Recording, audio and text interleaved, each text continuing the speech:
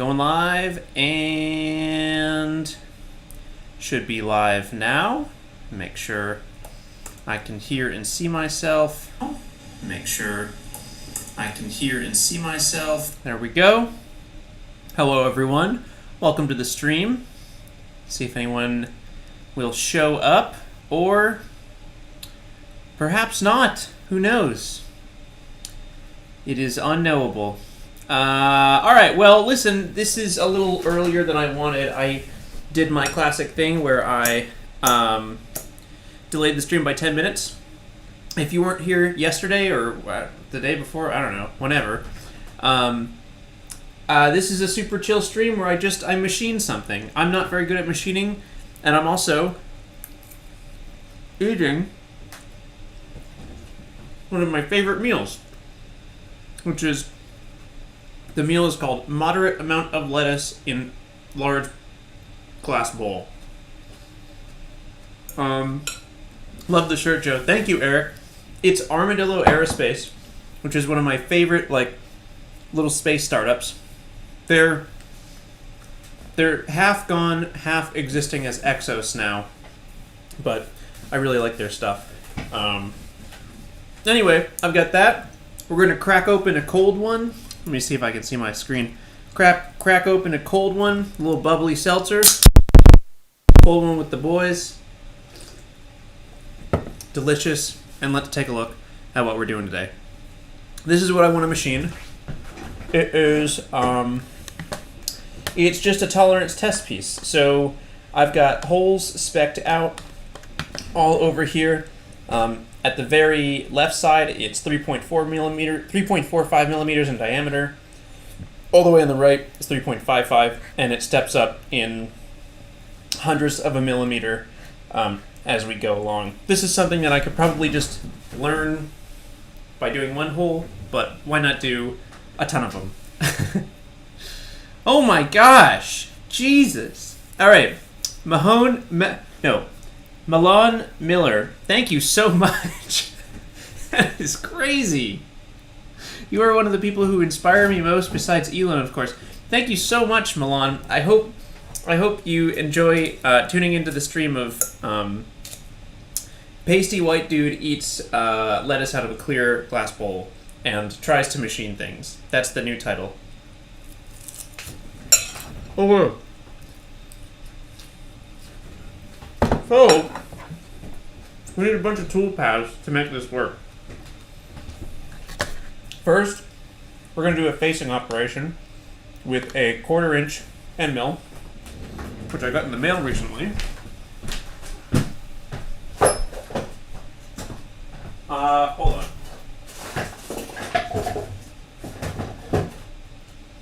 Okay.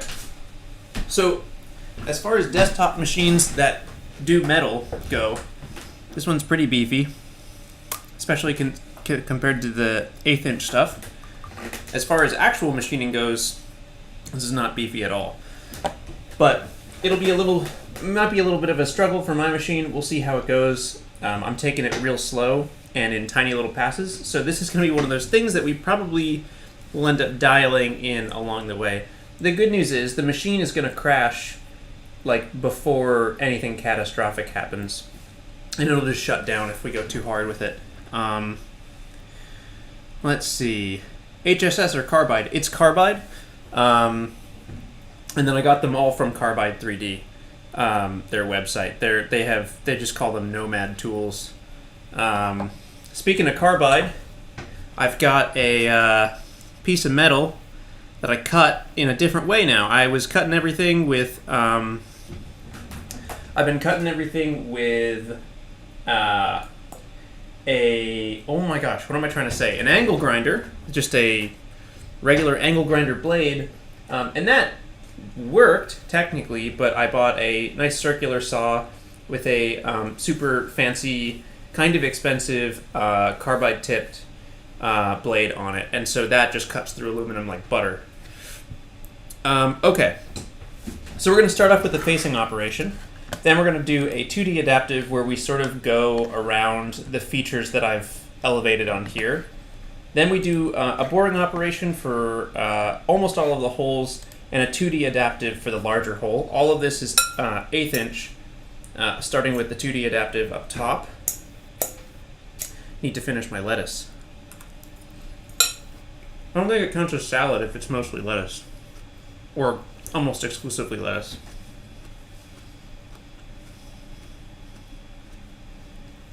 Okay. I don't think I'll ever be able to understand people who eat lettuce by itself. Yeah, my buddy Colin. Colin's like one of my best friends. That dude will sit down on the couch with a bag of like baby arugula, or like, tiny little greens, and just eat it raw with his hand. Like, he'll watch a TV show and just eat lettuce raw. That's the craziest one. At least I've got like a little bit of like salad dressing on here. Okay. Now, my toolpaths are not done for this, and I will need the chat's help. And let me show you why. So, we have a couple of problems here if I simulate. I'm going to simulate without the toolpaths and without the model in there. So we're just going to go step by step. First, we face it off. Okay, hold on. I need to finish my lettuce. I started streaming too early. I should have finished this first. Where is Parker? Parker is at his house. Almost everything that Parker is doing for BPS can be done remotely, which is great news for social distancing, and then Parker doesn't have to travel a bunch. Yeah. So, okay. We do a facing operation. The stock isn't totally true to what it is. I think in the setup, I've defined my stock kind of small. The width is 91, when the actual width on the machine is something like 110 millimeters. And I just sort of I did that so that we don't hit those clamps on the side. I just want to define my stock as stock within the stock. So, depth 50 millimeters. That's kind of accurate. Where are my calipers? Hold on.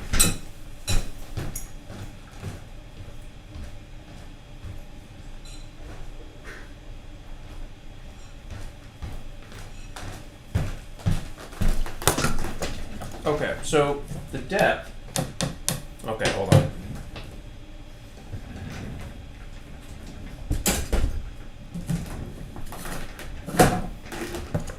The depth here, this is very hard to do with salad in my hand.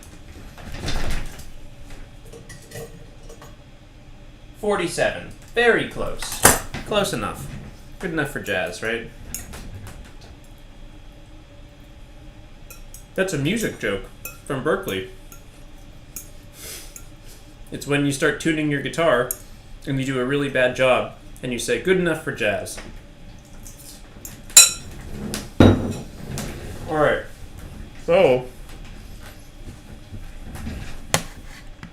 that's our stock. I also changed the height.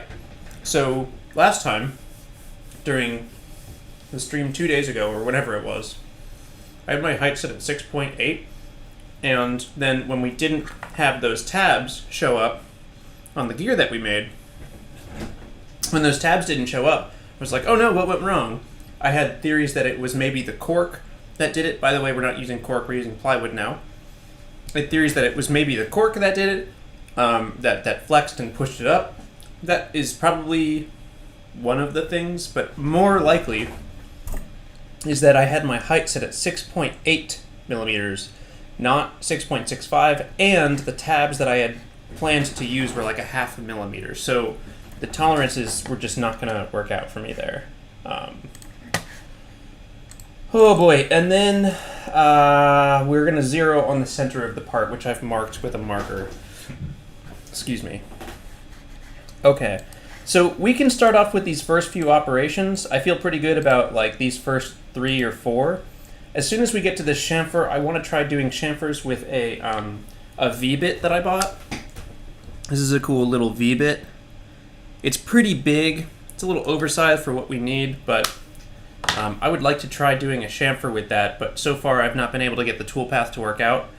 And then finally we have a contour at the end where we're going to machine in some tabs, and then hopefully, they're much bigger tabs now, so we'll just grind those off with a Dremel after the part is done. However, there's another problem. So that other problem looks like this. If I take away the model and I just show you step by step how things look, everything looks pretty good, right? You know, when we do this first adaptive clear of the features that need to be raised up, when we do that first adaptive clear, it looks fine. But then the problem shows up here. I don't know how to I have the bits to like resolve all of these shapes that I need to. I have all of those bits to get us where we need to go. The problem is that I don't have, how do I clear out like this one tiny individual section without doing an entire adaptive clear? I tried a contour operation around each one of the letters, and that got me pretty close. I need to clear out the center of this too, and the stuff around these letters. I'm not expecting that we're going to resolve them really cleanly. Like the bits I have only go down to what 1/32 inch, I think. Okay, this is it. I promise. This is the last of the lettuce. Anyway, that's a problem that we're going to have to deal with later on. But our first few operations are easy, and we can definitely do those. So we'll get started in just a sec. Hold on.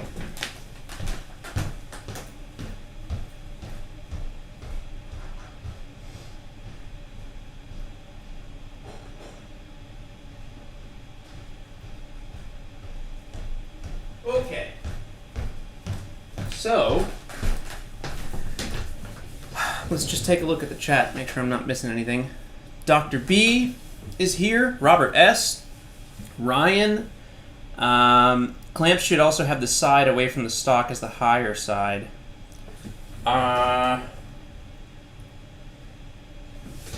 Yeah, they're kind of all on the same plane right now. I think it'll be okay. Have you tried the NYCNC superglue fixture technique? Not yet, Adam. I think that would be good to try. I really like clamps for now, but I'm not opposed to the superglue stuff. Okay, Parker engines. Here's the thing, Parker engines. I tried rest machining, and it didn't fully clear. So, yeah, rest machining seems to be like what I want technically, but it didn't fully clear. So while we're doing one of these other tool paths, let's take a look at this again and see if we can get rest machining to work. Because I tried that, and something still didn't work. Do I have the Lego Saturn V? I do not. It would be cool to get at some point, and I always forget how great it is, like, just how fun it is to assemble Lego things, but I do not. Another adaptive clearing with a small bit. There's a rest machining operation where you can say operations have already been done, so it only mills the rest. Yeah. You know what, Parker engines, and everyone else who suggested it, let's try it again. I may have just done something wrong or missed some step. Aloha, Joey B. Is that a mini golf course? No, I kind of love that idea, though. Oh, Paul Barnard. Hello, it's my dad. Hi, Dad. I know someone that has the Lego Saturn V. All right, so that's great. Welcome to the stream. Okay, so we're going to start with the facing operation, which is this guy right here. And what the tool is going to do, it's a 1/4 inch bit. It's going to come down and just take off a lot of tiny stuff off the top. I think we're going to need to really dial this in over a couple of different tries. So we're just going to see how it sounds and see how hard we can push it safely. Carbide 3D does not have recommendations for the 1/4 inch end mill. If anyone wants to suggest feeds and speeds that they think would work here, that would be excellent. But right now, I'll tell you what I'm at. I'll also tell you that this is what, like a half horsepower motor, so we're not working with a ton of power here. The current feed rate is 400 millimeters per minute. The lead in, like all this stuff is crazy low, just to be safe. We're starting at the stock top, and then I do multiple depths. Maximum step down is 0.15 millimeters. So it's just like very conservative, and they're just guesses. I took the feeds and speeds for an 1/8 inch, and I just slowed them down because I'm not convinced that we have the power to cut through much more. Joe used a feeds and speeds calculator. Let's see. Why is the stock set up as plastic vinyl? I just didn't change it.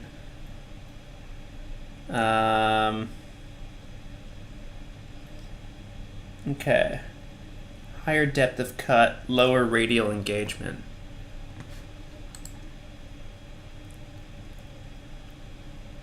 What do we think? Should I try a feeds and speeds calculator?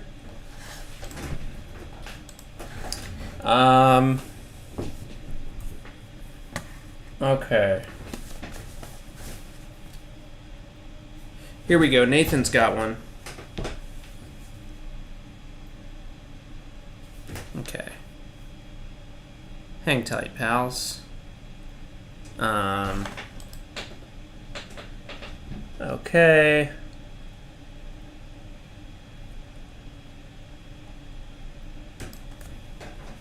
So, all right, we're gonna go millimeter milling, aluminum, carbide, the cutting speed, the end mill diameter in millimeters. What is a 1/4 inch in millimeters? 6, something like that. Spindle speed, cutting edges. I think it's 2 flute. No, it's 3.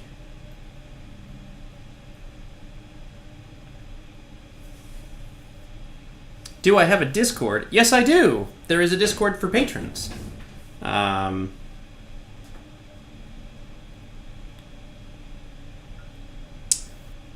And the chip load. What should I put as the chip load per flute?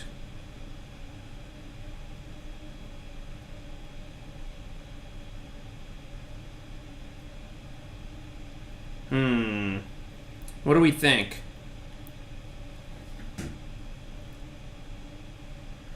Okay. 1 thou.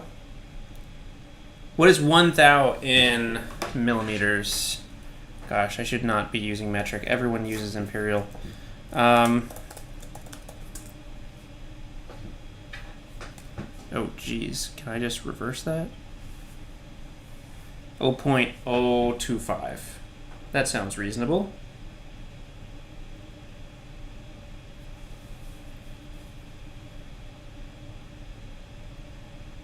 Okay, let's see what comes back.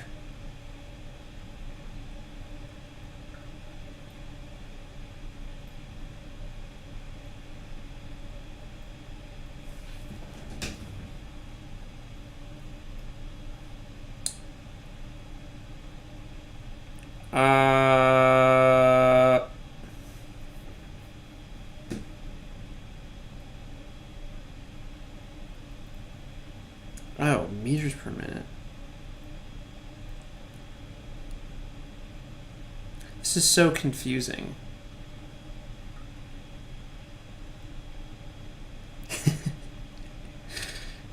Okay, it says I want, yeah, 1440 feed rate millimeters per minute. That's kind of high. We're also not talking about the depth of cut.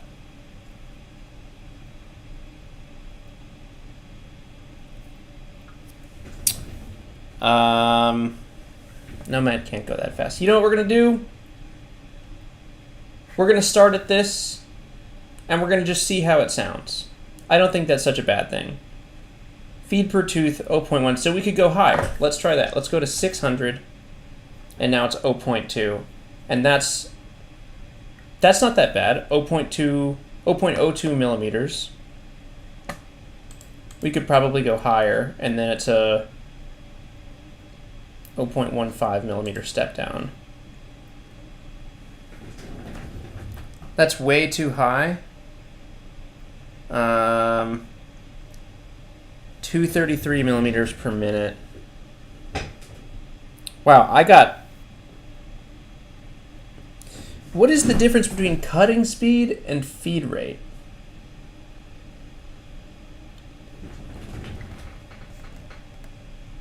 I got 1440 millimeters per minute for feed rate, but that sounds wrong to me.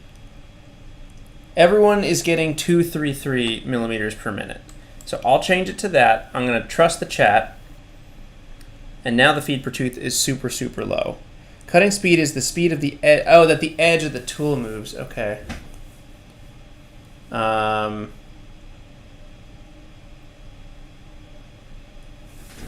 the cutting speed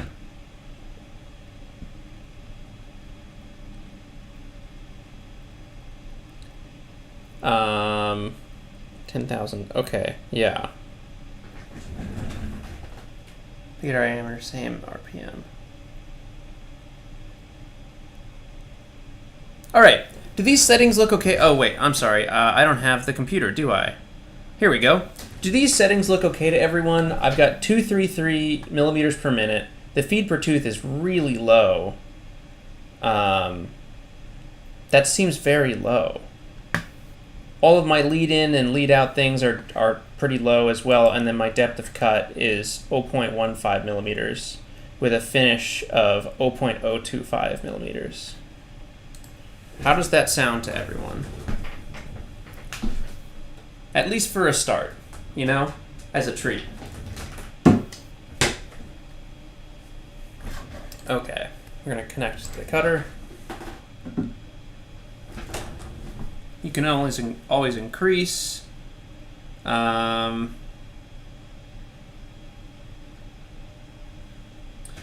all right, we're gonna start. We're gonna do it and see how it comes off. So there's the facing operation, and then the next thing we have to change a tool. I'll let this generate. We'll create the file.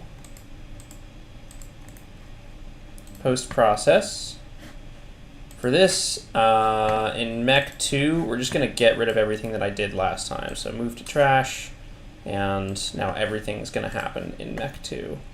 3001. Oops, I canceled.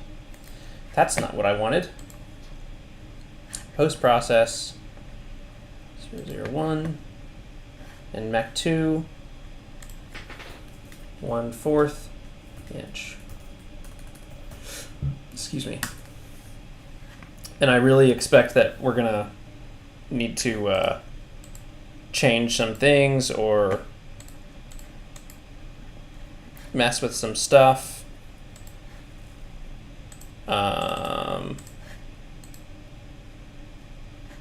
Okay, great. Now, the thing is, we need to load the tool, which I have not yet done.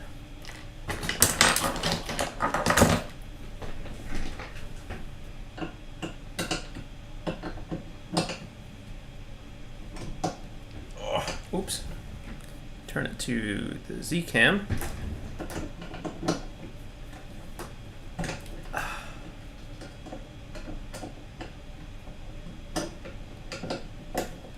Now this is a special little thing here today because, I'll show you why.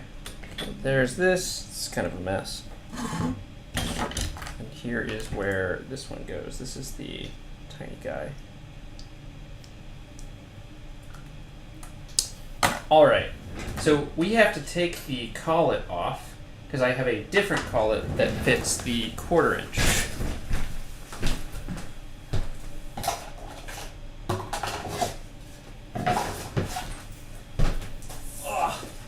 Here we go.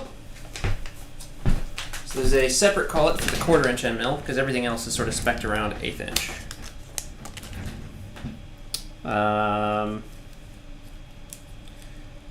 Let's see, do I favor Fusion 360 as my CAD software? Fusion 360 is what I use right now. In the past, I have used both FreeCAD and I've used both FreeCAD and Onshape. Okay, hold on.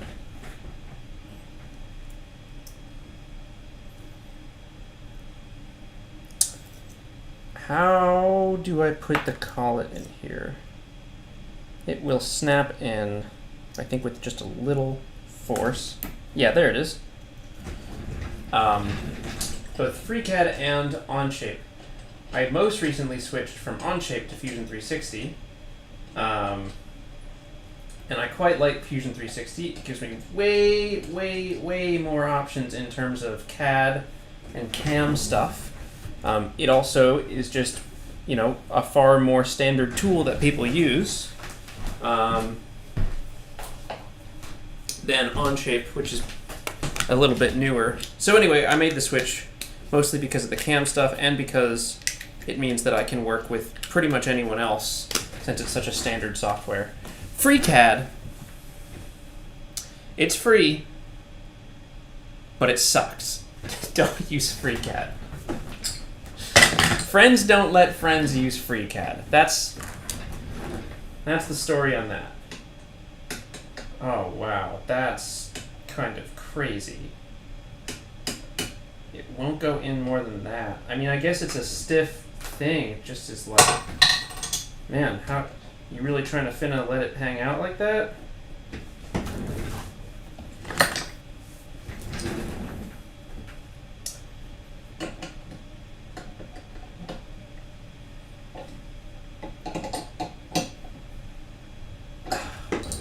Nice and tight.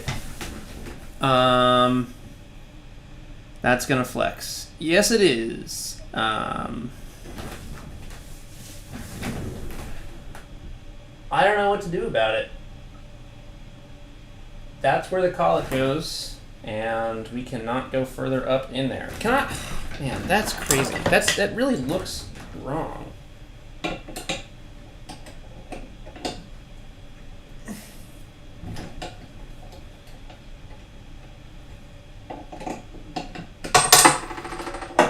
Oh, come on. Did anyone see that?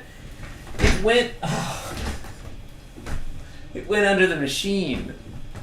Can I just grab the other bit? I have two... screw it. I can't do this. I have 2 1/4-inch end mills. I'm just going to grab the other one. I'm not going to lift up the machine right now. What a bunch of baloney. Am I right or am I right?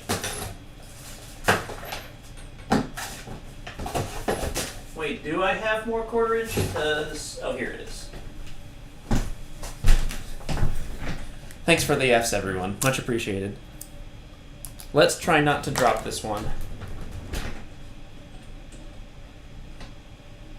So it's only going that far up into it. But I guess that makes sense because that far on most bits is plenty far. Okay, it makes sense. It's just, I don't think this machine is really built, like, they don't sell it with the 1/4-inch bit. And I think if you're going to be machining with something this large, they don't really want you to be doing metal, I don't think. So the flex is less of an issue. All right, did it fall on the rails? Oh. Okay, yeah, okay, you're right. I should just check.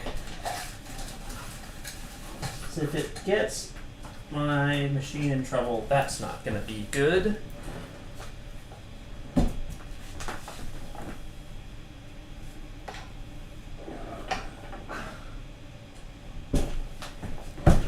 There. Got it. All right. It's time to zero the machine with this bit. I've tightened everything. Yes, bring on the burr, says everyone. So we're going to do that. Going to zero the machine.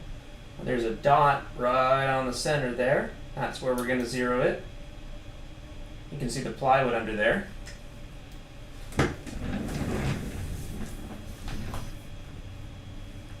Okay. There's a lot of crap on this table.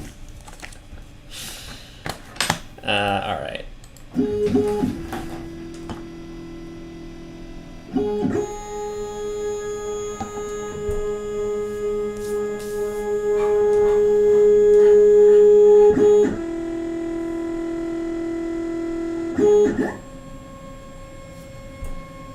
Load your tool, please.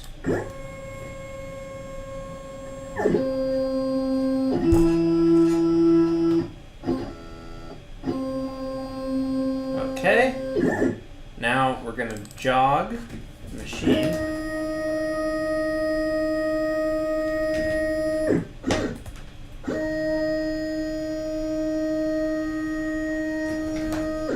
And we're going to 0 it.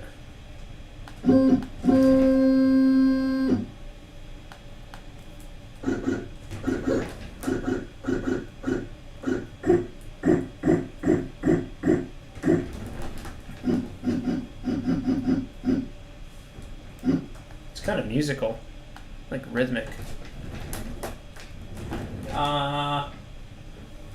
Need to go up.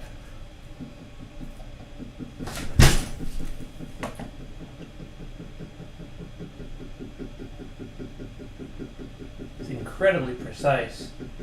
You can't even see it.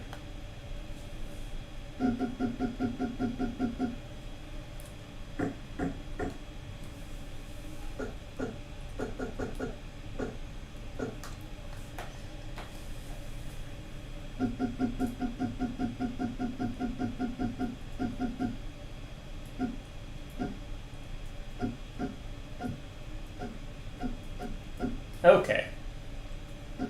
That's it. That's the top. Done. Oh, nuts!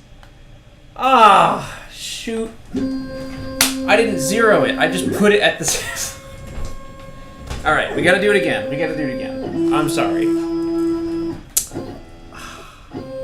F. Paper. I do it without the paper. You can use the paper if you want, but I don't know. It gets close enough without it.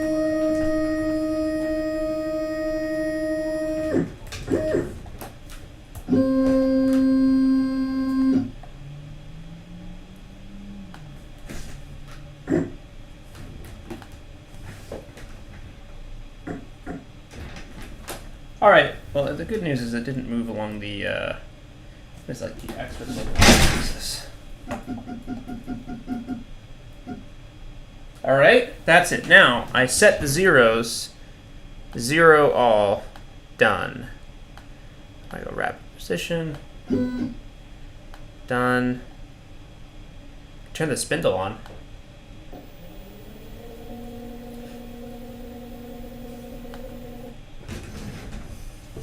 Okay.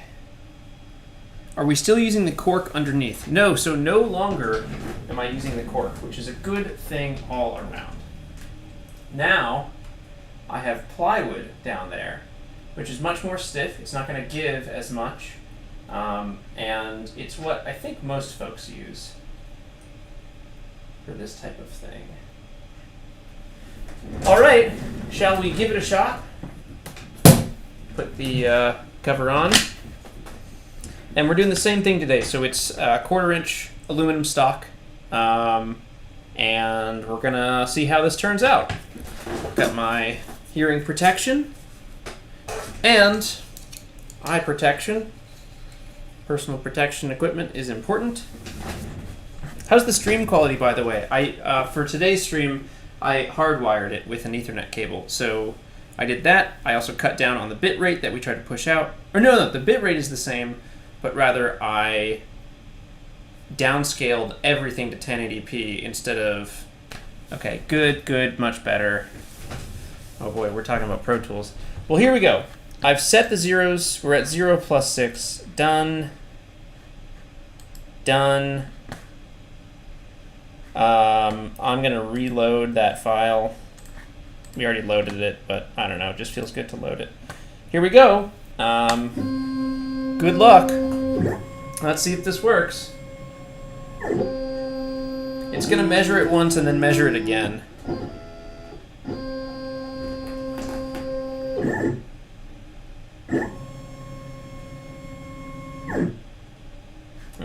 change. Yes. Here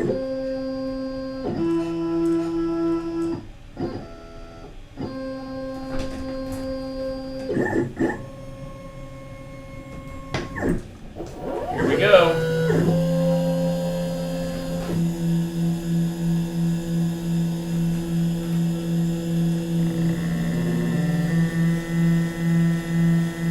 Wow, that is very slow.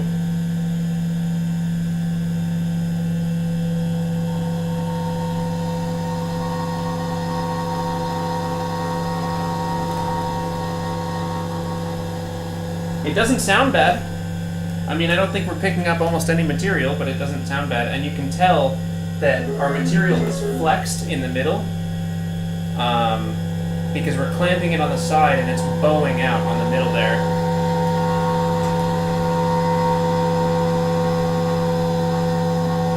I mean, these chips are essentially like dust. There's just nothing there. Also, it was really close to that clamp when it started. I don't like that, but I think we're okay.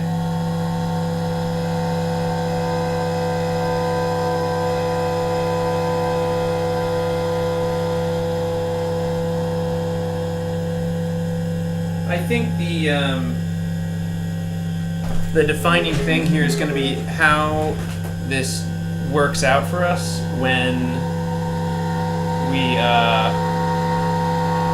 we start biting into more material. Alright, I bumped up the feed rate just so we can get through this first stuff. This first pass. It looks nice, it's pretty shiny.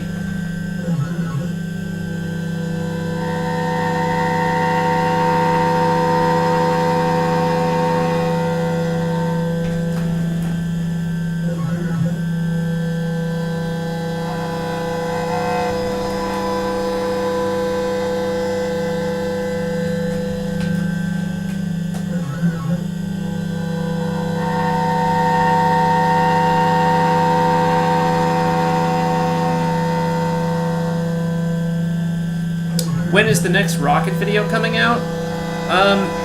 It might still be like 2 weeks or something. The next flight is going to be... I've done 2 flights, they both failed, and I'd like to not put those out until I have a successful flight.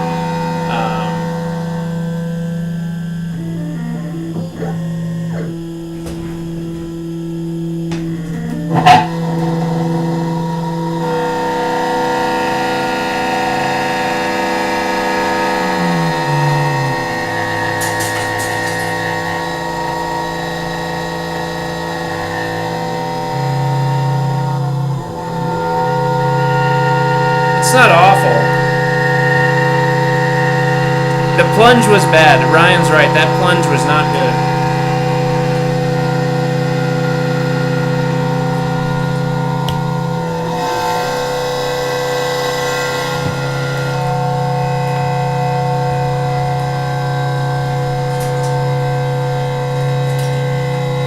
It doesn't sound too bad, though. It's all right.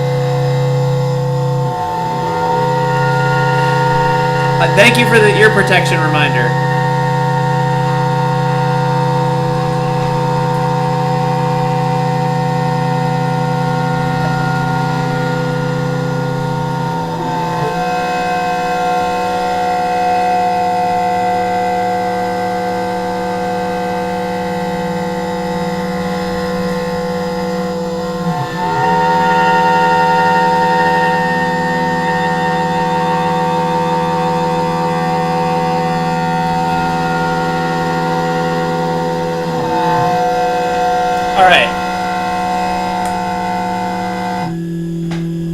So, let's try adjusting this. I haven't done anything with the 1/4 inch before. I think we should try to bump it up. Like I think we can afford to go more aggressively. So I'm gonna up the feed rate to 400, and I'm also gonna increase the depth of cut to 1.9. I think that's pretty aggressive, but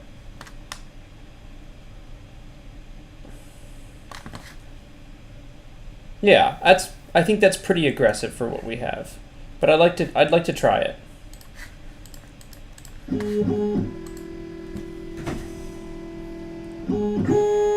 Oh, double it and have it ramp on the plunge.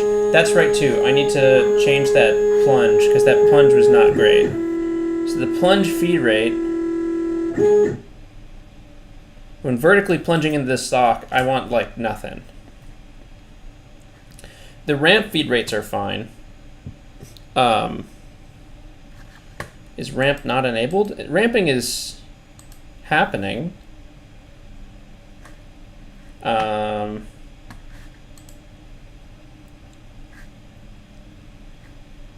The lead-in radius maybe should be a little... I think it's fine. I think it's fine. All right, let's try that.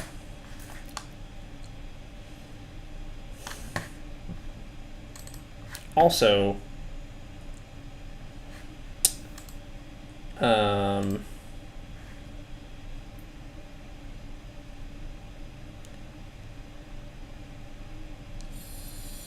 yeah, that's fine. Any other suggestions? Don't do vertical, ramp at a couple of degrees. Lower the radial engagement.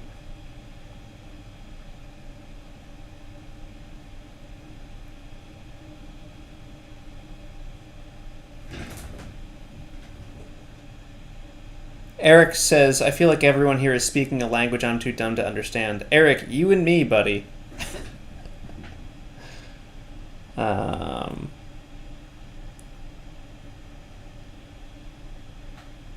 Yeah. All right. Let's try this. I've sped things up a little bit. Let's process it and just give it a shot. 302. I'm not going to put the 1/4 inch in there. We're just going to try that. 302. Load new file. 302. Hold on, everyone.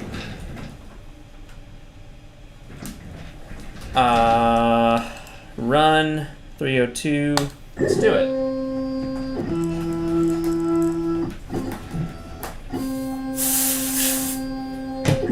And we'll give it a little bit more as a treat. Now it's going to ask us to change the tool. I leave my hearing protection off at the start. I just want to hear how it sounds without the hearing protection first.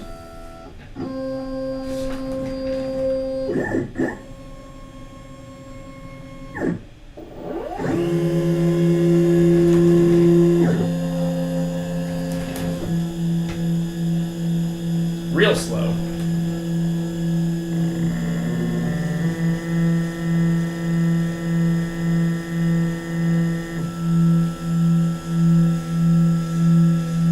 Right, we're still starting at the stock top, so we're going to have to just run through all of this.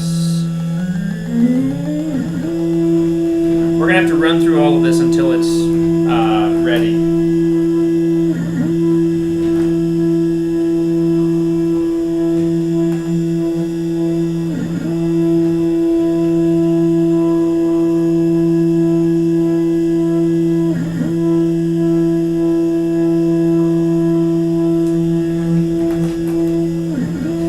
I don't mean to ignore the suggestions. I'm just a total rookie, so I feel like there's ramping on. I know that was a suggestion. There's also a bunch of suggestions, and I can't tell who knows what they're talking about and who doesn't. If this doesn't work, we'll take a little bit of a closer look at the suggestions next time.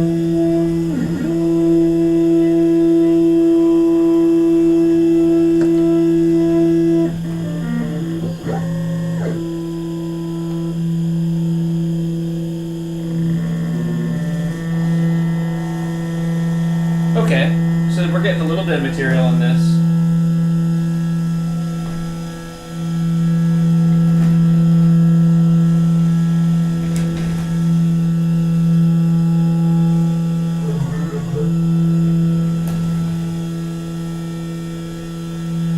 Joe, you should get someone who's an actual machinist in a video call with you while you do this.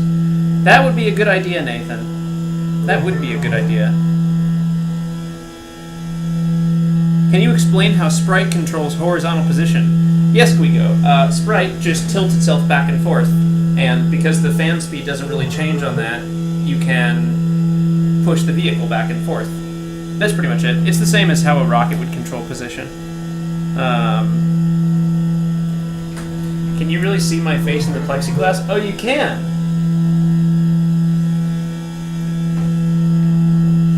Alright, I think on this pass we're going to plunge into the material, so this is 100% of the feed rate that we set.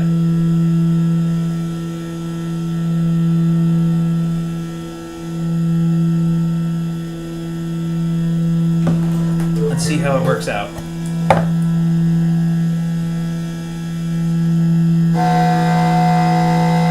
It doesn't sound that bad.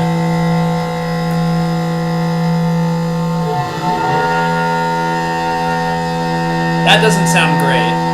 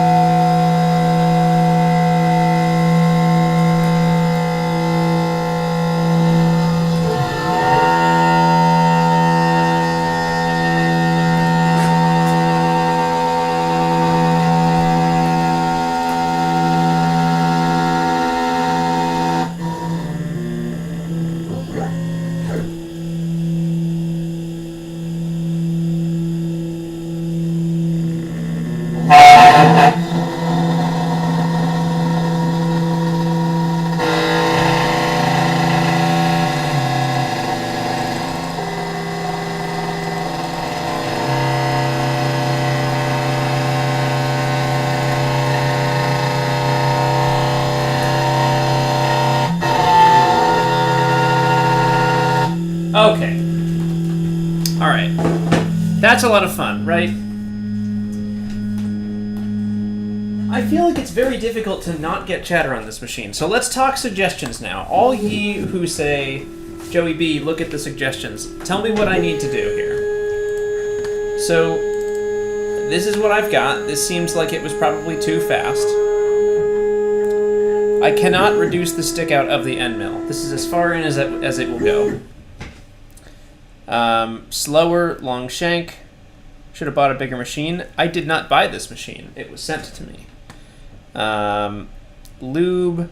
Wear your ear protection more. Lube. The lube kind of helps. Wrong end mill. Adaptive. I kind of just would rather just do the facing to start with. Try milling the other way. Another vote for adaptive. All right, you want to try adaptive clearing? We could do that. Let's do it.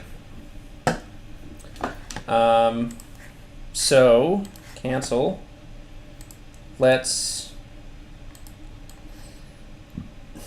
Well, it doesn't really matter. 2D adaptive clearing. We're going to clear it to this face. The top is... hold on. Stock is going to be this. We only need to clean pretty much where that is. Okay. All ye who say adaptive, what are my feed rates? What are my feeds and speeds here? Thinner tool and higher RPM. I can't go higher. Switch views. I am climb milling. Higher depth of cut, lower optimal load.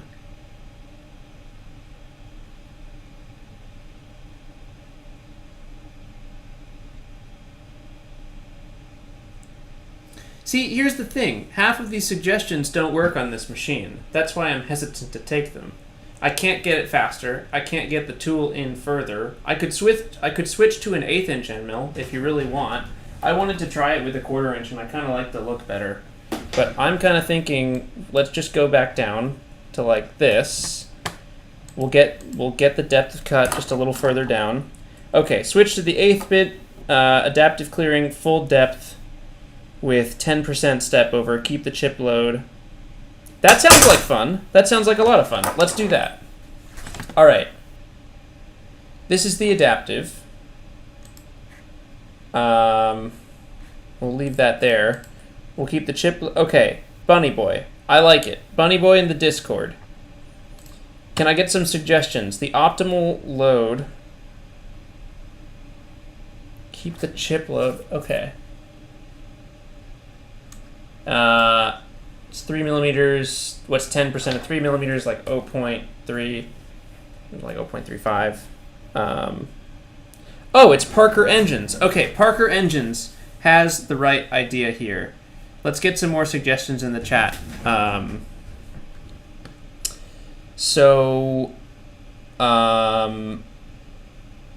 not going to leave climb. And really, full depth? All right. The plunge is super, super slow. The feed per tooth is 0.1 millimeters. And the only thing I need to do here is... I mean, I am, I guess, doing that, but I want to clear just everything on top of this. Yeah, so, see, you know what? I can just go all the way to the base, but then it's going to leave the stock on top, so I don't want that. That's why I wanted it to be a facing operation, because I can't... how do I adaptive clear?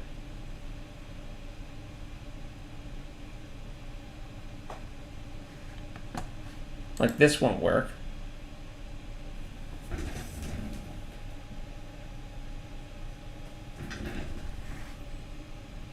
It's going to take forever to generate.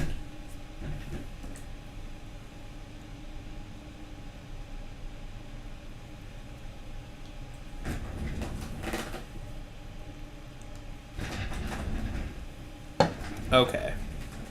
Oh, set bottom height to the top of the model height. Ryan, good call. Never mind. Sorry, everyone.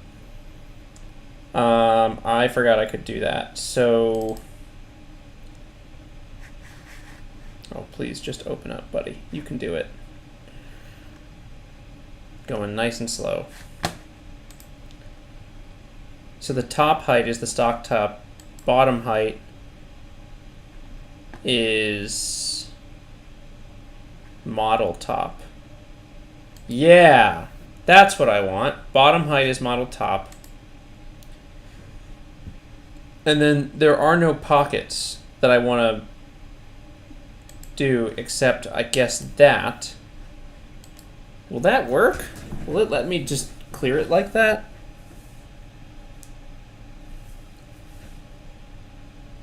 I think it doesn't want to.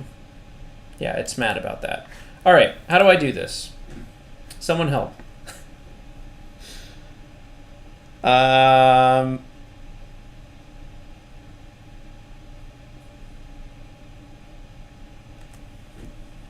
Don't forget smoothing. I can do that.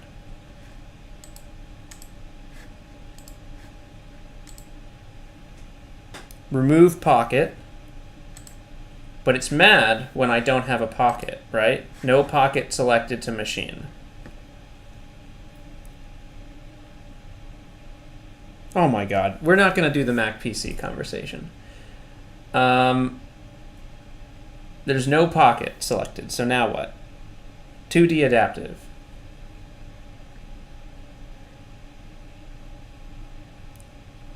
Create a plane on top of the stock and draw a rectangle.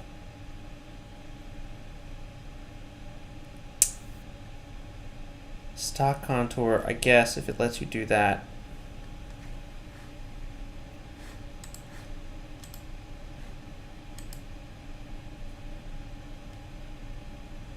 It's like that, but I want it on the inside.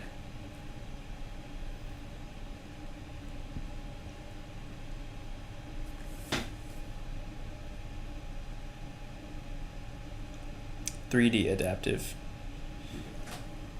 DV Wegner, hey, how you doing? Select a sketch as your pocket. Okay. Oh, I hate this. I hate this so much. I think the worst part is generating the tool paths. That's the part I do not enjoy.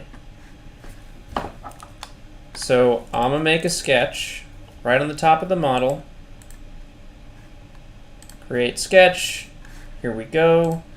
We'll create a rectangle, center point, and it won't snap, but I can just make everything coincident.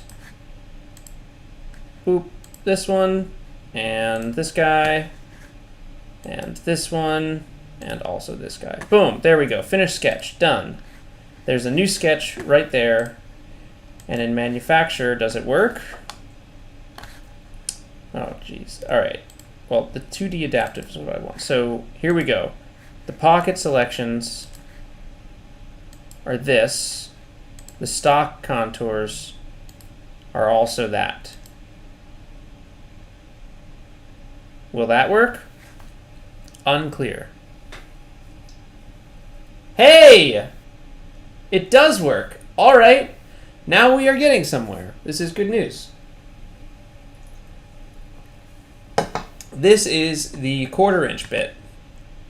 Oh no, it's the 1/8 inch. Wow, okay. So we'll just switch to the 1/8 inch. The feeds and speeds.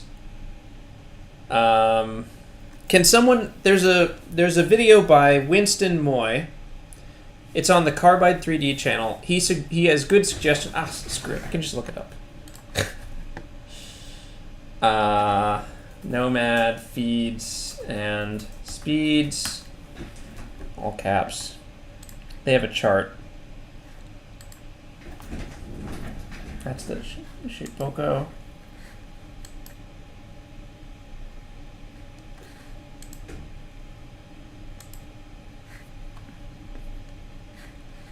Okay, well, this is the video.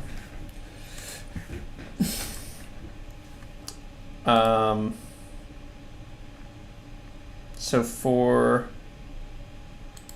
adaptive,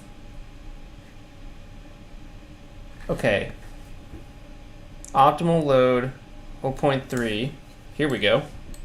I'm just going to copy these and work off of it.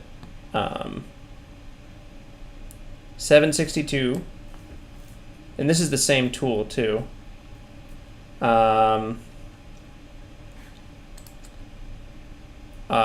Optimal load, yeah, 0.3, just go 0, 3.5. Step down is 0.7. Wow.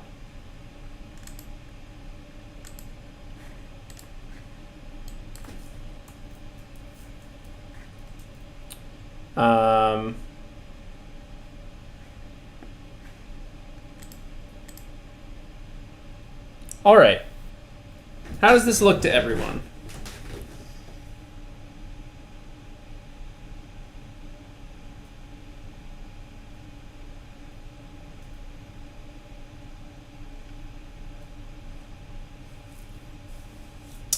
Oh, you're the person working through Python. That's awesome.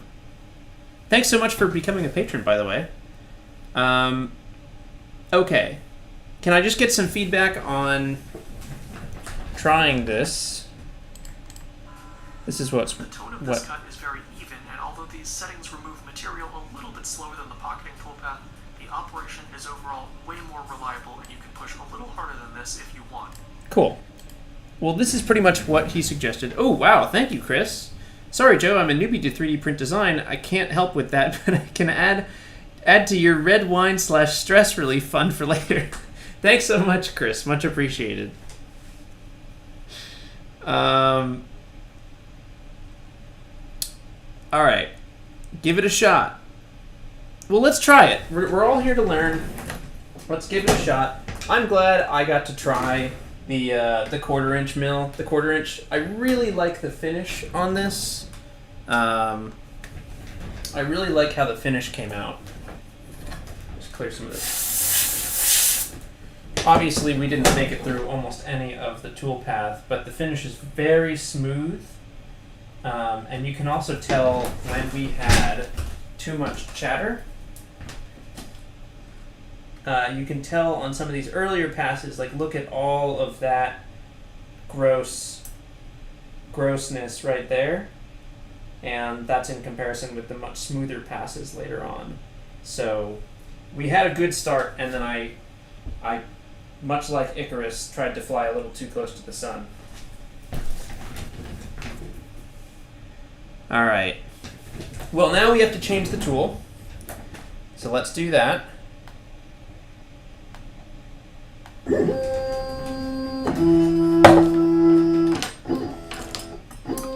So we're going to change to an 1/8 inch bit.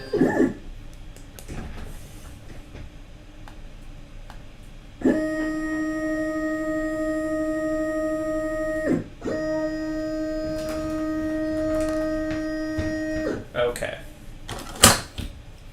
And not only do we need to change the tool, we need to change the collet.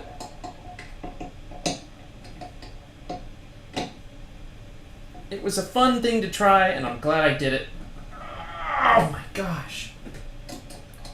Maybe I'm going a little too tight on the collet here. I feel like you can't really be too tight, but maybe you can.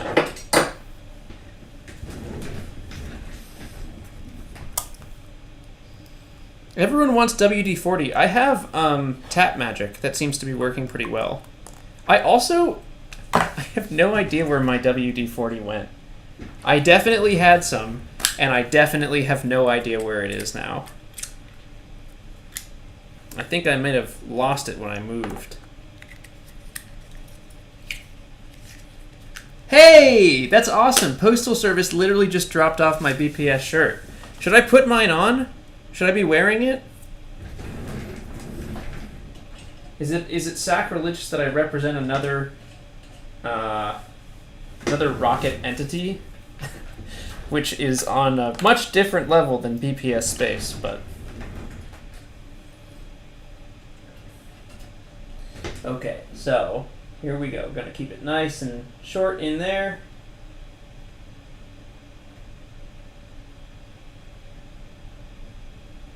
All right, that was too much. Yeah, that's not bad.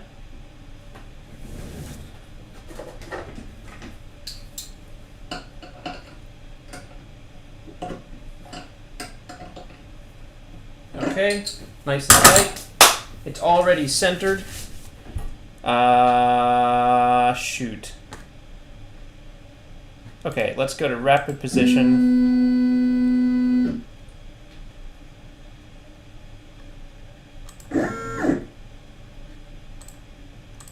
Okay, right. We need to re-zero the machine, but only in the z-axis.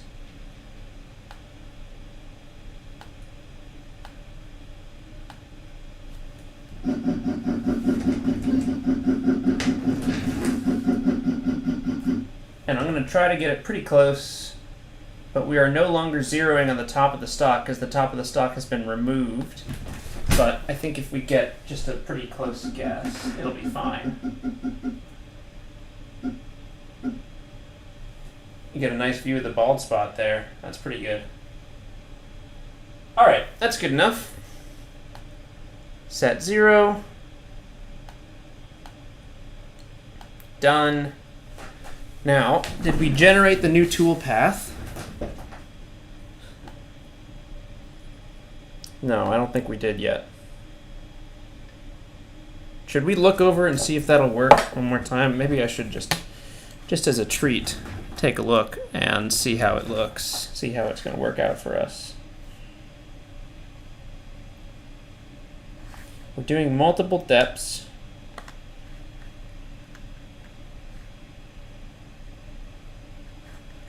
Okay, it looks like we've got like 3 passes of this.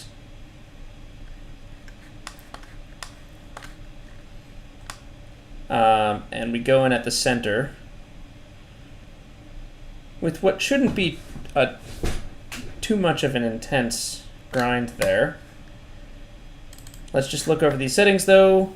I'm pretty much copying them and then going real slow on all the lead in and lead out stuff. Multiple depths, optimal load 0.3. It's climb milling. I do have smoothing on.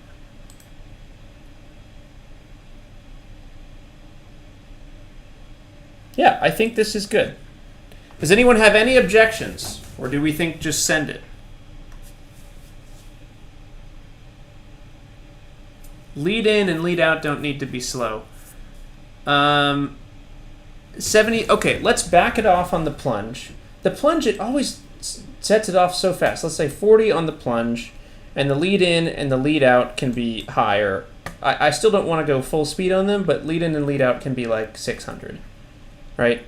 500. How about that? 500 as a treat for the lead in and the lead out. And the ramp is also going to be 500. Do we have any objections?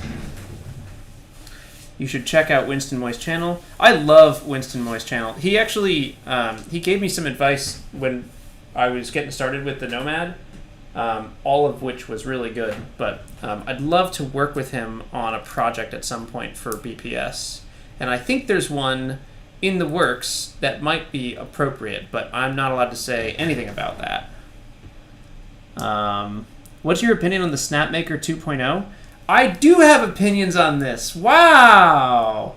I do have opinions on this. I don't think the Snapmaker is a good idea.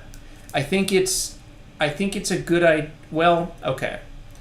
If you're getting started and you have very little to spend and you really want all three machines, a laser cutter and a okay, leave ramp at the previous value. So the ramp will be 250. Oh, Charlie's here. Hey, everyone can... I don't know if Charlie wants this or not. It's too late. I'm already doing it. Everyone say happy birthday to Charlie, because it is his birthday, and that's why.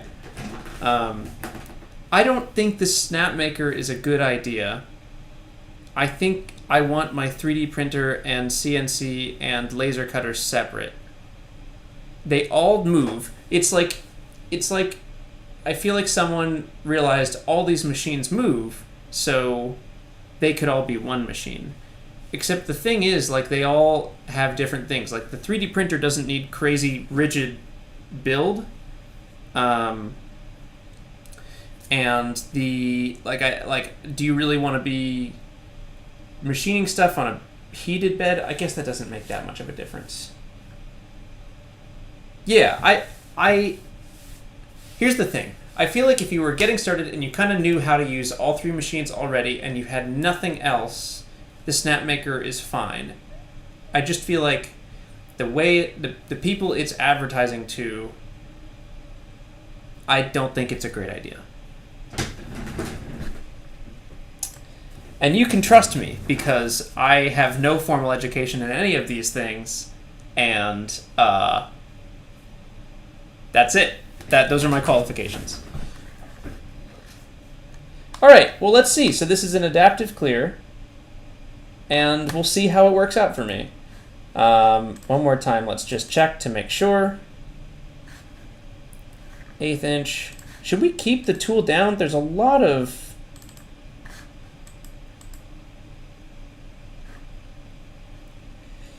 Would everyone be cool if we went both ways? I feel like that's more efficient.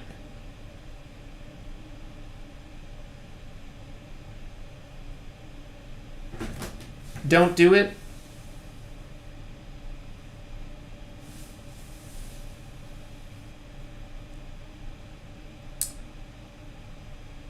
Leave single direction. Okay, everyone wants that. Well, great. Here we go. Let's post-process, and we'll try this again.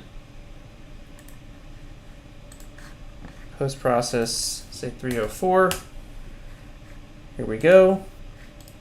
Now we're going to load our new file. 304.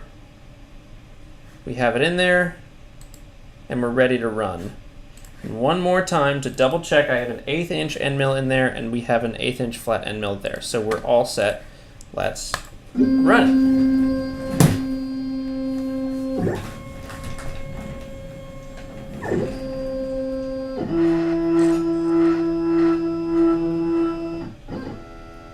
Now it's going to ask us to change our tool.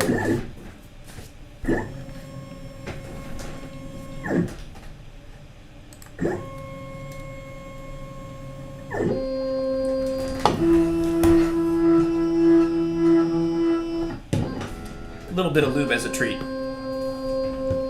All right, here we go. I got my finger on the pause button. Okay, what did we learn here? What did we learn here, folks?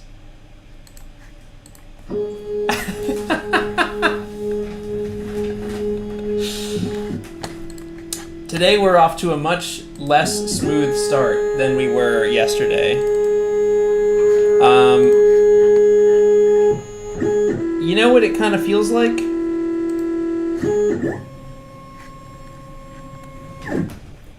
Yeah, I think check your zeros is a good place to start here because it didn't start the... It should have started spiraling and it didn't, so my zeros are off. I think that's right.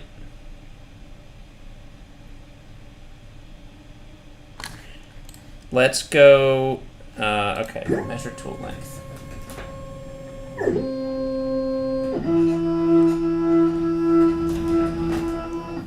Yeah, is the stock zeroed? I think this is all correct. Like, I don't think we are properly zeroed here.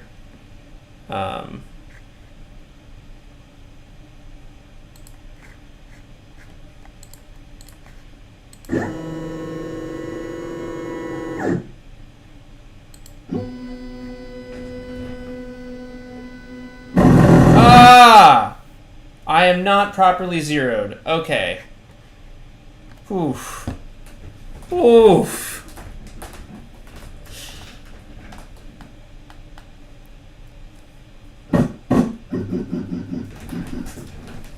Okay. I was really sure that that was fine, and obviously it wasn't. By the way, I did not send, I mean, I did send it crashing into the aluminum, but I said go to the current zero plus 6 millimeters, so we were way off. And I don't fully understand why.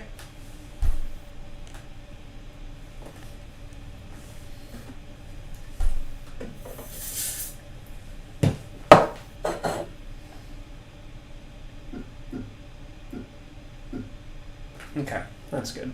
So now we're going to set 0. 0 all. Done. I think, yeah. Oh, I lost 0. Well, see, the thing is, I thought I re-zeroed when I changed the tool. Oh, sorry, you can't see. My bad. I thought I re-zeroed when I changed the tool. Done. Rapid position, current offset, Z plus 6 millimeters. Okay, yeah. I don't know why that happened. Let's try it again. And that's the right tool path, so we're good. Let's try it.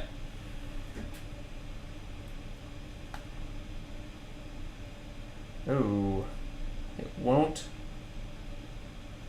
start?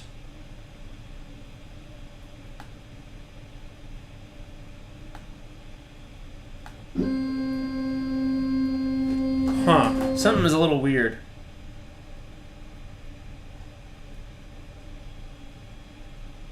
Limit switch hit. Uh-oh. Why don't we restart the machine and restart carbide motion? Yeah, something is up.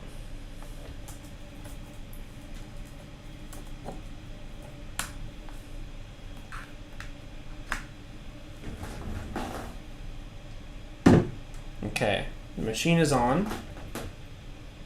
Something is off. Connect to cutter. We're going to load that file. I think the machine might have gotten upset when I crashed it. Oh boy.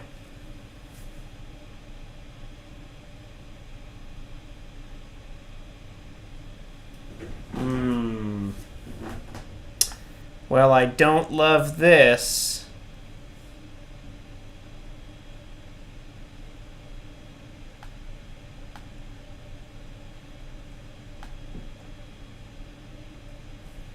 Okay, is it jammed somewhere?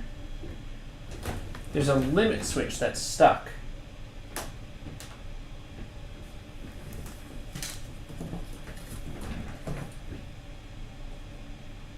I think we're too high up. Okay. New plan. I'm going to manually lower the spindle because I think it was against the limit switch. Let's try that.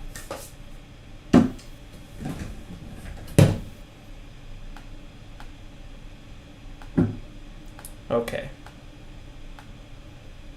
Okay, there we go. That's better. It was mad that we were stuck against that switch, I think.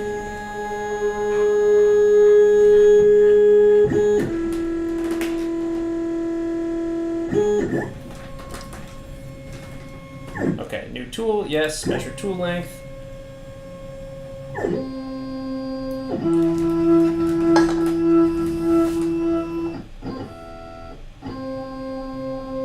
Okay, so that's the tool length. Now we're going to go to rapid position, current offset, XY. Okay. And then I'm going to bring it pretty close to the 0. Now let's just make sure if I go to jog? No. Set 0. Okay, we're going to reset the 0.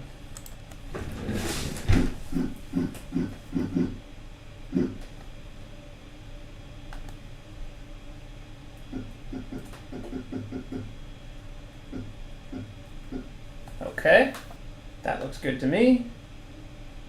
0 all.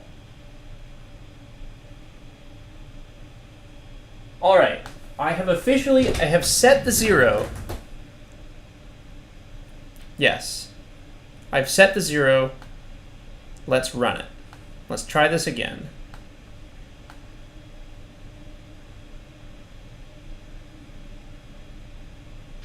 It won't start.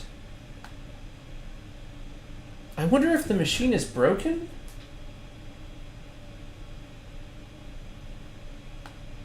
Oh, there's no file left. Oh, jeez. Joey B, come on, man. You gotta be better than this. There it is. It's like one thing goes wrong and then I allow everything else to spiral out of control. Okay, so it's going to go over, it's going to ask us to measure again, which I am more than happy to do. Okay. Here we go. I got my mouse on the pause button in case things aren't excellent.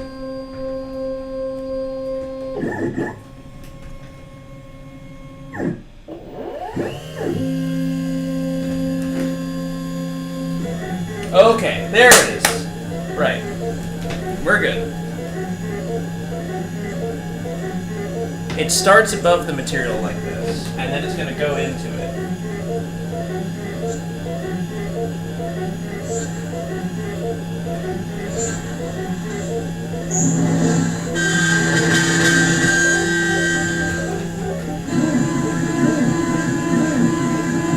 Oh, that sounds nice.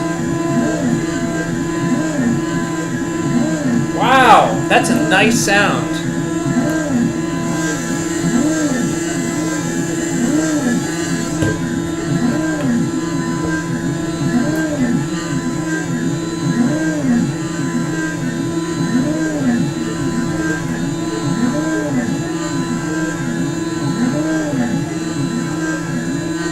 Okay, thank you very much, Ryan, and everyone else who suggested adaptive.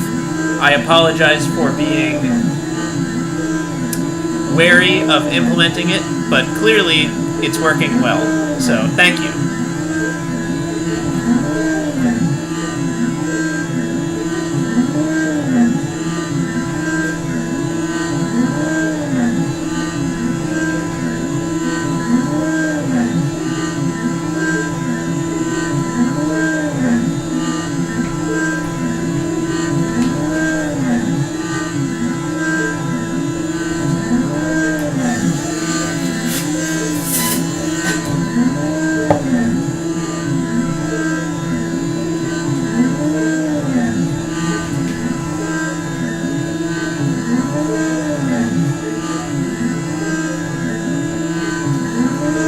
Boris Bressers says, Joe, random question, what book do you recommend most on control systems theory? Also, can everyone hear me fairly well? It's difficult to figure out how well I can be heard here. Let me go grab some.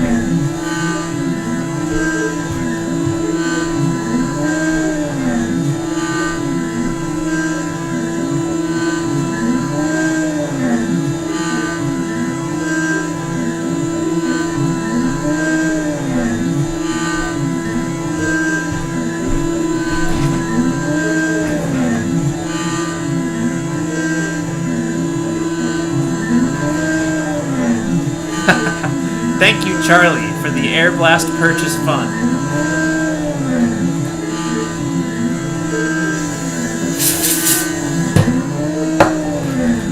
Alright, so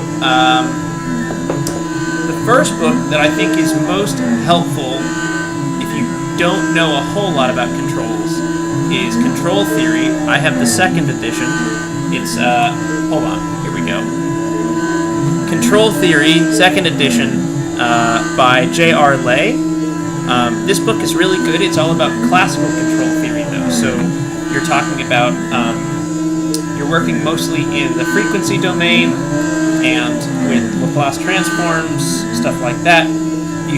Here's something that talks about, like, impulse response, which is pretty cool. I found it pretty easy to read. If you have no experience with any of this stuff, it's still probably a little hard to get into, but this one is a really friendly book. This one is less friendly, but it's all about state space, and so that is working in the time domain, and, excuse me, well, it's not really time domain, it's just, oh, okay, never mind. Let me switch back here.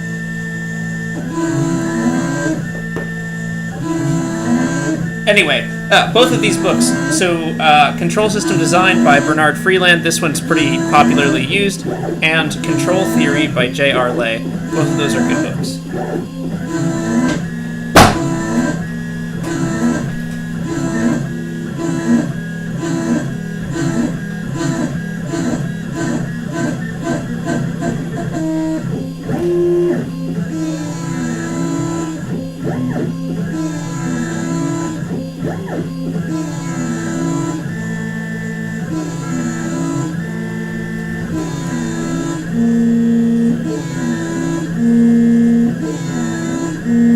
I'll tell you what, this is way more interesting than a facing operation, so I already like it more.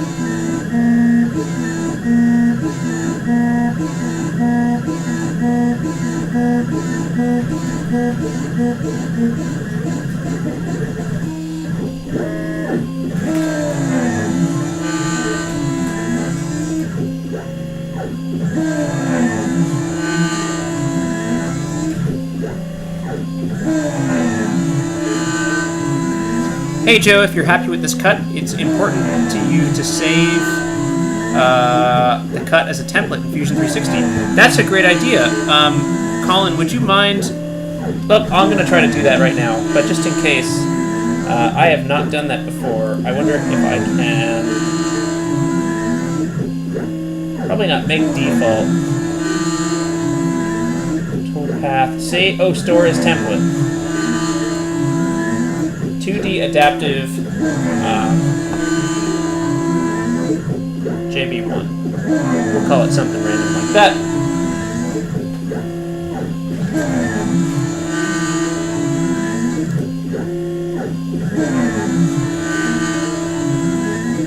And so that if I make a new 2D adaptive, how do I load that template?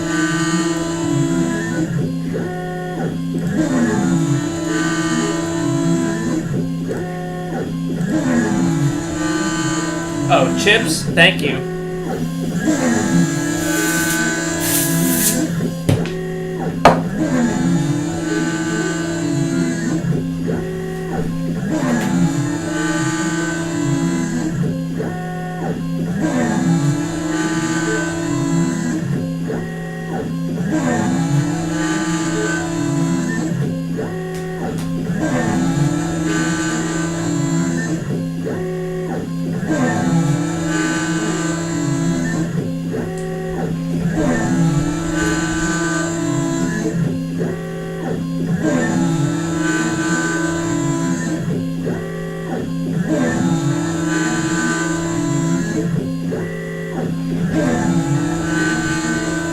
nice and close up.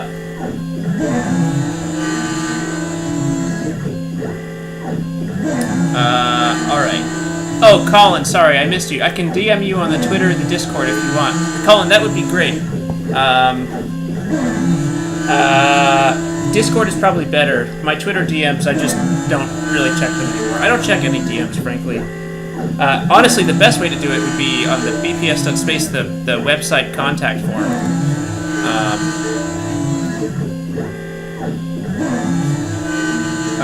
Yeah, the surface is very smooth on this.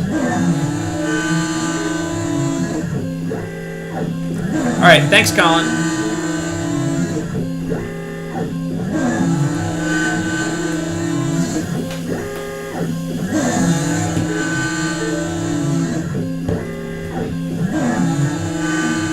Is there a Joe Barnard subreddit? There is not a Joe Barnard subreddit. I don't think we really need that, but there is a BPS space subreddit. It's like moderately active. Yeah, there's one. Someone can probably put a link in there, in the chat here. Do I have a finishing cut plan for those straight edges? Not right now. I just left everything as rough.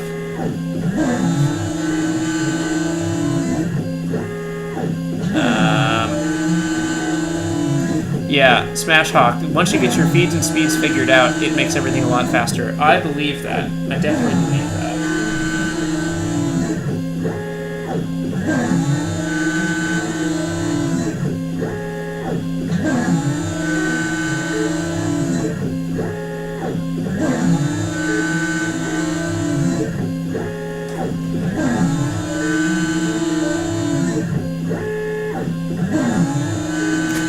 Wait, really? There's a Joe Barnard subreddit? Our Joe Barnard?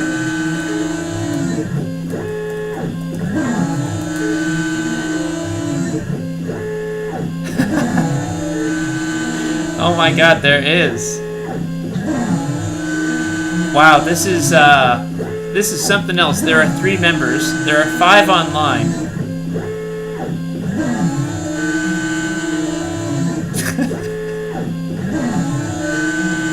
This is something else, man. I'll join it.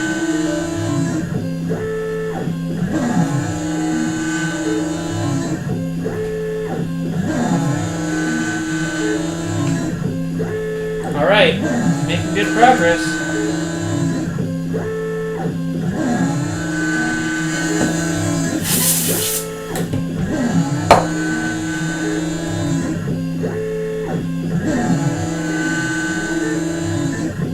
It's definitely pretty slow.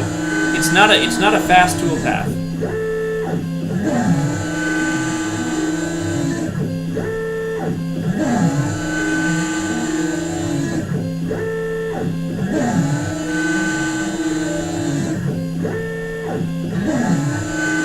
So while this is going, why don't we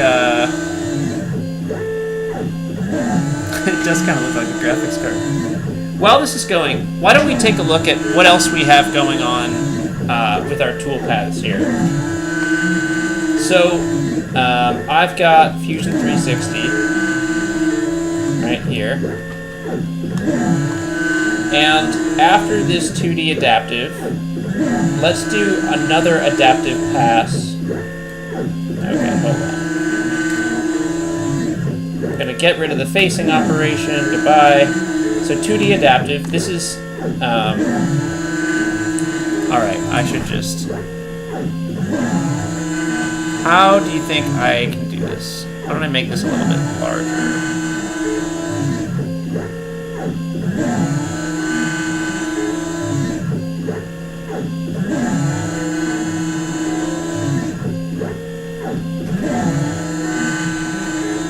Alright. So here is my part.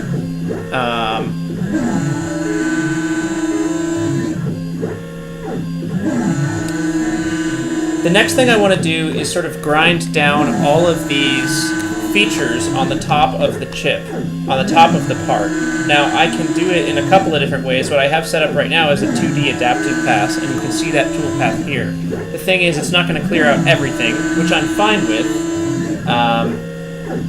But let's also change these settings because let's pretty much match the settings that we have right now, since it's also adaptive. So what was it, like 730 meters per minute? The lead-in can be like 500, 500. The ramp can be 250, and the plunge can be something nice and low, 50. The geometry I have selected, and the stock contours I've selected. We're starting from the model top, and then the roughing step down was like 0.7, I think. I believe that's what Winston was doing. Yeah, 2D adaptive. Yeah, 0.76. So we can go a little bit harder on it. 7.6. We'll turn on smoothing. The template. It's too late for the template. I'm already doing it. I should have done the template though. All right. And then optimal load 0.3.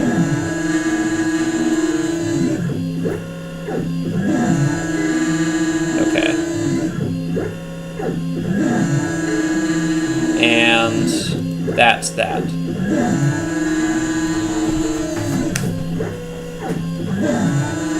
Don't you think you could go deeper on the next toolpath? Yeah, I could. This one, I don't think we need to go more than one pass when we do this. So I don't think we could even go deeper if we wanted.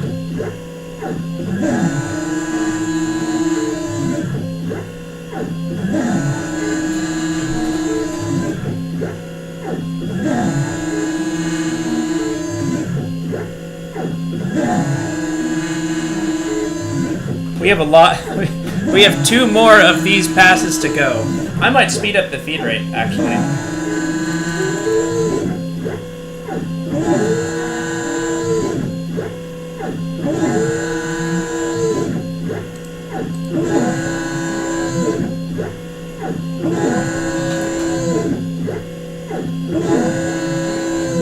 Yeah, that's not that bad.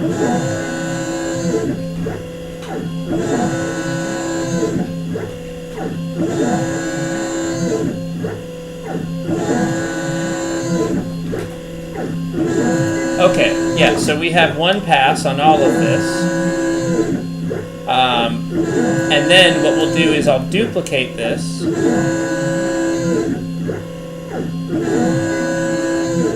Right? Duplicate.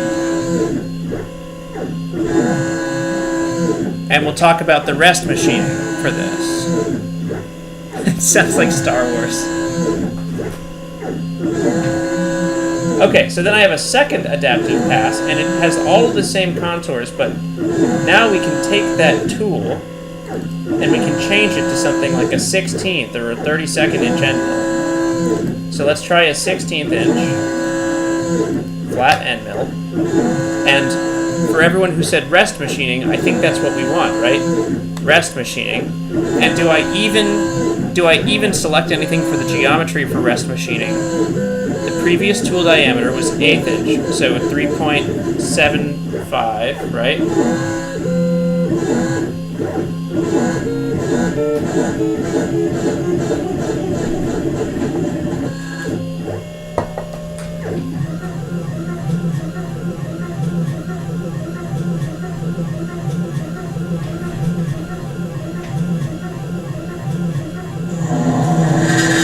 Oh, 3.175. All right.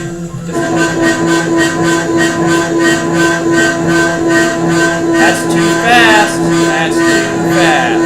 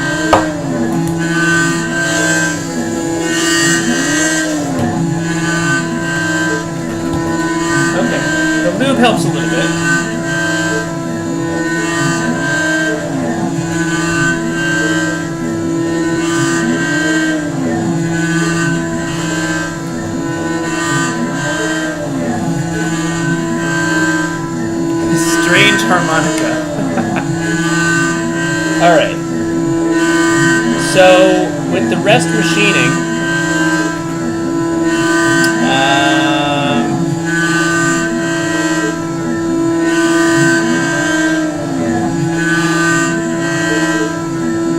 alright, yeah, with the rest machining, let's see how this works if I don't change anything else. Everything else is the same, even the feed rates, which we're going to have to change. But really what I want to know is, will it cut the right parts of this thing?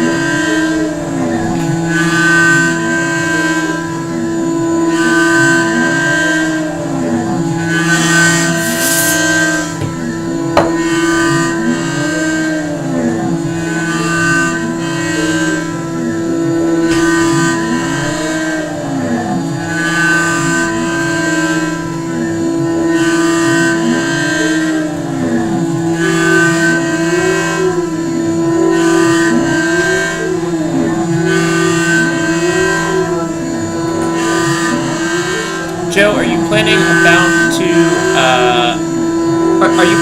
cutting your own PCBs with the CNC? I don't think so. I really like the accuracy that I get with an external PCB house, although it would be a fun project to try and do it.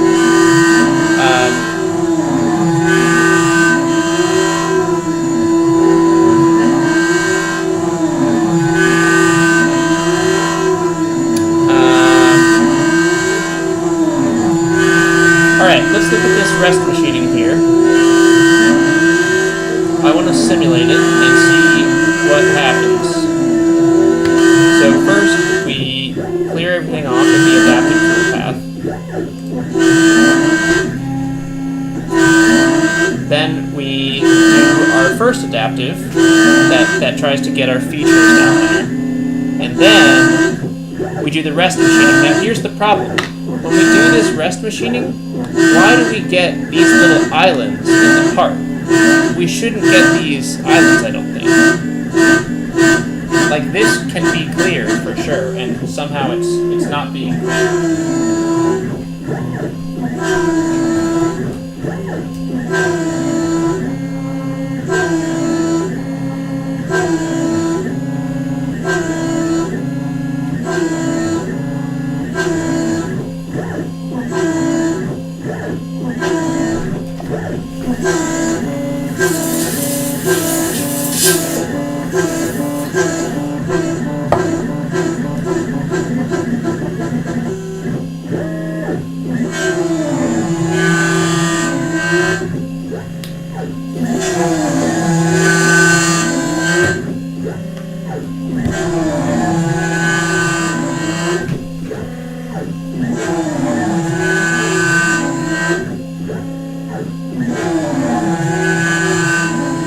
So does anyone have any ideas for this rest machining issue? Because shouldn't we be clearing these tiny little islands here? And we're not.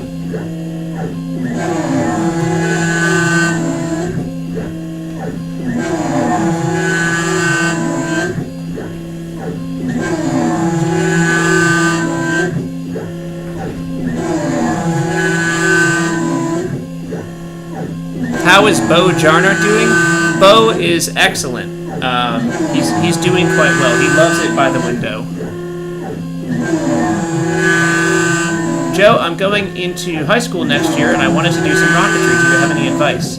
My advice is start with like an Estes kit or something like that so that you can get familiar with things, and then move up from there. There's a ton of stuff that you can do with a basic Estes kit in terms of experimentation and getting started with the hobby, but another benefit of those kits is it's going to get you set up with the right launch pad, the igniters, like all the instructions you could possibly want. So I recommend starting there, and I recommend getting all your friends to give it a shot too. Try decreasing the minimum cutting radius.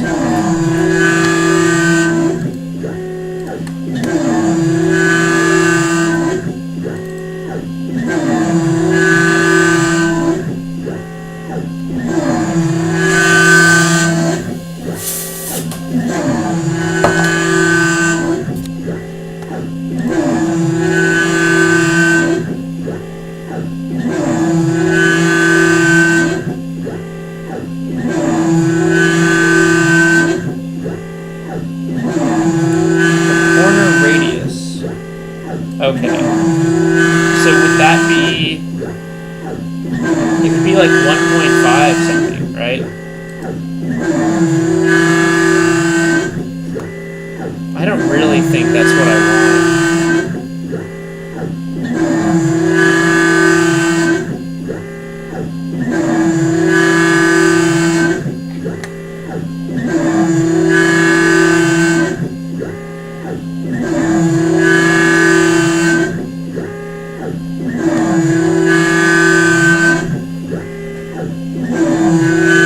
Oh, this might be it. I think this is it.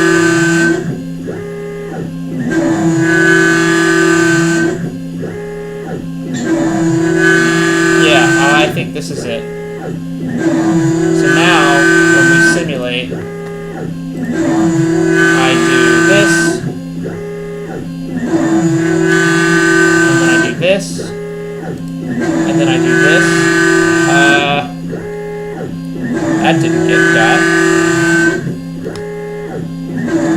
Everything but this little piece didn't get hit.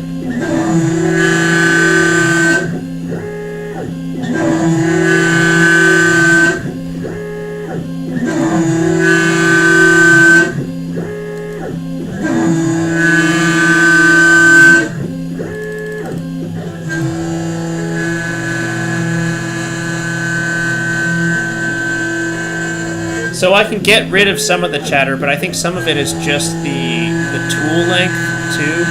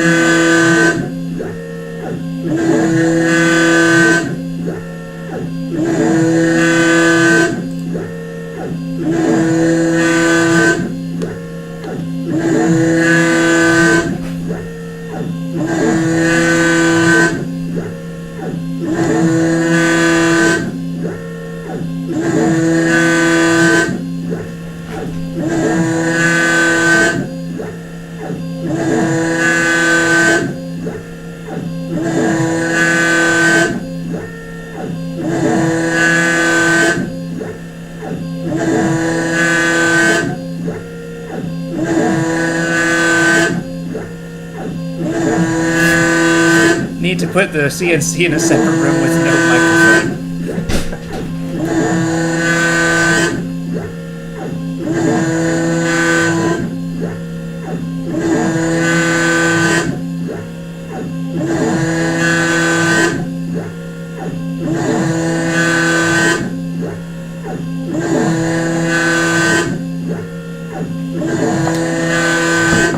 Well, the chips are a good size now, which I really like.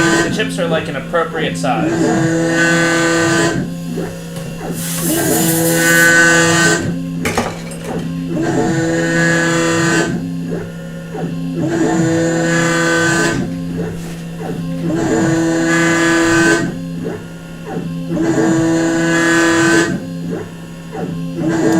I buy the aluminum? I think onlinemetals.com. Get some carbonated milk to lube it.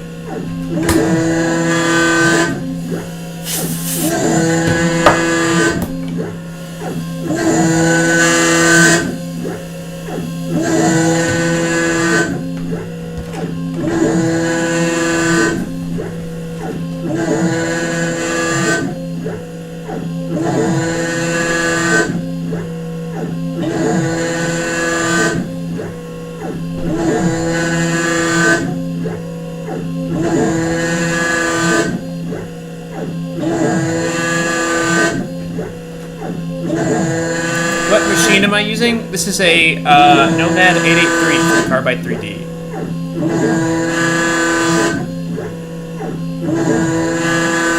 Oh, okay, Daniel Parker. So someone mentioned this before. Apparently, it's just a bug in 2D adaptive. So let's try 3D adaptive then. Let's get rid of it. And then after this, we'll do 3D adaptive. We'll do it with the 16th.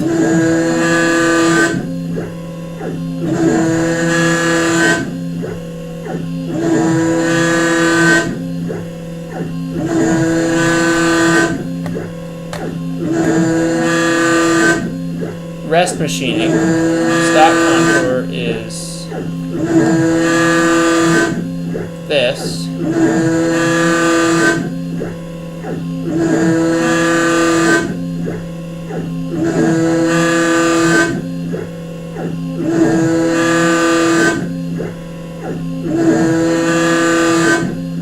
Let's see how that looks.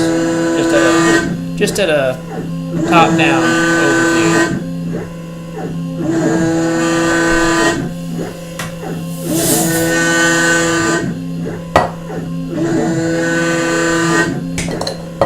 Alright, that did not work.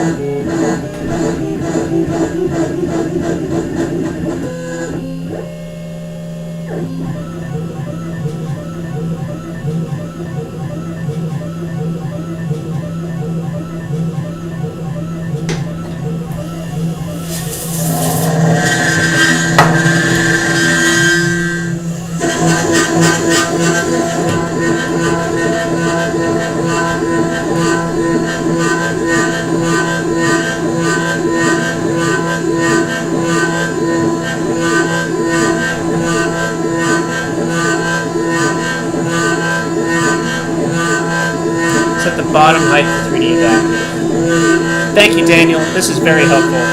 Genuinely. So the bottom height is going to be the selection, and that's the bottom.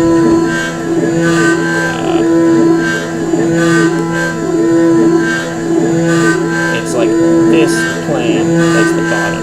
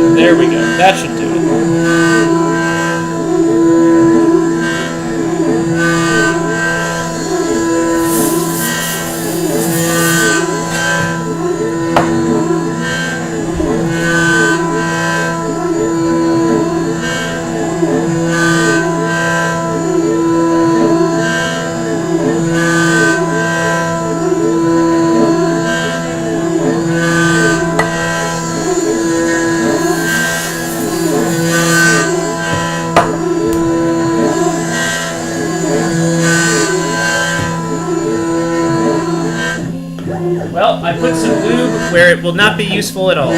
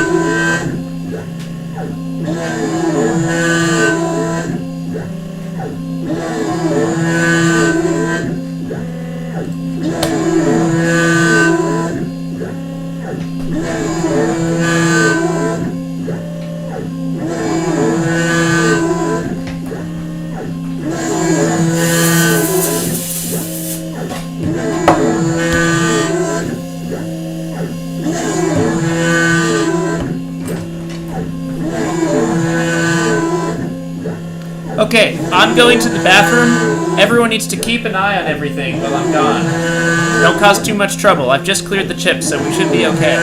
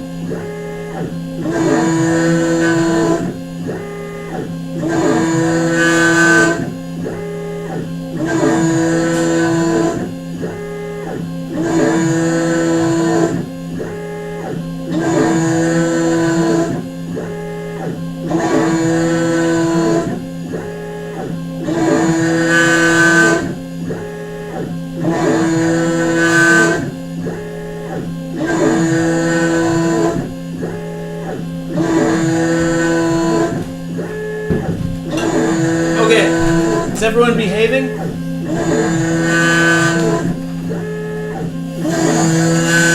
That's a lot of chips.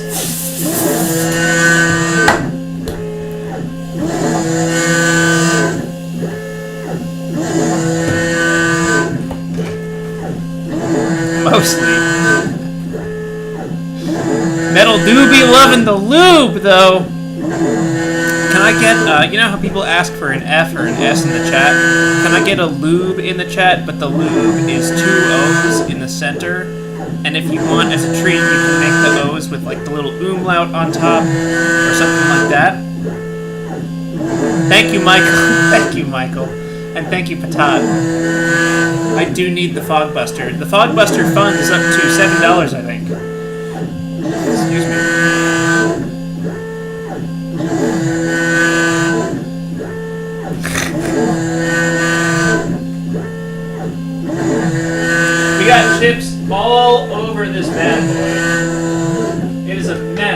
here. So the 3D adaptive is not working yet. I think we're gonna get there, but it's not yet working. So let's not do the stock contour for now and see how that shows up. It's rest machining, but I haven't selected any contour, so I guess we have to do that.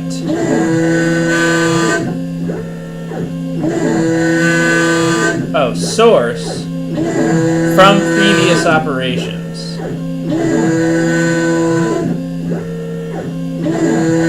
Let's try that.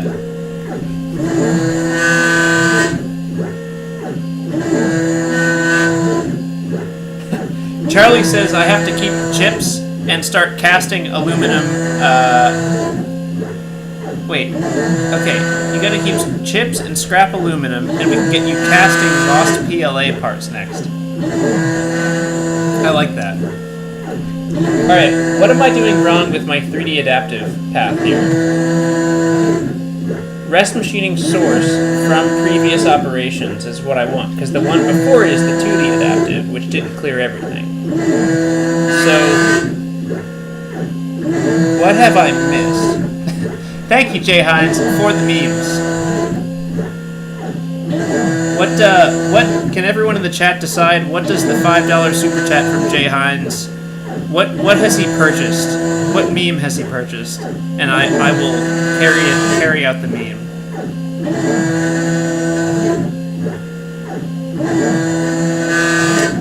In geometry on the top, there is a machining boundary. Ooh.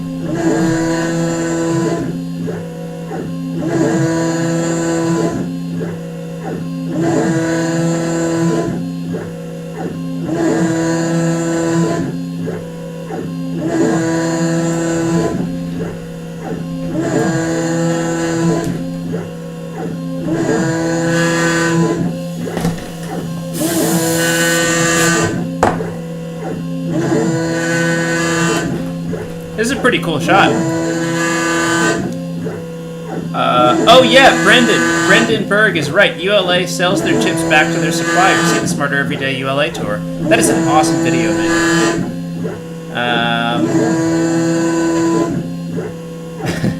Charlie is right. These are a lot fewer chips and a lot cheaper metal, but it is a cool thing. I don't think anyone would really buy these back from me.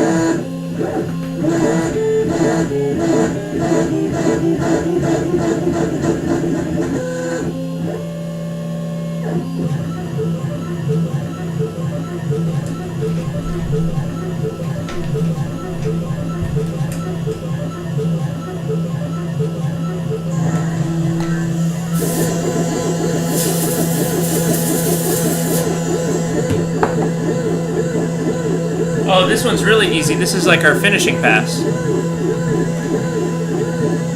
We can speed this up probably.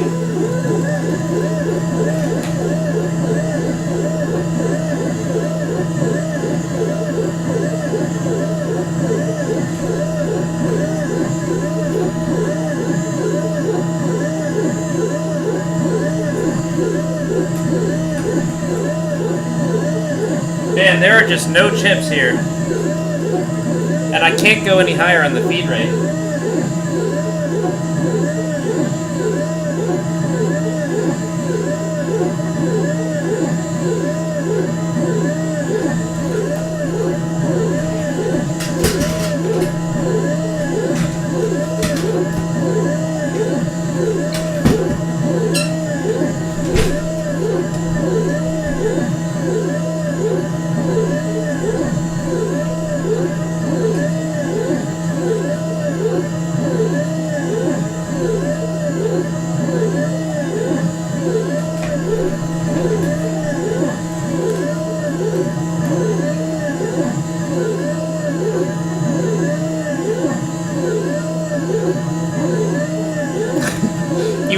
You want the step motor view? Let's do the step motor view.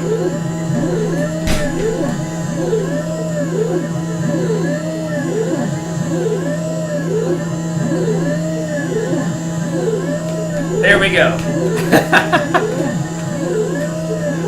This is great.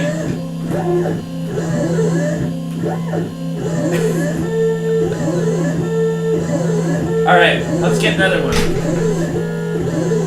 How about...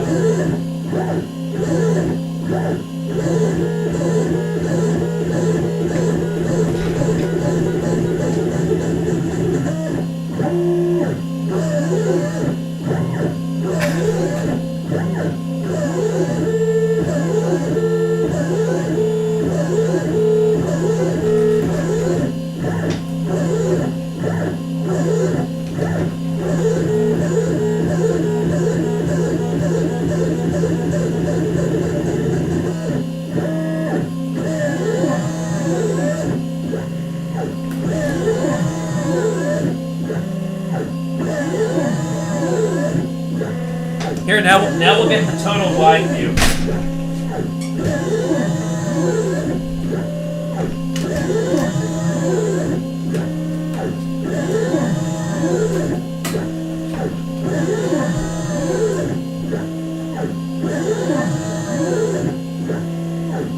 Here's like the ultra wide view.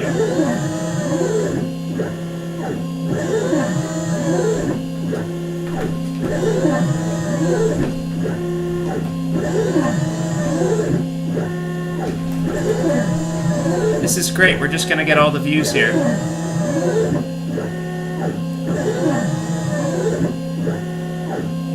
It is a pretty tiny stepper motor, Nathan. I think, I think a lot of the precision from this machine just comes from how crazy, rigid it is. But it's not very powerful. So if you were doing really tiny pieces out of wood or MDF or something like that, this is really the right machine. But for metal, it's I don't think it loves doing metal.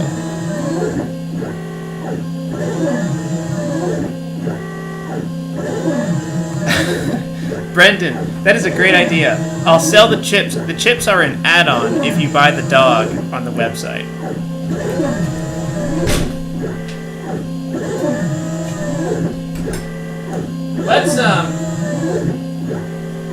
Let's play a fun game. I don't think it's a good game, but it's a fun one. Let's try it.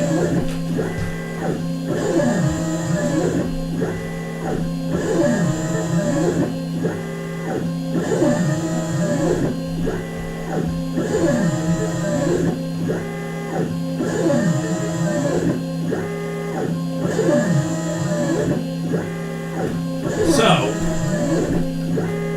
I'm going to take the lens off.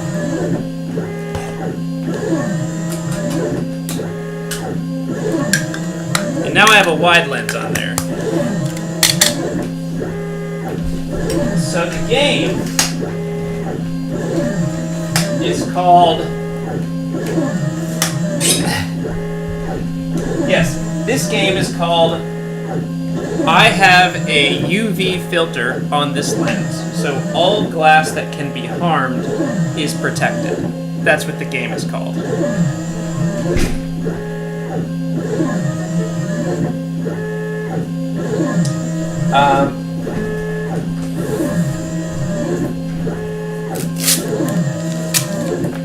Also, part of the game is I will now cover up the holes which can be affected by dust.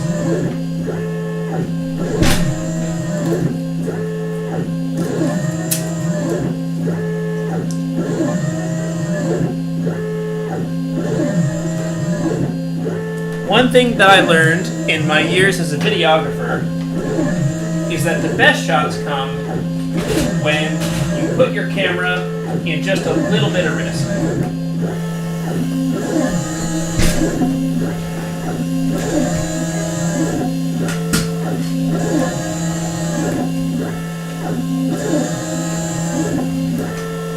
Just slightly in harm's way. Not entirely, but slightly. A healthy amount of in harm's way.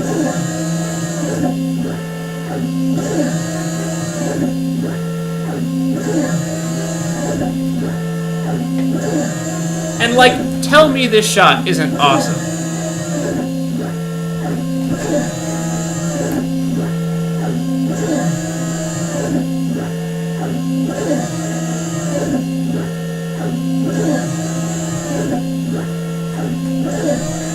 That's like very cool.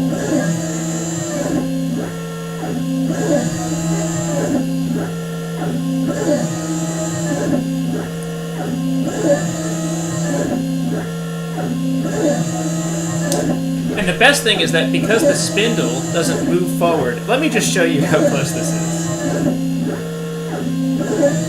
So the best part of this is, okay, yeah, so here's the situation. I don't know how well you can see it, but that's, like, the camera is truly right up in there. And the best part is that because it's the plate that moves back and forth, nothing will ever run into the camera, because the only thing moving side to side or up and down, like, the spindle can't move into the camera, the plate can. But if the plate isn't going to ram the camera, then it's fine. Focus, it'll be more awesome. Is it not focused? Oh, it's not. Oh, I'm out of focus. I ran it a little too close. Yeah, there we go.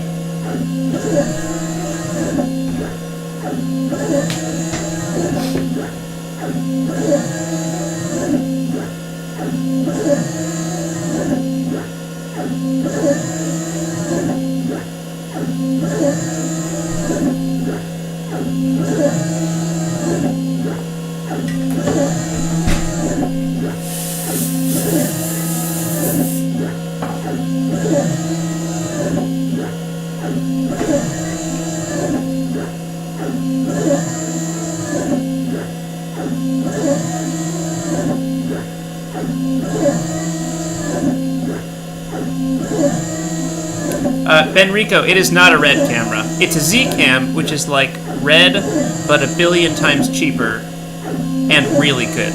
Like, I love the Z-cam.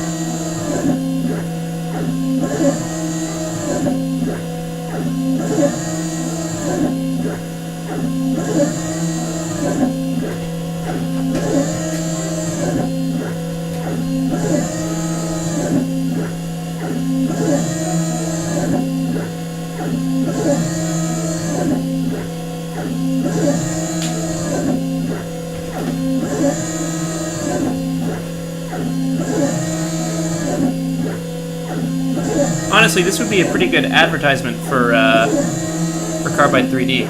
Oh, someone wants to play 20 questions. Okay, if you're down to hang for like a few minutes, totally down to play 20 questions, but we need to work on this toolpath before we do that, because we're almost done, 96%, 97% done with this.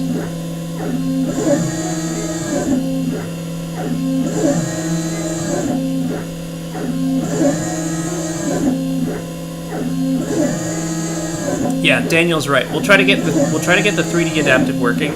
Honestly, I think 90% of my errors here are that I am not great at using the cam functionality of Fusion 360. So we'll take a look at the 3D stuff and see what I did wrong.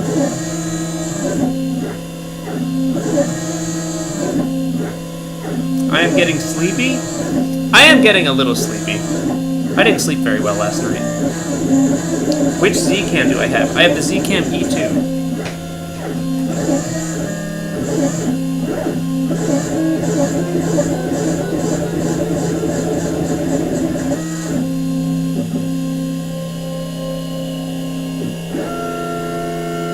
All right.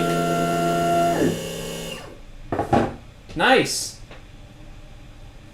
The noise is done. How long was that? It's like feels like that was an hour. All right. Oh, the hypnotic noise. Yeah. Okay. Well, the wide angle is pretty cool. I like using that. Also, this is like so smooth. Wow. Yeah, that is very smooth. It's always surprising because the surface of the metal doesn't look that smooth, but it is. Okay, so let's talk 3D adaptive. Let's do it.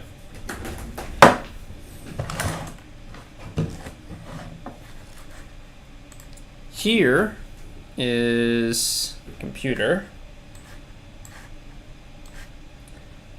Let's talk about this 3D adaptive path here. So I think I need to start selecting the geometry that I want. Let's just try it on this and see if that works out.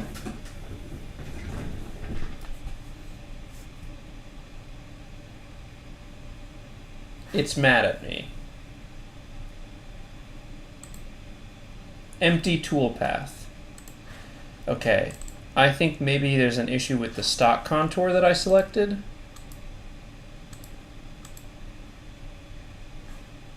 I didn't select a stock contour. It says rest machining. I'm using the 16th inch, so there's absolutely stuff to clean up.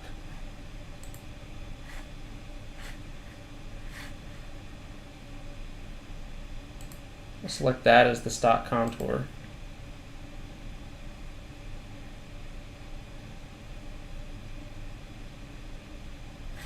No. Let's start over. Nothing. No stock contour. Rest machining from previous operations. Is that what I want? What am I doing wrong here? You can start the second 2D adaptive with the 1/8 inch end mill. Yes, I can, Daniel. It's 3D, you can't use lines. Oh. Half of the comments are very helpful, and half of them are add lube to the computer. I think it's an excellent mix. So machining.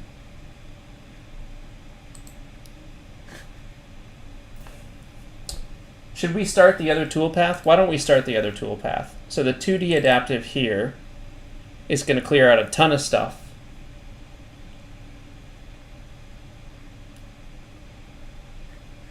There we go. Load. It's got the right settings.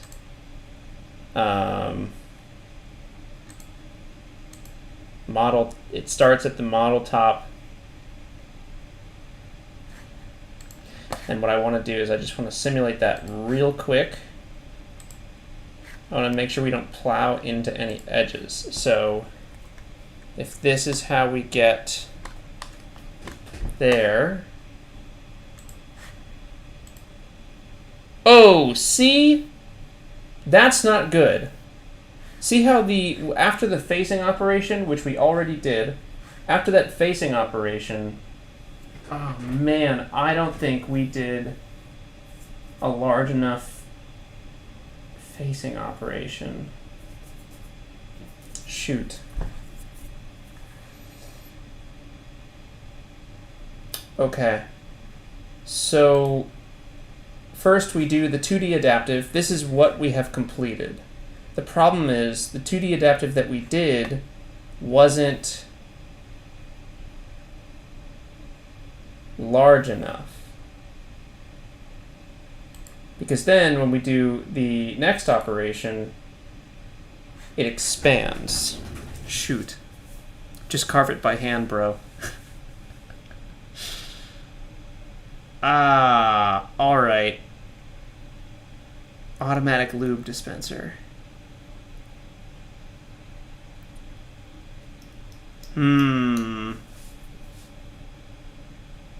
Well, now what? These are nice chips, by the way.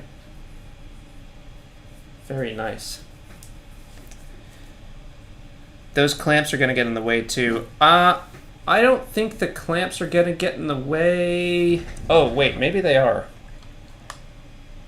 No, so Nathan, that is a good observation, except that this stock material is not the same size as the stock material that we're actually milling out of. That will be a pretty quick 2D adaptive. It will just need to trim the edges. Okay, so Daniel will use a 2D adaptive to trim the edges then. I just messed up this one. Bummer. I created all my tool paths and then I messed them up. Okay. But I don't need to 2D adaptive the entire thing. So, okay. Can someone...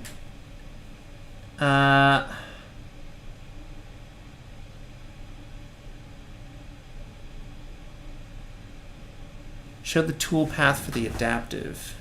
The second adaptive should take care of it. But, okay, so Daniel, I think the second adaptive is...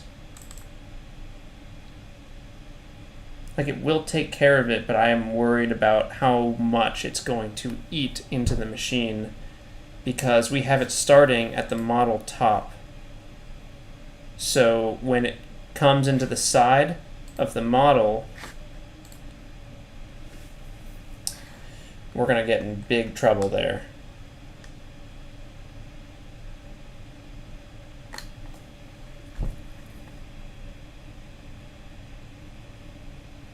It's just going to crash the machine. Did you go too deep with the facing? Well, so here's the thing. You can see it, actually. If I show you this.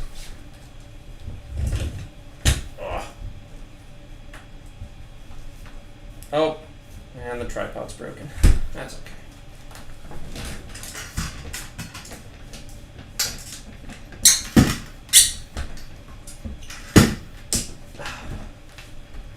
So, check this out.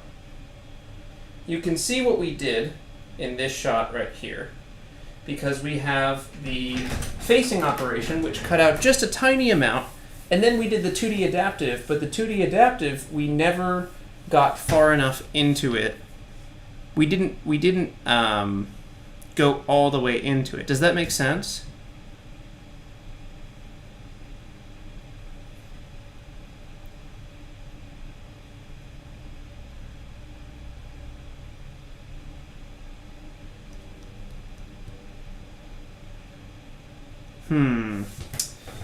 What do I do with this? Just make a new pass?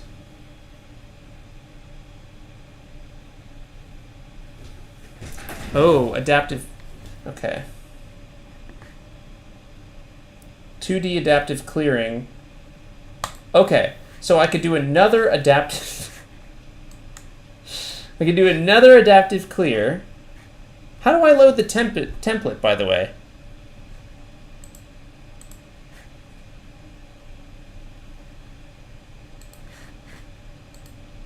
I have the template that I used, but how do I load that now?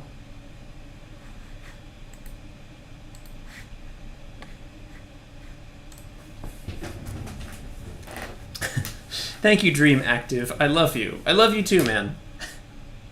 Oh, new from template. Right-click setup. Yeah. All right.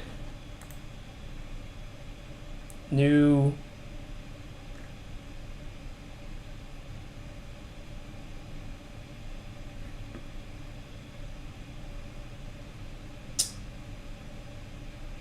create from template 2D adaptive JB1. Okay, here we go. So it's this. Can we not move everything here?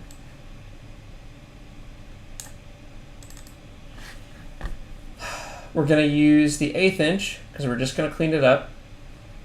And we're going to use rest machining because, and the previous tool was 1/8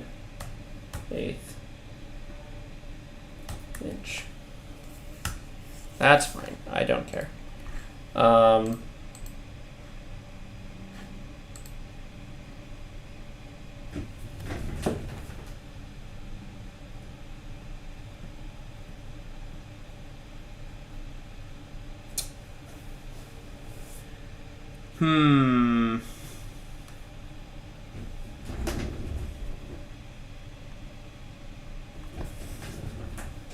Oh, we can't see the screen. I'm sorry, everyone. Here we go.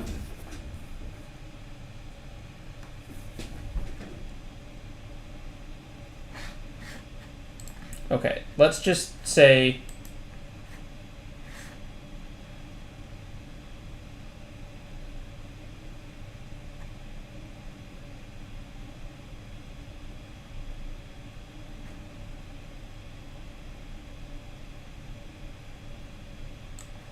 that's fine. I just want to move it here. Oh, it's because we set the stock contour at the edge. I get it now. I know what we did. Frick. Okay. It's rest machining. The previous tool diameter. Oh my gosh, what? The previous tool diameter was 0.125 inches. That's fine. Inches.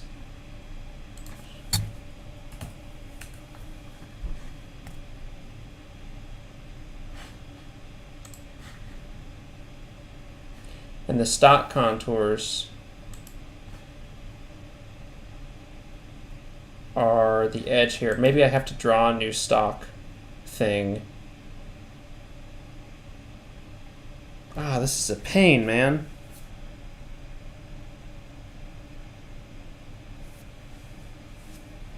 Move it after the first. Oh, whoops. That's right. I haven't done that one yet. Here we go. Okay.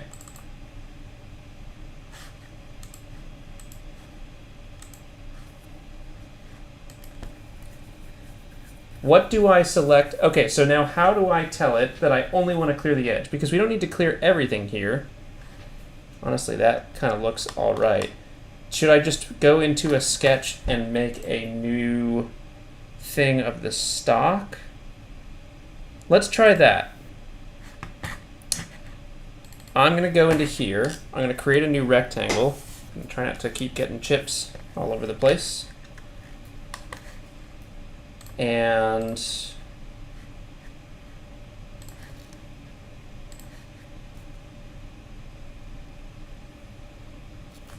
I want to go, yeah, I want to go like, where are my calipers? Yeah, just make the sketch. Okay, so that's all we're going to do. We're going to make the sketch. And we're going to say, I want to go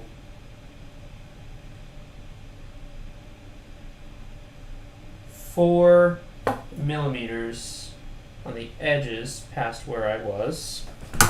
So I can do that.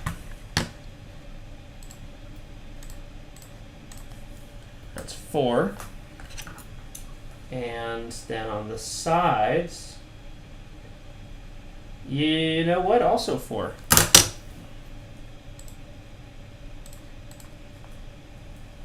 Okay. So now, with this box, I can go back into manufacture. Do I have to like redo all of these things? Okay, so here's the first adaptive path. We generated that. Am I mixing units? Sort of. Ramp in and ramp out.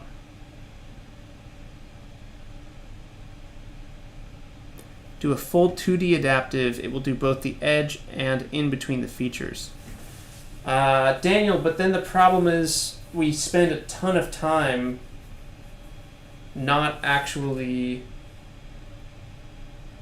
cutting in the center of the piece.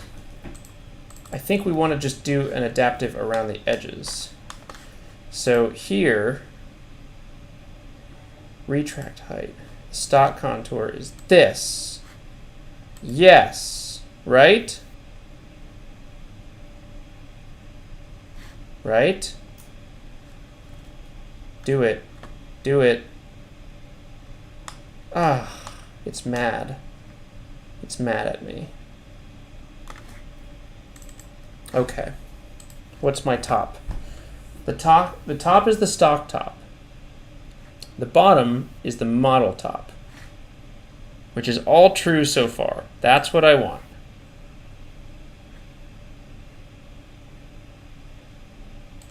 Maybe I don't do that.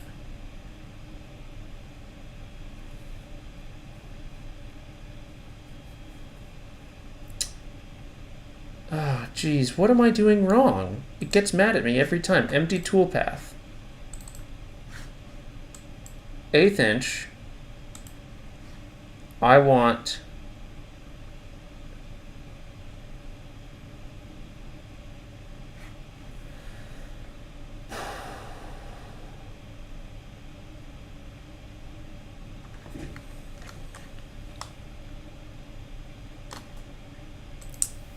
I think that's what I want. Right? Yeah. Maybe I was selecting the wrong thing. Oh, bingo. That's it. That's the one. So we're clearing all of that around it. And the only problem is that we are going way too far. Stock contour has to be this bad boy, so we stay within it.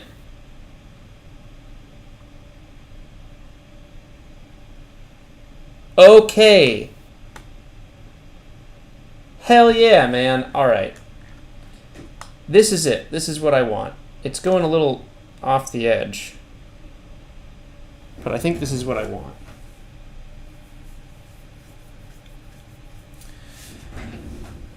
Because all I need to do is just clear out this extra stuff along the edge, and it's going to assume there's stock material there, so we're just going to do that. I'm also going to... I wonder if I should speed it up.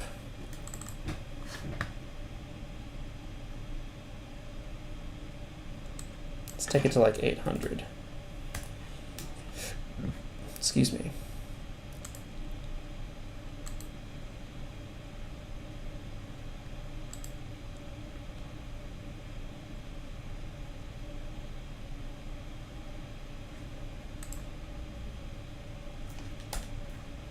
We'll go up a little bit. Let's hope it doesn't kill the clamps. I think it will be okay.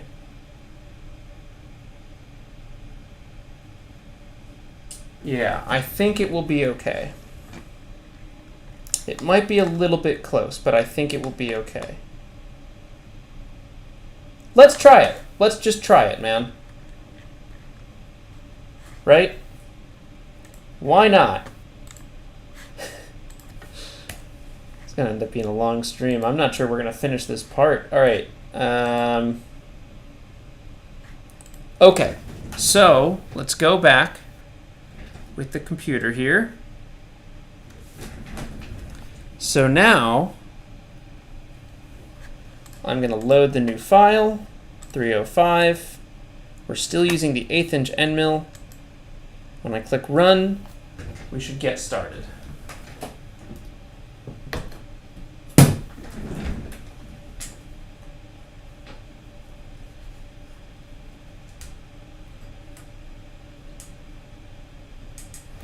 All right, let's try it.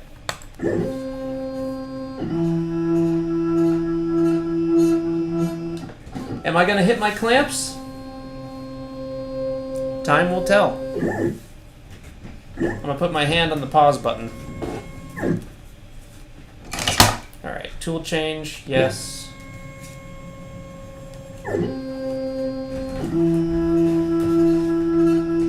All right. Will I hit my clamps? Let's find out.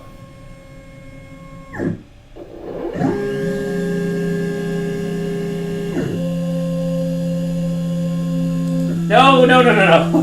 That's way too close. That was not gonna work. That was not gonna work out for me. Okay.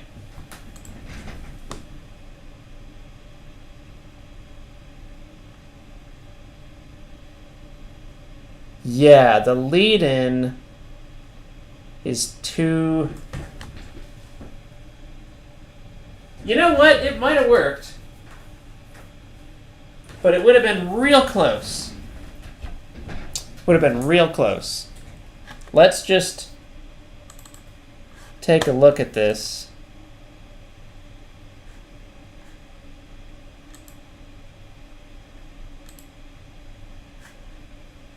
Okay. I'm going to go back into design. We're going to take this sketch. 4 millimeters is going to be 3. This is also going to be 3. Because things go a little outside the box. And now, let's go back into manufacture. We're going to do 2D adaptive again. Except this time we're going to regenerate it. It's going to be a little bit smaller. And we should, fingers crossed, not hit the clamps. Post process. 6. Save. Stop. Gonna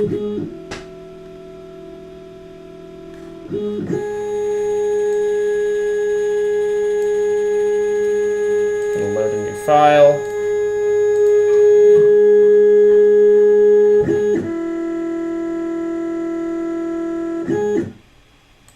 Okay. And run. Here we go.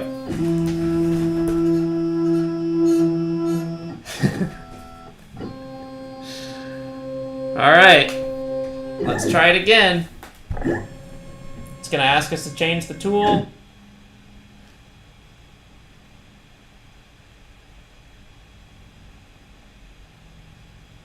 Yeah, I'll just leave it. I kind of want to seat the tool a little further in there yet, but let's just leave it.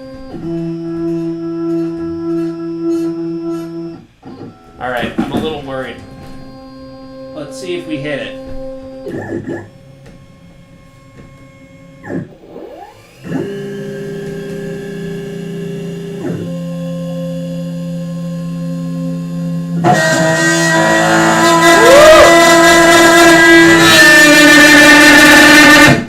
Ah! Too much. Too much. Okay.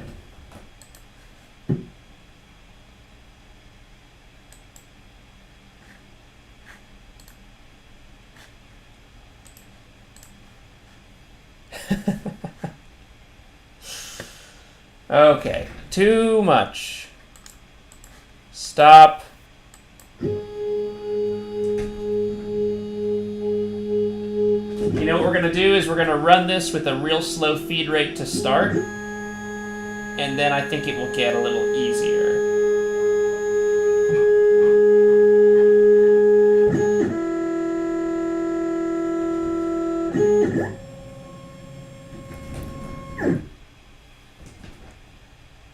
We're also going to change the tool.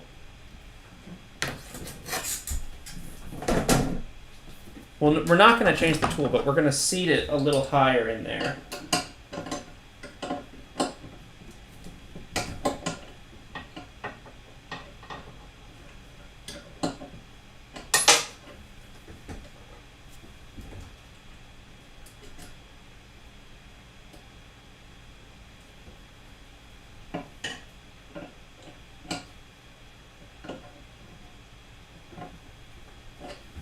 Yeah, and that'll help with vibration a little bit.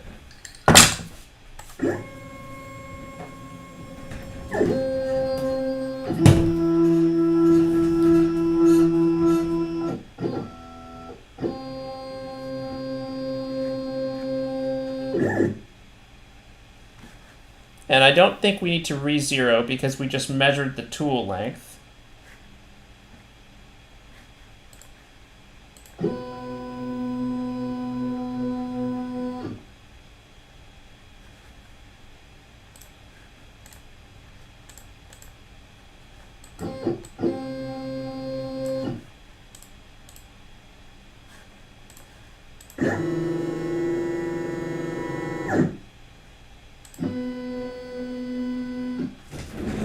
Yeah, that's correct. Okay, great. Done. So now we're going to run the same program, but I'm going to take it real slow.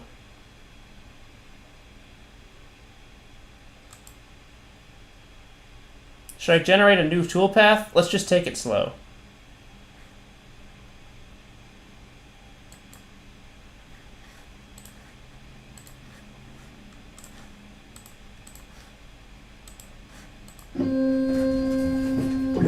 All right, lube. Yes, lube. Thank you.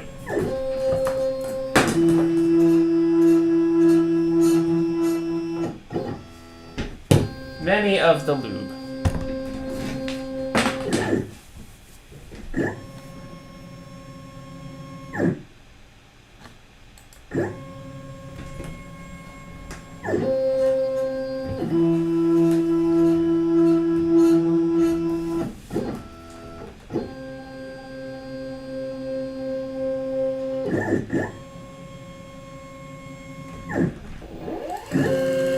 Okay, feed rate is nice and slow.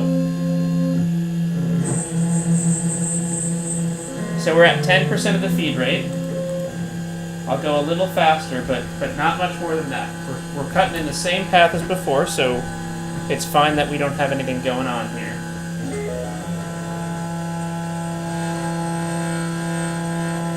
I'm going to slow it down.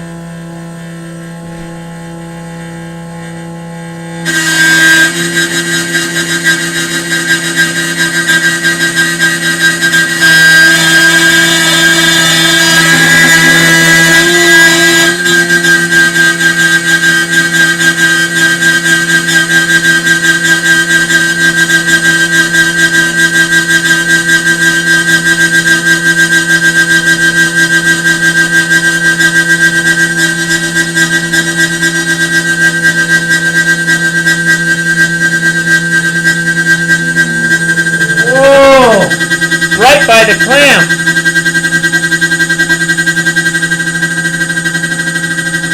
I'm just going to see if we can make it through this without redoing the toolpath. It's going to sound bad. Everyone, buckle in.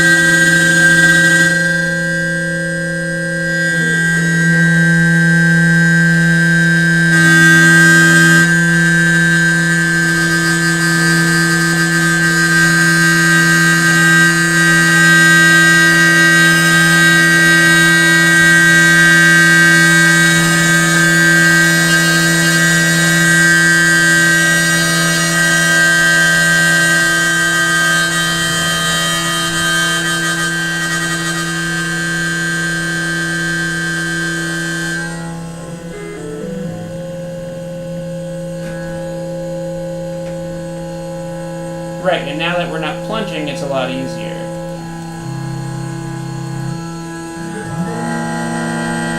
I can go at like 100%. So this is 100% of the feed rate.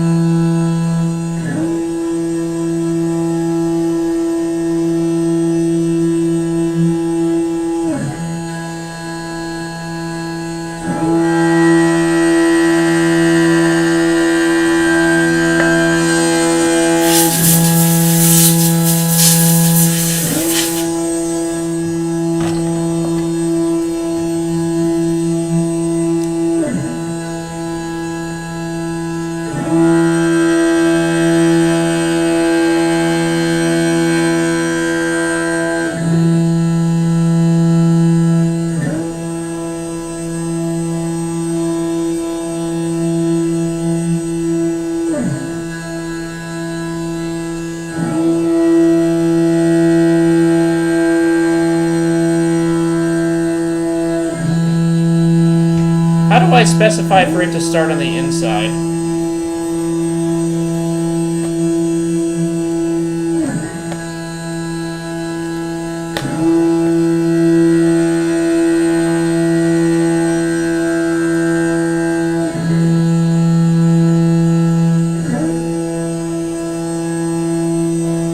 Does anyone know that? Yes, it will plunge again. I will slow it down when it's time to slow it down.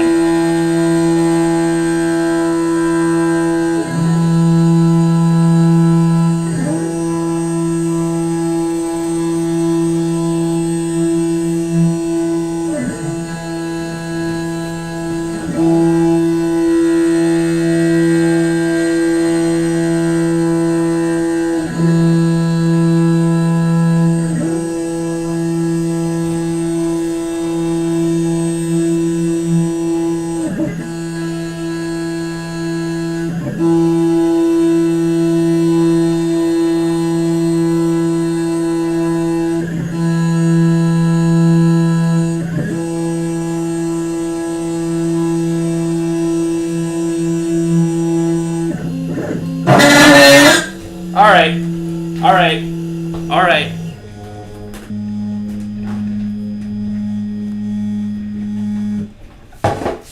Okay.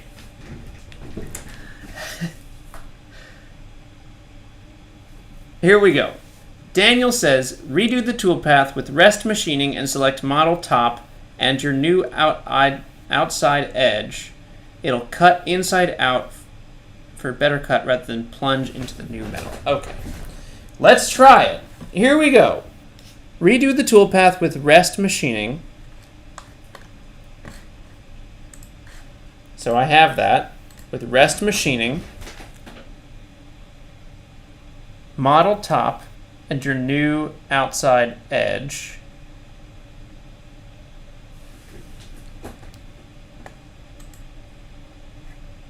The top height. I can't, oh, I guess I could do model top.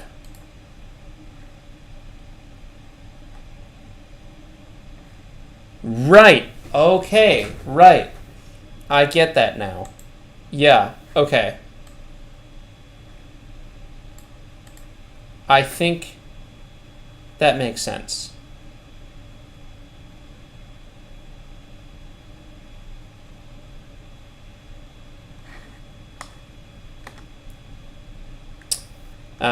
This is all it did. This is all it did. Oh, this is so frustrating.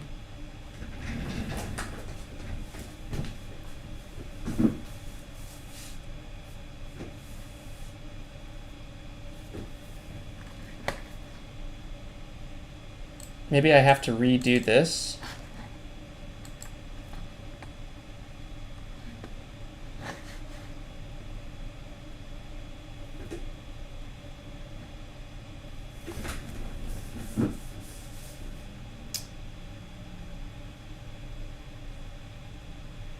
Okay, rest machining is set to last toolpath. Got it.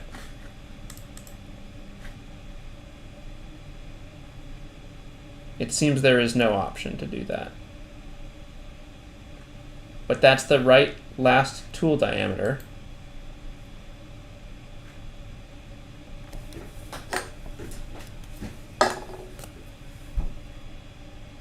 So this is all it does. Stock top. Okay. The top height is the stock top. Right.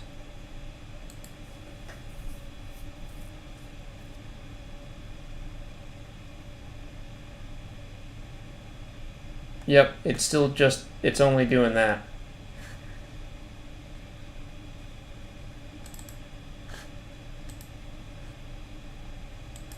The geometry is that I want to go from here. I want to clear everything around this. And the stock contour is this. So it should do this. The top is the stock top. The bottom height is the model top. Rest machining is on, but it thinks it already cleared it.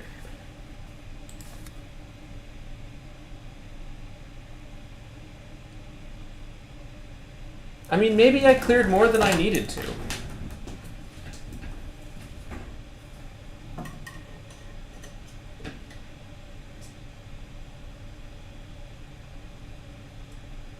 $33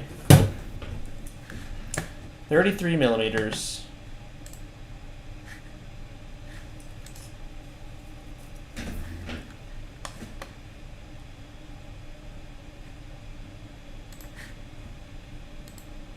Yeah, so it's 33 millimeters here. So we only cleared out the stuff there. We only cleared out that. We do need to clear out everything else. Try stock top.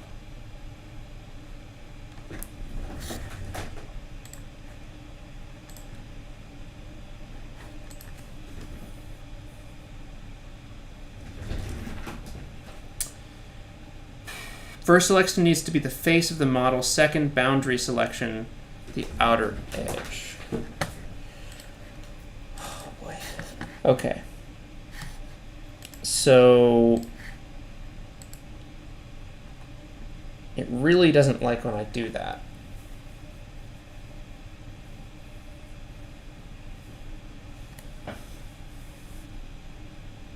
It thinks you've already cleared it because your stock is defined to be the size of your model. The stock is a little bit larger than the model. In the setup, the stock is larger than the model.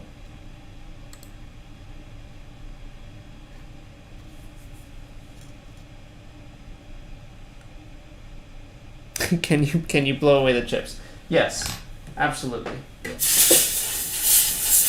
I don't think you can see them right now, but I blew them away. Rest assured.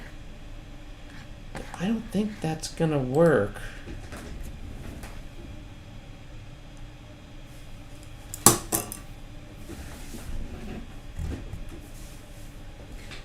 Okay.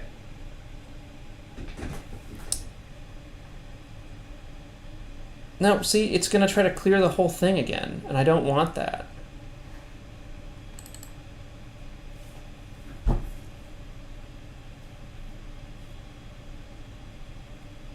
I think I should turn rest machining off. Like, I think I had it. I don't think it's gonna work here. So I select this. I want it to go in between there, and it thinks that's cleared already.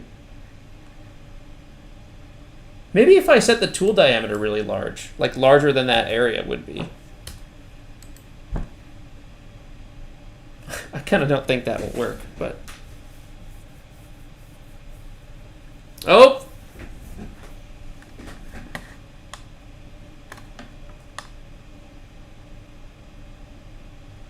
That's so weird. Why is it going like along the stock contour? I don't really think that's what I want, and I don't think that's really different than what I had here.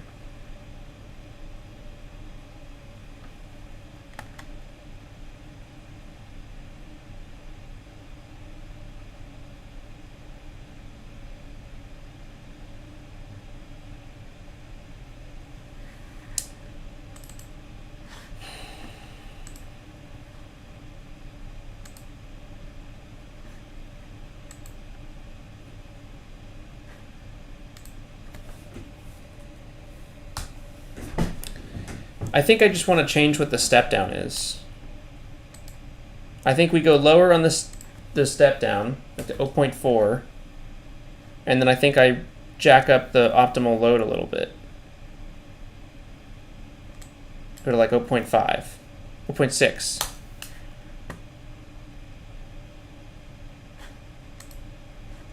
I don't think the rest machining is working. I'm not sure what it is. I'm not sure if it's a bug with 2D adaptive. It sounds like that's a possibility, but I think I just need to clear this stuff out, and I'll take it really slow where I need to take it really slow. Yeah, Captain Crunch has it. Let's just go with the ear bleed. It works. It's not good. Uncheck stock contour. If I uncheck stock contour, I'm going to plow into my clamps, I think.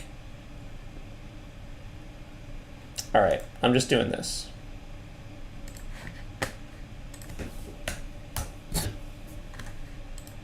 There we go, 307. Stop.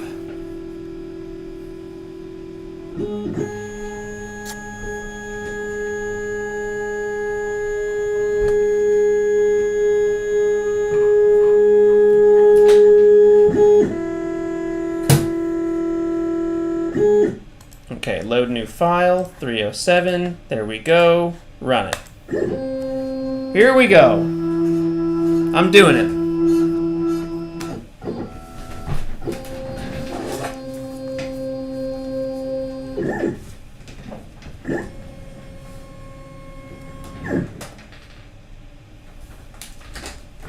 Okay, continue. Without the tool, I'm going to change lenses.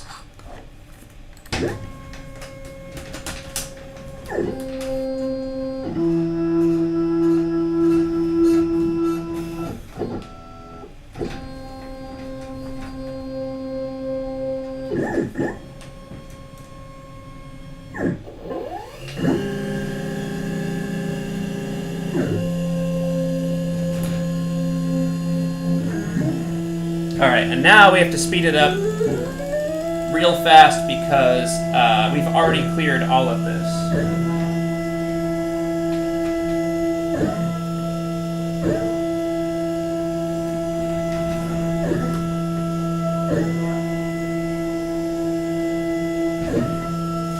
There's like a little lip there.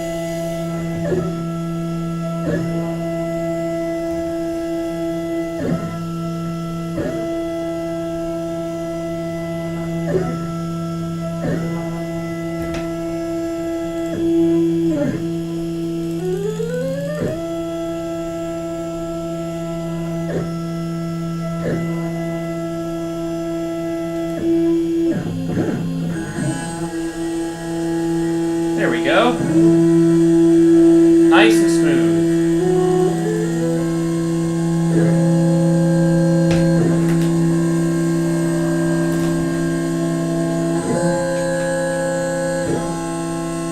And that's a much better sound.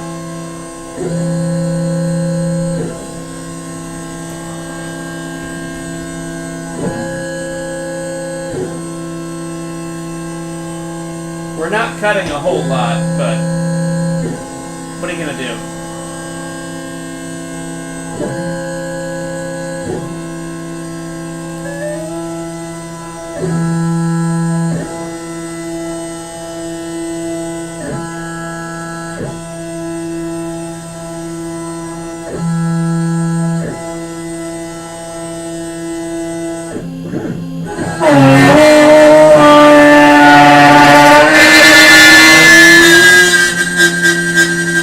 Wow, that was very surprising.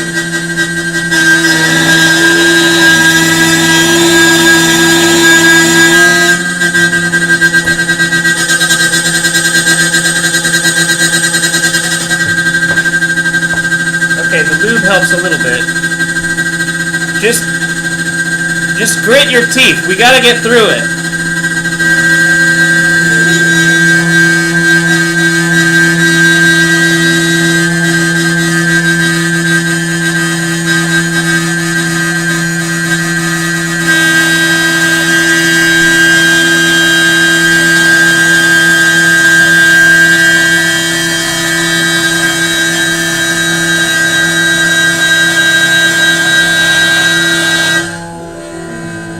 Okay, and now it's easy.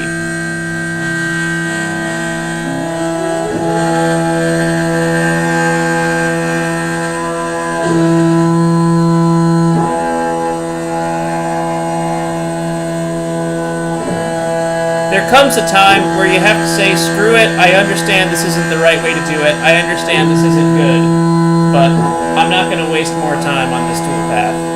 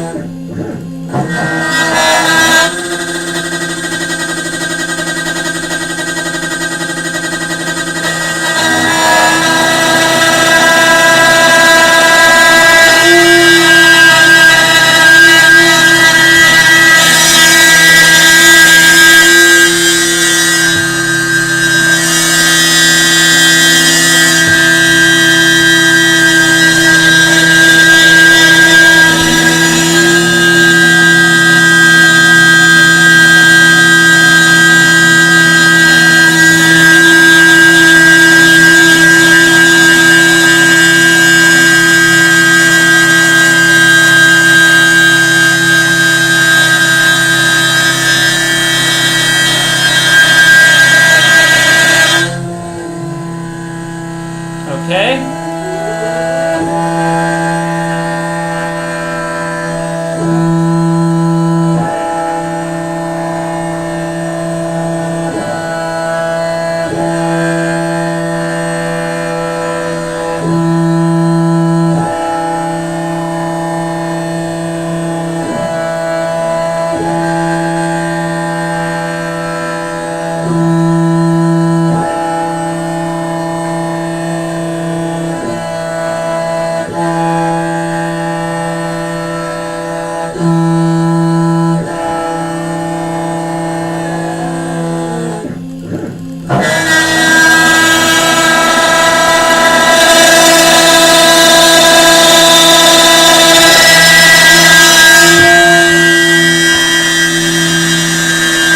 This is terrible. Thank you, Cuba. Shush, man, my kids are sleeping.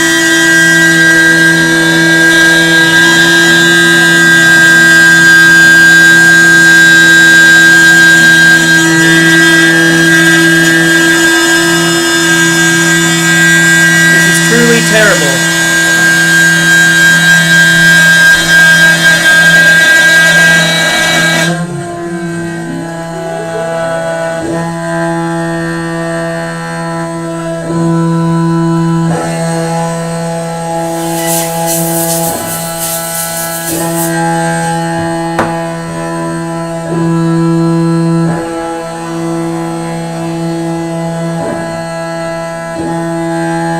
Alright, we're almost done. I think we have one more pass to do here.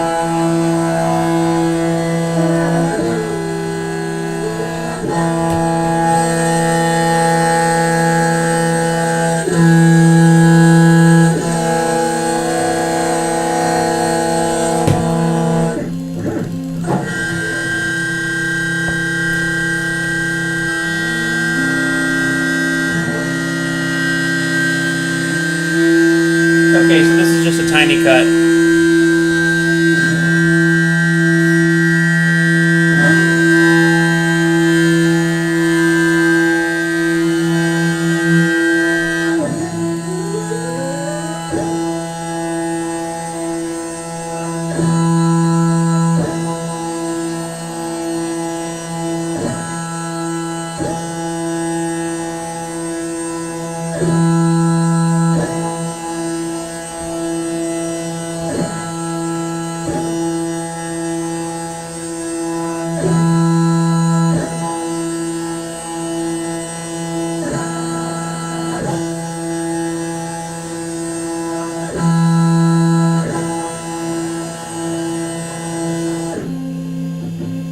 Okay!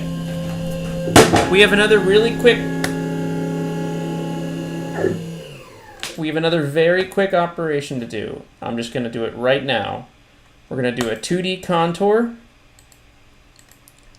down onto the model top because we did not cut into the model top. There's a lip right around here. See that? We left a lip. Well, you really can't see that. Hold on. See that lip? We gotta clear that up. I did something wrong in the last toolpath, so we're just gonna clear it up with a 2D contour that goes around it. That's the contour selection. I think that will work.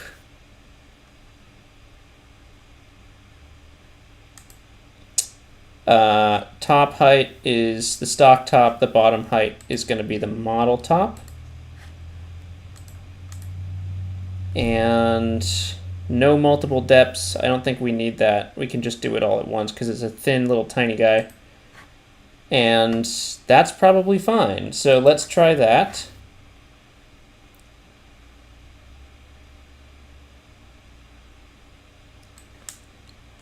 Oh, it's going around it. How do I do... Okay, so I can do it as a line then, right? I can do it as a slot. I think that can work. If I trace that as a line... Excuse me.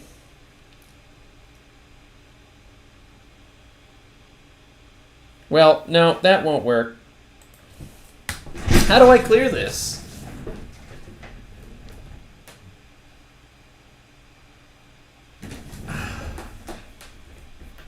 Is it thin enough that I can just break it off? Oh, it's thin enough that I can just break it off. Never mind. I'll just do that. Or I'll just leave it. How do I clear this off? No, I'm gonna do it this way. Isn't there like a pencil one? Trace, slot, engrave, maybe? I just want to trace the line. Trace that. The top height is stock top. Bottom height is model top with no offset.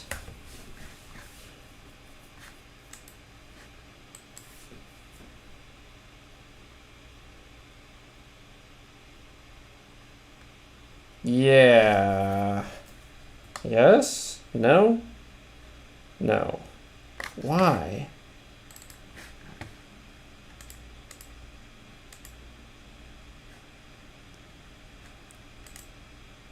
Okay, what do I do? How do I just trace a line? That's all I need to do.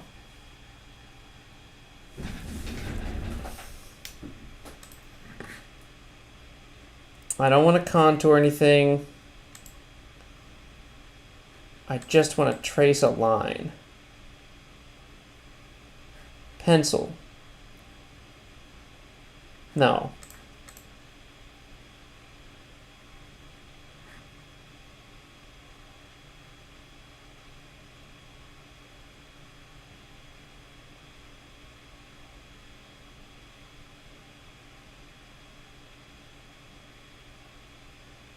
Slot up a center line.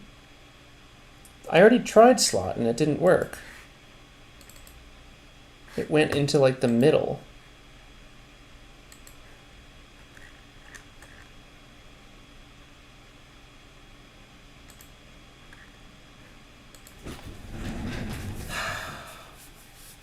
I could just do it with pliers, but it'd be so much easier to not do that and just do this.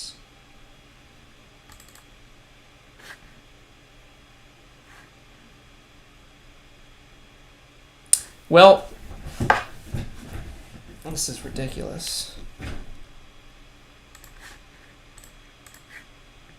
Here's how I will do it. I will make a rectangle.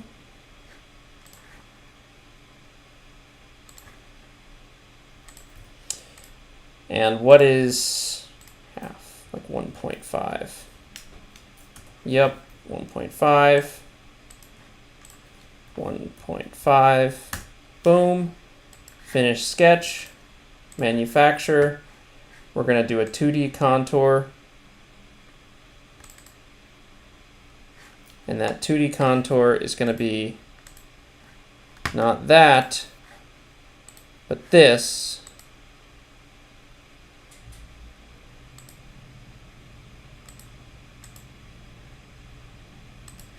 Okay, that's going to work. It's going to send the tool like around the outside. Perfect. Very nice. And it's on the model top. Okay, let's just really quickly run this. 308. Yes. Load new file. 308. Run. Do it. Here we go.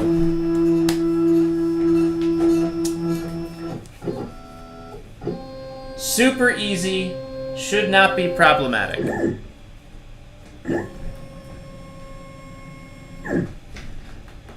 Tool change.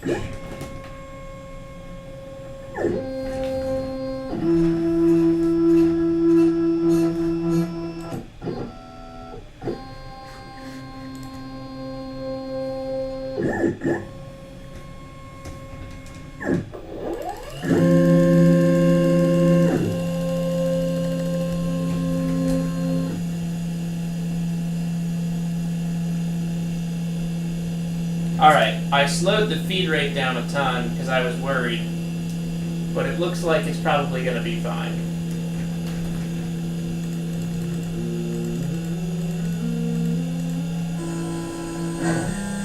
Perfect!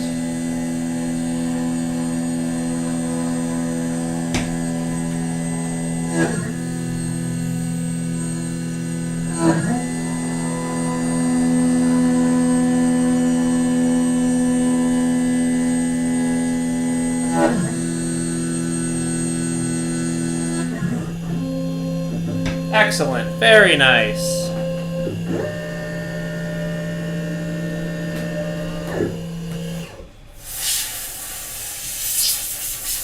Okay. There's a tiny little lip, but it's not really noticeable. Ah! My gosh! That was awful. Alright, so now I can finally run that stupid 2D adaptive, because I've cleaned everything up, and this ridiculous little 2D adaptive that's meant to start like resolving most of this stuff should work now. So let's just take a look.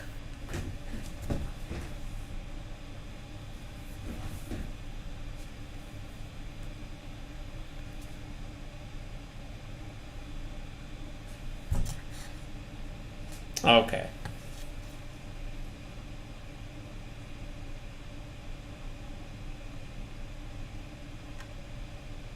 Perfect. So it doesn't need to go super far around. I think this is good. I think this is what we want. I can finally do it. Let's post-process. I guess we'll check the feed and speeds, but it's pretty much what I had before. I don't know where is it entering the part. It's entering there. It'll be fine. It'll be a rough entry, but it'll be fine.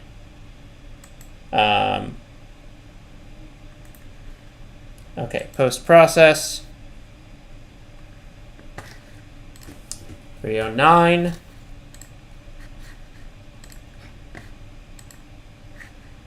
Load new file, 309. Run it. And we're still on the 1/8 inch.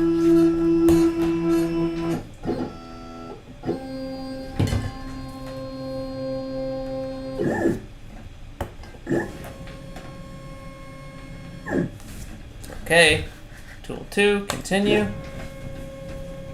So I think it might be a little bit of a rough entry on the part. I'm going to take it really slow to start.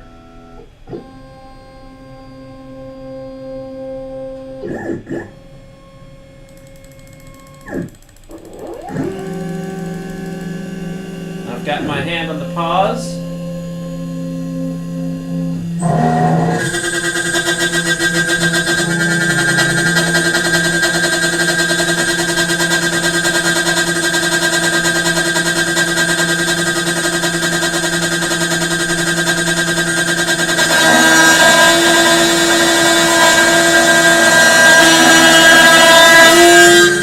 Okay.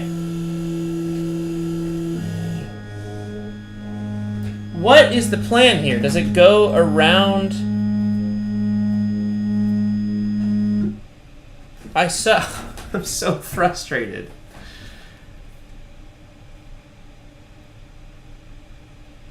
like, how does this toolpath work? I'm like entering the part wrong or something, or it has to do the first layer.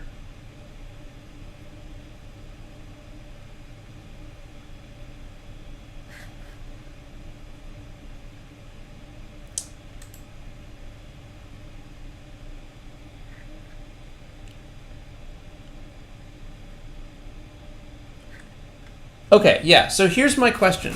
Why, like, what is the deal? How do I get the toolpath to enter the part on the top like we did for the clearing before? I don't want it to come in. I want it to spiral down onto the part and then clear from there.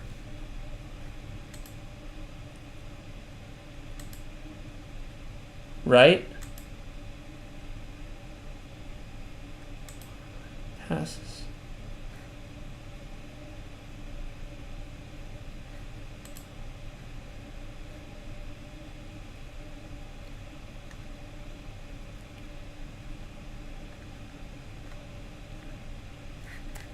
Entry positions.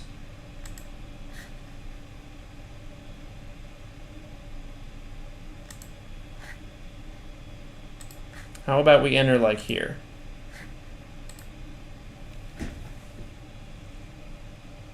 Okay, in the linking tab.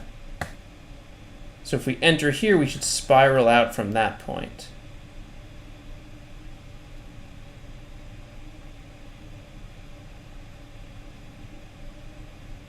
Well, no, it's entering from the side, which is still not really what I want. And it's like going around the whole thing first.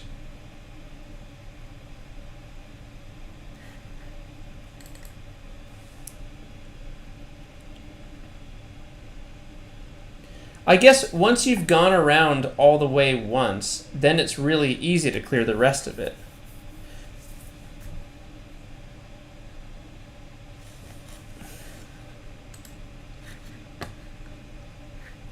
Pre-drill positions. Have been drilled to provide clearance.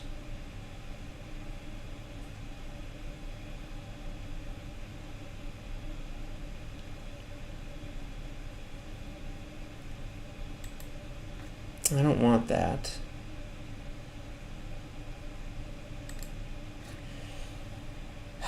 I think I might just run it.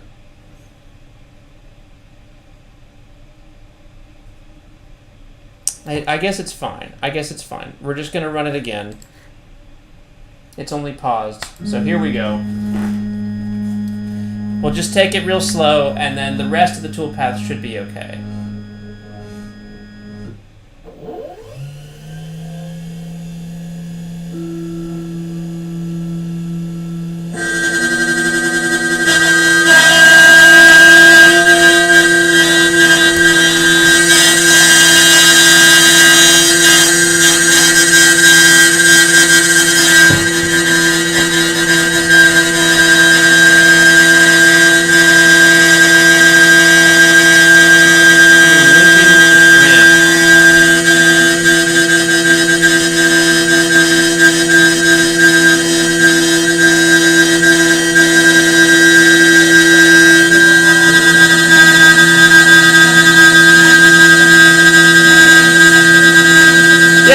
I have the helical ramp.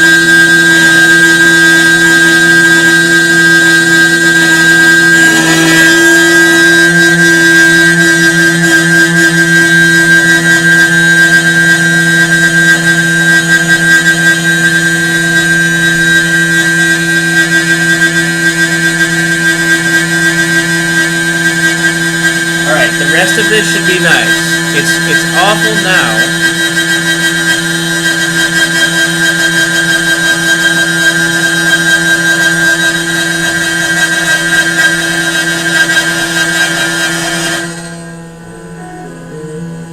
And there we go. Now we can ramp it back up.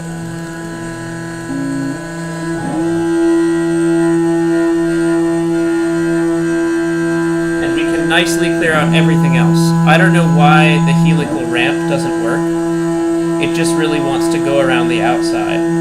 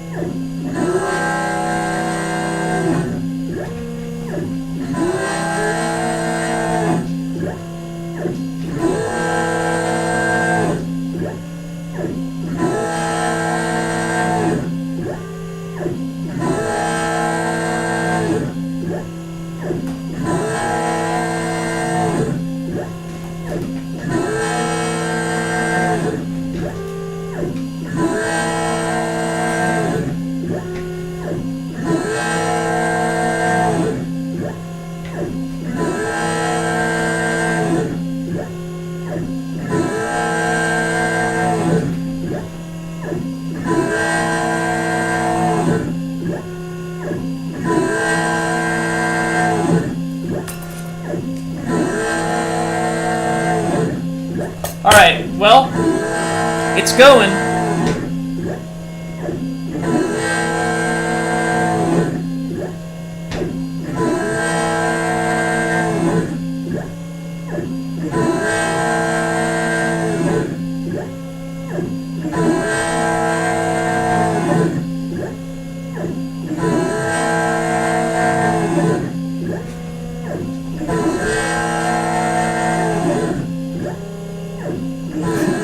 It does still need to keep the tool down more. That's right, Parker Engines. I think I got to work on that a little bit.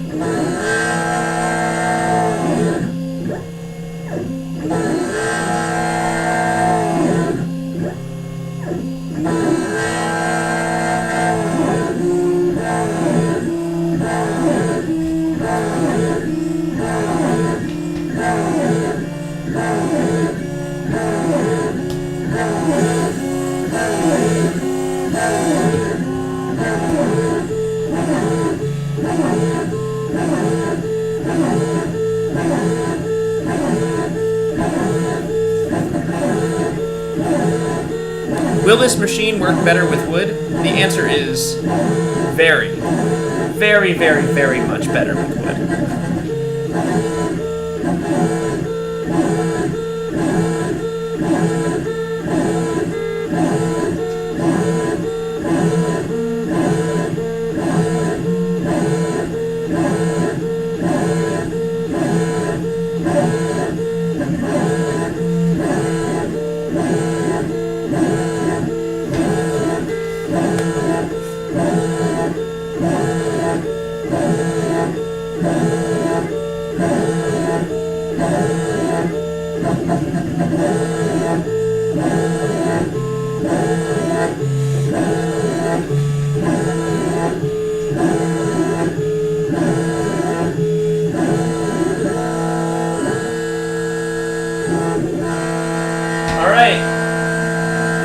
It's making good progress, relatively smooth.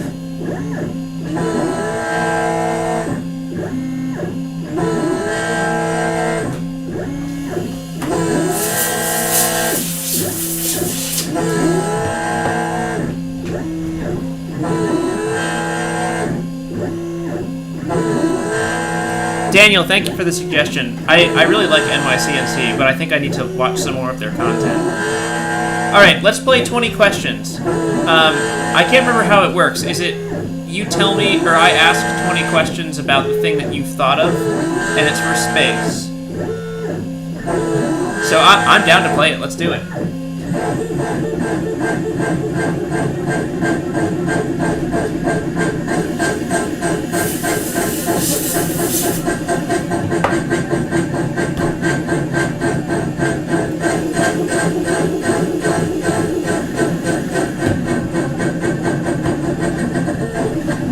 Alright. Oh, we ask you 20 questions about something. Oh, yeah, alright. I like it. And it has to be about space. Okay, does it have to be a physical thing that I talk about? Can it be an event? Can it be a physical thing? Can it be a concept? Can it be... What does it have to be?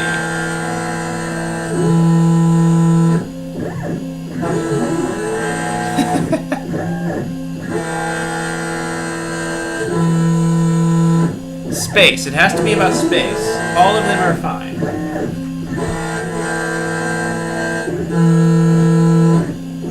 I think the way we might play it is that everyone's going to exhaust the 20 questions pretty quickly. So I might just leave it open-ended at like 50 questions. Alright, so let me get something in my head.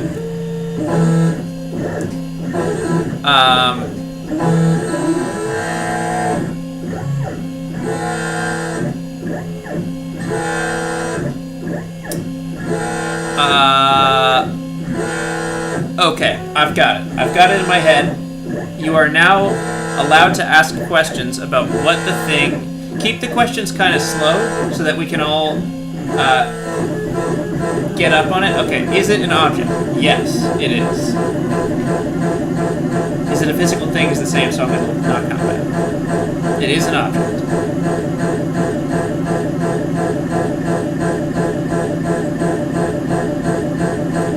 Is it currently in space? Yes. Might have made this too easy. Is it a man-made thing? Yes.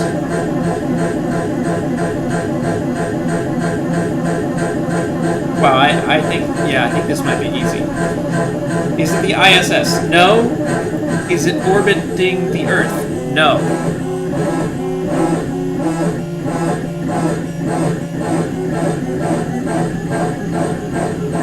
Is it Dragon? No. Does it take pictures? I don't know if it takes pictures, so I won't answer. Is it the Death Star? No. Elon Musk's car? No, I'm counting that. DM2? No. Is it in the solar system? Yes. Is it Voyager 1? No.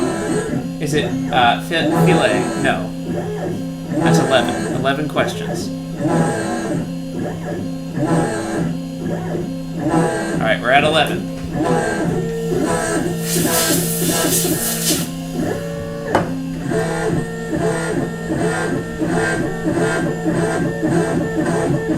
Jared, the topic is space.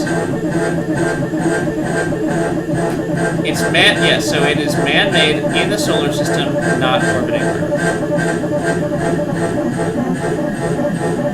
The questions can only be yes or no. Is it in a solar orbit? Yes. Does it come with lube? Unclear. Probably. Is it a research satellite? Yes. Is it the Parker Solar Probe? Yep. So Shrewd Trout gets it. It's the Parker Solar Probe. Alright, should we do more? That's kind of fun. I gotta make it way harder, though.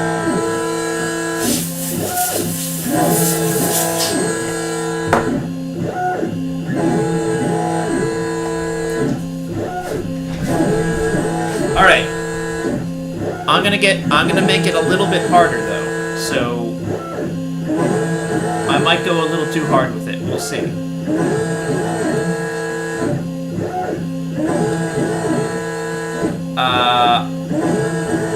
Okay, I'm ready. I'm ready. Go ahead. Here we go. Round 2.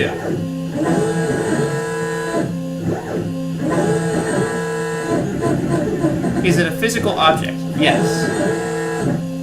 Yep, still space, Jared. So, physical object. Is it in the solar system? Yes. I assume. I'm pretty sure it's still in the solar system. It would be very surprising if it were not in the solar system. Is it currently in orbit? No. Man-made? Yes. Is it natural? No.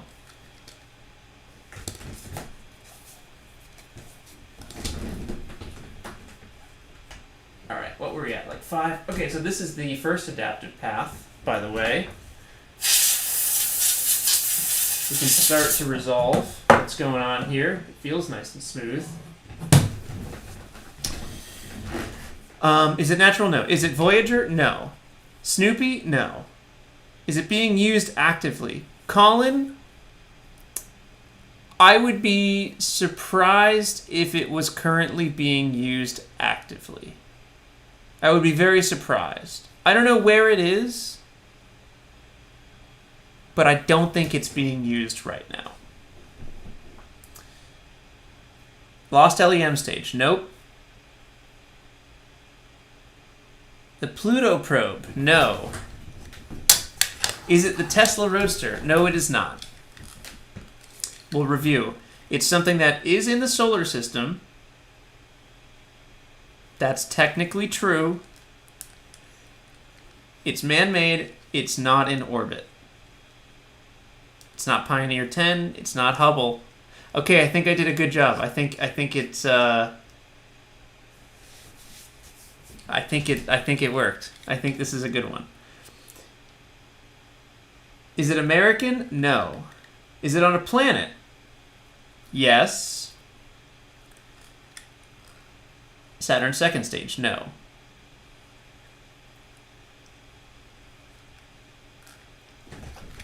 It's not American. Is it in space? No.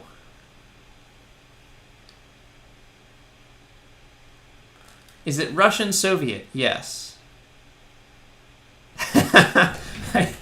I made this sufficiently hard, for sure. Is it on Earth? Yes. I would be very surprised if it were not on Earth. It's not the Buran. That's a good guess.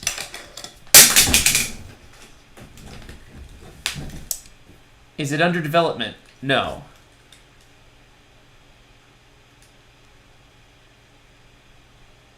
It is not the N1. It's not Vladimir Putin. Does it currently exist? Jason, I'm pretty sure it currently exists. However, there is reason to believe it could also not exist in one piece.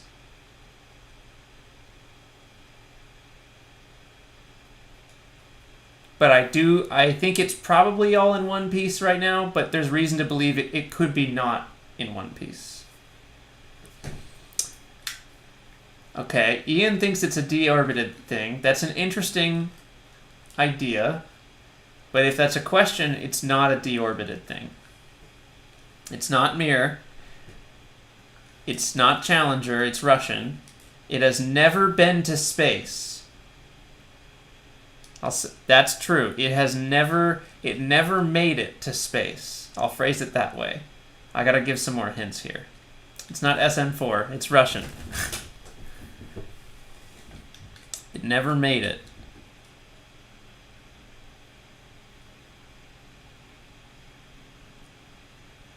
Alright, while everyone's doing that, I'm going to get this next toolpath set up.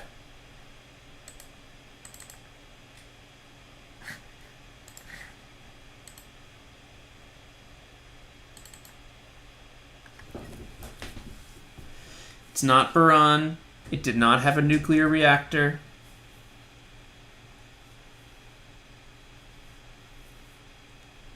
It's not the booster of that one failed Soyuz mission. That's a good guess, though. That's a good guess. It's not your alarm clock. Oh, Ian is close. It's not the proton that did the flip. It's not the proton.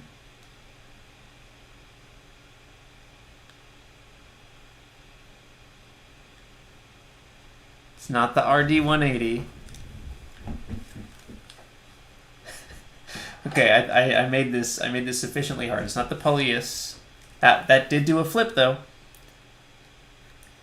It's not the Energia payload. No, that's all the same thing. Yeah, that's a good guess though. It's not Bearsheet. It's not the Electron. How many more guesses do I allow you before I call it and I tell you what it was? Let me give you a hint. You're all thinking in the macro sense of objects, when in fact there are many sub-objects. It's not a proton fairing half. There it is! Michael gets it! Michael! I feel like Michael's just very good at these games. The flipped IMU. The object was the IMU that was installed upside down. It's man-made. Did I say it's not in orbit? It never made it to space. It is on a planet. I'm not sure where it is, but I'm sure it's somewhere. I'm not sure if it's in one piece, but I bet it's probably in one piece. That was good. That one was pretty hard. All right. Here we go. Second wind, everyone. We need to get this next... Man, this looks great. We need to get this next tool path going. So this is the 16th inch end mill. And we're using rest machining.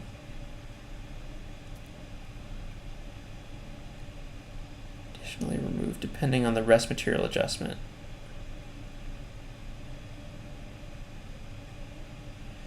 I don't know how many. It specifies the amount of stock to be ignored or additionally removed.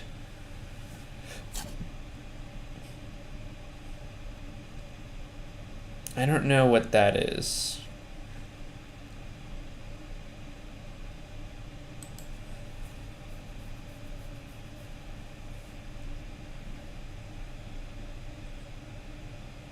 Am I switching to liquid fuel soon? Not really, is the answer. Not really.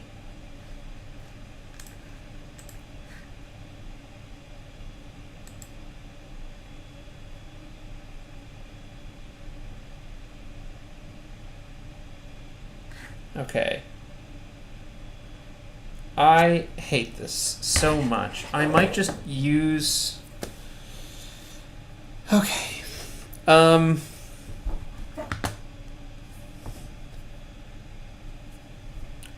Compensation for tool wear. Okay, so this adaptive thing is not working. Rest machining from previous operation.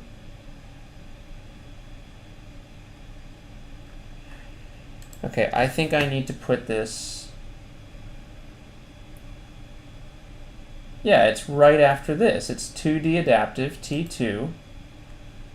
That's the previous operation. So what am I missing here? I'm missing the geometry, which is like whatever. Tool outside boundary.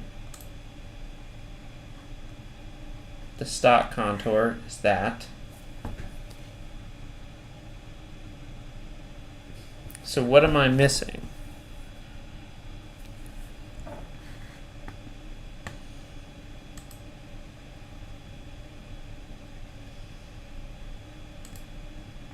From setup stock?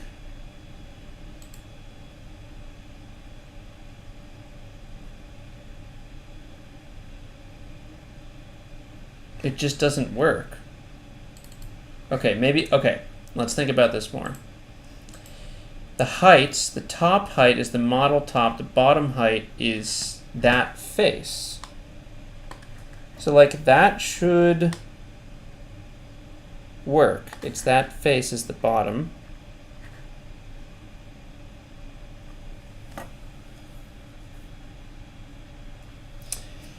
All right, does anyone have any ideas? What am I missing here?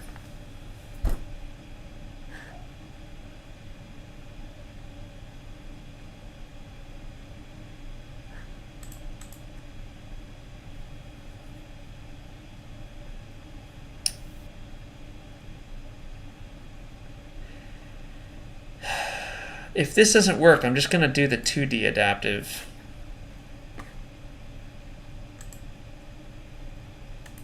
I'll just duplicate this. Oh, axial stock to leave? Maybe that's it. I kind of don't think that's it, but maybe that's it.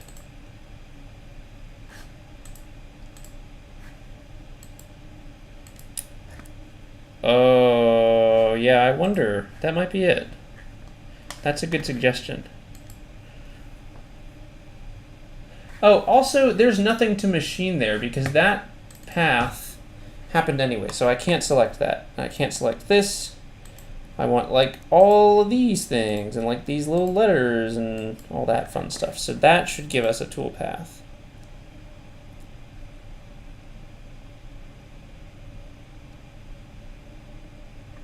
No, nothing.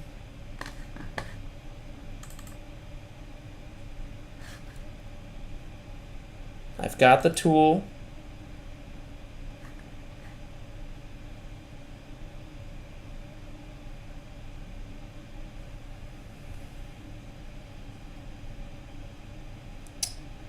Yeah, I'm on 3D. It should just work. I mean, everything should just work. Stock contours, and it's rest machining from previous operation. We'll try that again. I'm changing like 3 or 4 things each time, so there's a high chance that I just mess something up. Yep, nothing. Still nothing. The model is already picked in the setup, right? I'm just going to do a second. I can't do this. I'm going to do a second 2D adaptive, and I'm going to accept that there's going to be a little chip. I can't be bothered to mess around with this. I don't know what's wrong. We're going to do rest machining. I'm going to select the 16th inch. We're going to take it slower, probably by a little bit.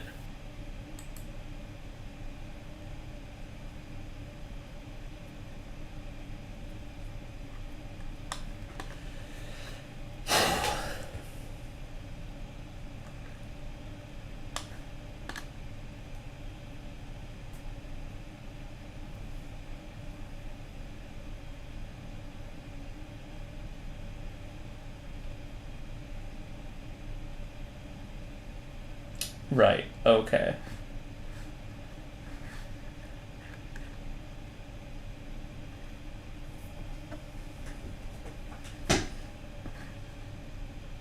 You know what I might do? Is one more of these, because I didn't clear out any of that stuff before.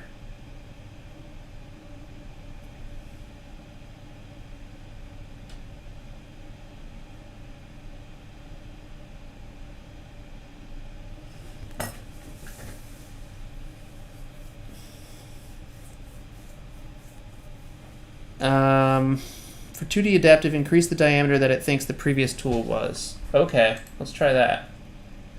If it thinks the tool is larger, it's going to clear more. That makes sense.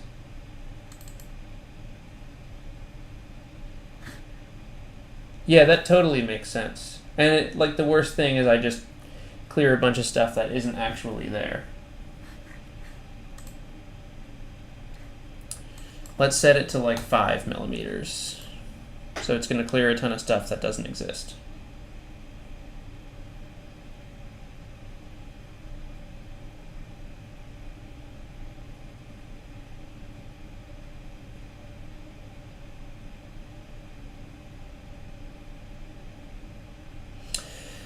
There it is. Okay. Oof. Man. All right. So that's great.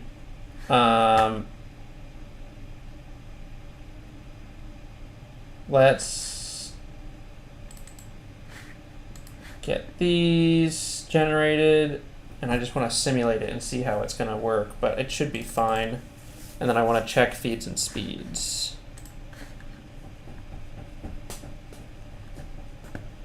Boy, this is taking forever. I thought we could get it done faster.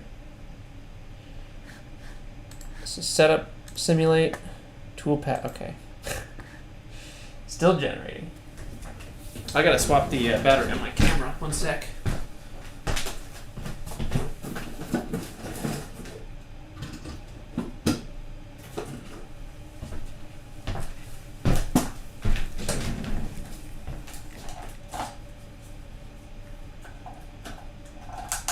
Okay.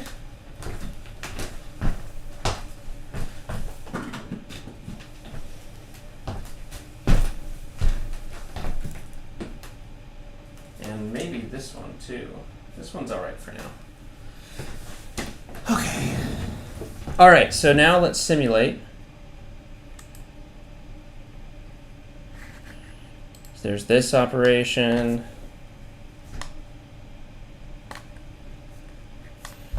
And then there's this one, which just cuts more things down. That's fine. Then there's that one. Okay, now we do that. Then we clear out a little bit more. And then finally we'll use the superfine one to do another one after this. Oh, geez. All right, so this is starting to work. Thank goodness. I want to take a look at the adaptive things for this one here. 2D pocket.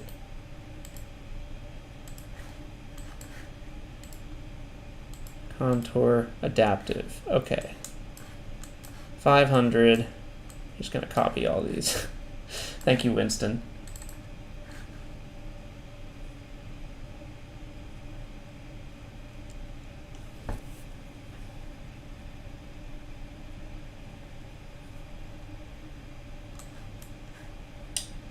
Increase it even more, there are islands. Okay, I'll look at that in a second.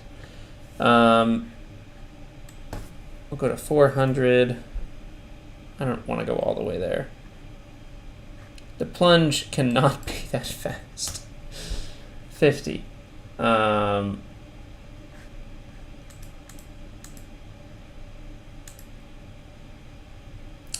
the optimal load is 0.2.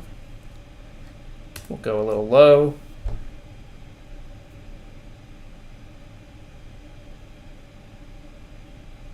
Smoothing.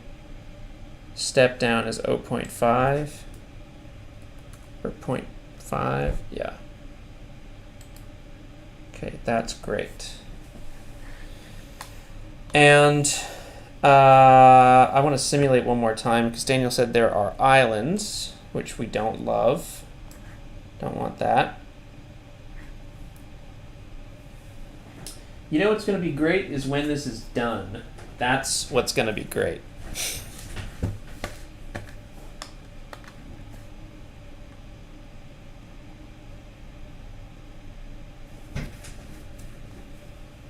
Okay, here we go. Simulate. Bop, bop. Oh, okay, hold on. Oh yeah, there's like an island there. All right, so let's make it larger.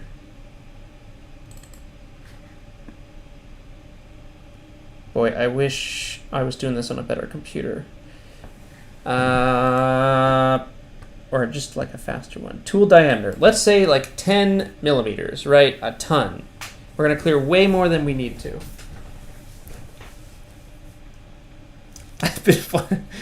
I've been watching a block of aluminum. Folks, once we get this set up, we'll do more 20 questions. I really like that. All right, so now we'll see how that shows up.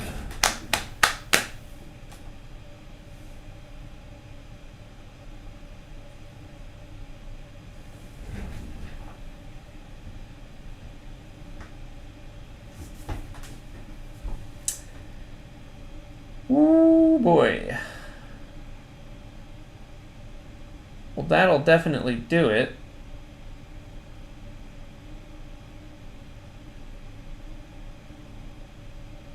Is it done?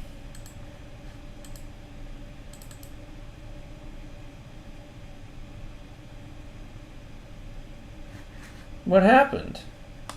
Fusion. Oh boy. Alright, I don't think we need to go that hard with it. Why don't we do 7?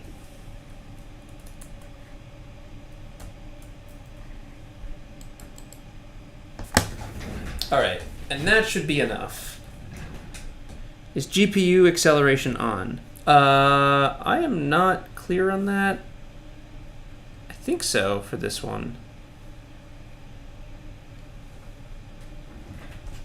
Alright, this is the toolpath. This is it. I can feel it. Yes. It goes like all the way in there. We clear out a bunch of stuff.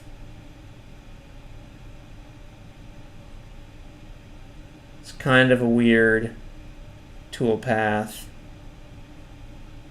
But I think that clears everything.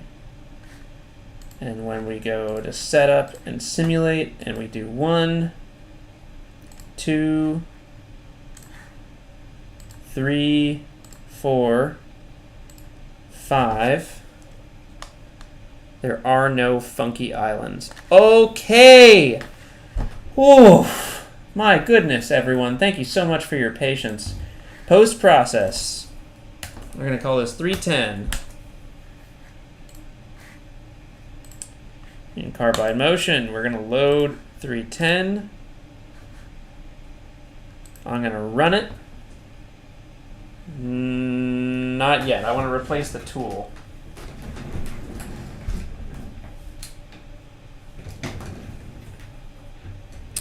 Okay.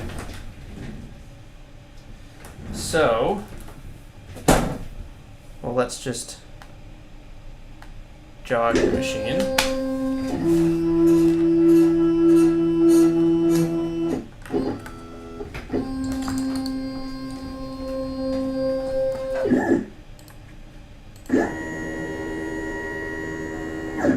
Okay.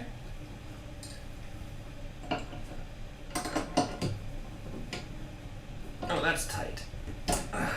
Whoops.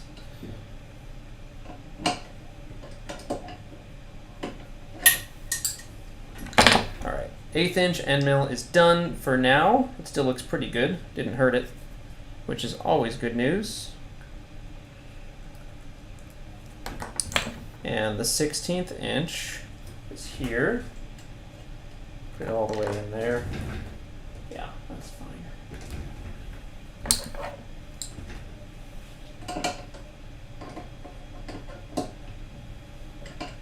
Here we go. Boom! Nice and tight. Done. Now let's remeasure the tool length, I think. Probe. Oh. Never mind.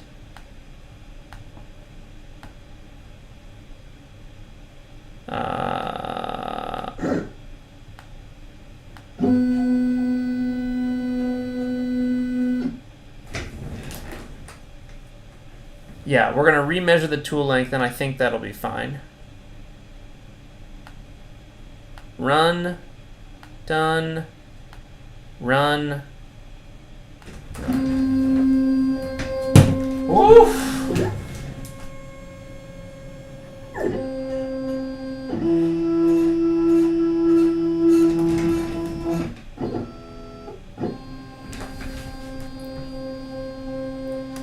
Okay, so it's going to ask me to change the tool.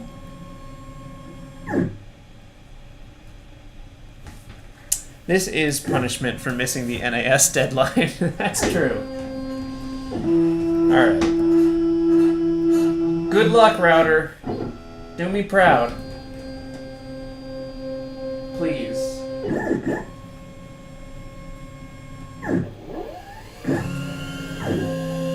I got my hand on the pause.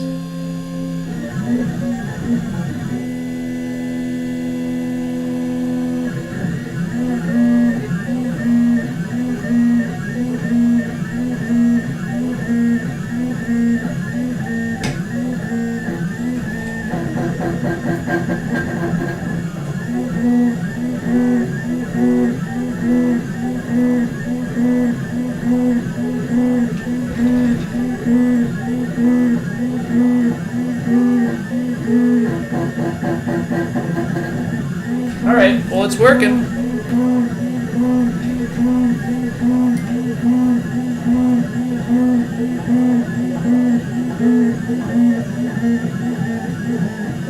Okay, 20 questions. I gotta think of something else now. Here we go.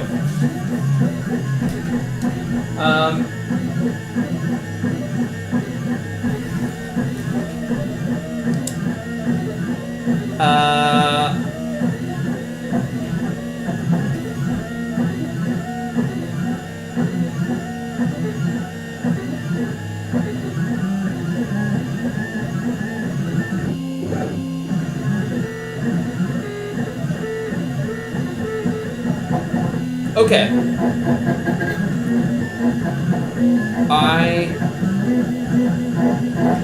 I know what it is. I know what we're doing. 20 questions. I have the thing in mind.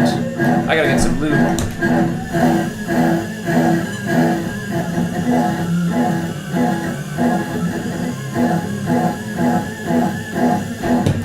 Alright, I know what it is. Go ahead and ask me the 20 questions. It's space themed, and everything else has to be yes or no. Oh, can the chat make it next time and we spam you so you can't see the topic? Is it a physical object? Yes, it is. Man-made? Okay. Yes, it is kind of man-made. I think I'm gonna call it man-made. Yeah. Is it in space currently? No.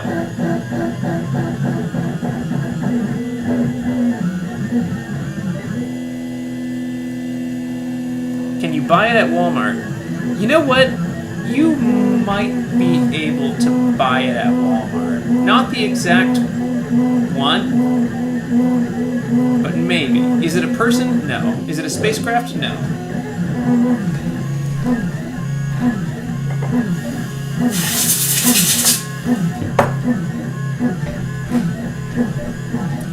Is it an orbit? No, it is not, Jared. Is it a movie? Nope. Is it a car? No. Is it smaller than your bedroom? Yes, it's smaller than your bedroom. No matter how big your bedroom is, it's smaller. Do I own one? No. Dehydrated ice cream is not correct, but it's actually, it's not crazy far off. Smaller than your PC? It's probably, if you have a desktop PC, it's probably about the same size. Can it fit in your hand? You need both hands to carry it.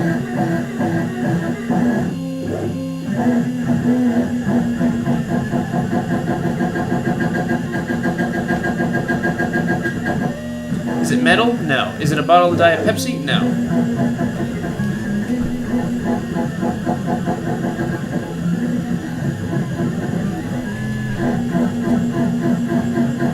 It's not moon rock.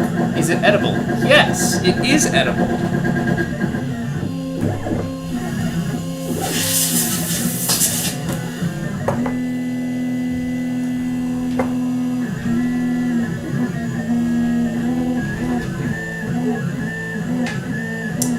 It's not carbonated milk.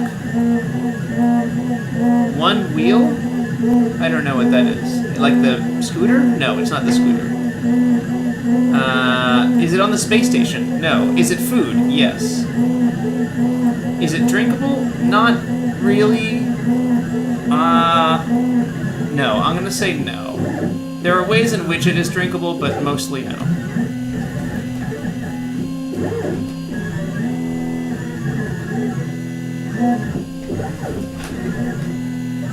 Is it Jell-O? No. Does it taste good? Yeah, to some people. To most people. It's not a blender. And it is space related, by the way. It is space related. It's not watermelon. It's not a moon pie. And it's not even like, oh, it's called a spacey thing. It's not called a spacey thing. It is very space related. It's not a blender. It's not tofu. It's not ice cream. Do we need a hint? I think we might need a hint.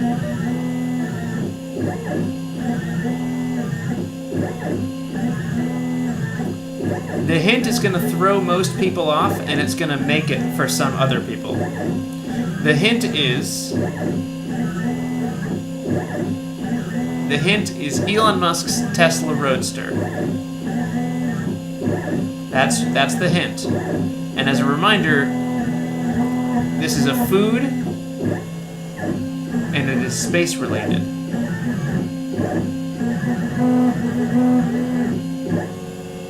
Oh, I think Jared's got it, but he has to be more specific.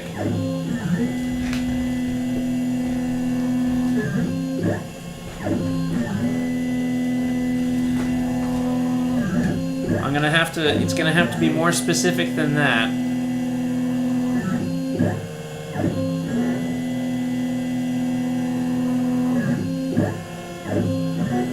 It's not moon cheese. Yep, there it is. Cheese Wheel COTS demo. The first time Falcon 9 flew the Dragon spacecraft, they flew a wheel of cheese on it. And they returned the wheel of cheese to Earth, so it has been in space. And that's what it was. Good job, Jared. Alright, let's take another look at this. Oh, jeez.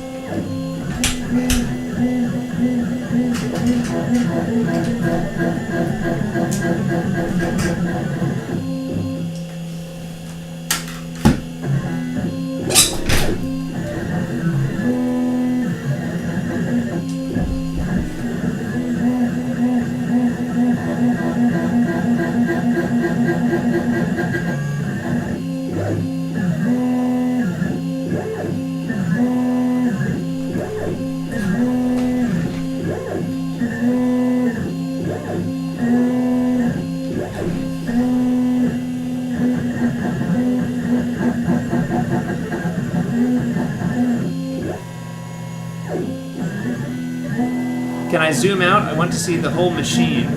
Let's do the, yeah, I'll zoom out a little bit, but...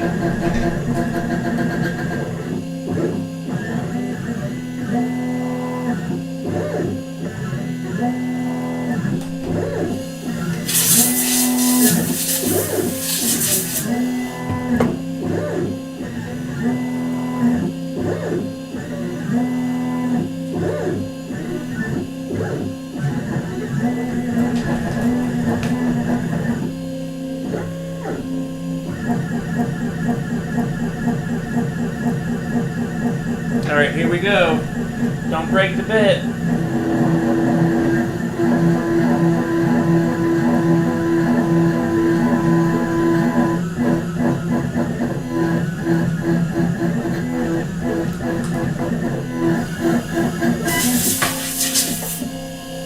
Okay, that's it.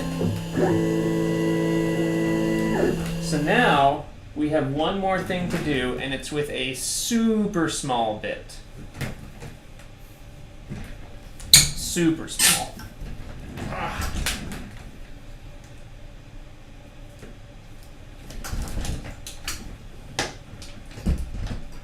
Super duper small. This bit is a 1/32 inch.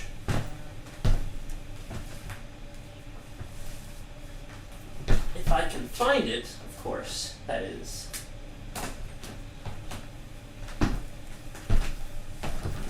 So, let's replace it.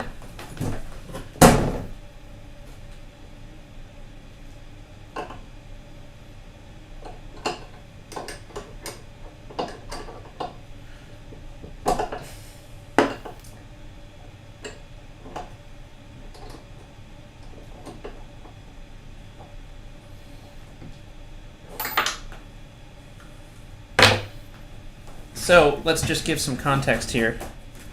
This is the well, here we go. This is the 1/16 inch bit that we just used. And then the 1/32 is this guy right here. So we're gonna get real small and real precise and real careful with it so as not to break it, because it would be extremely easy to break. So I think the optimal load is going to be like nothing.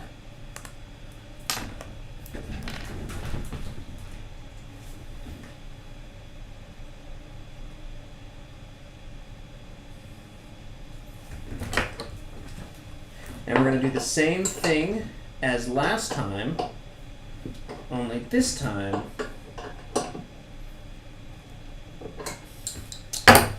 we're going to go, okay, here we go.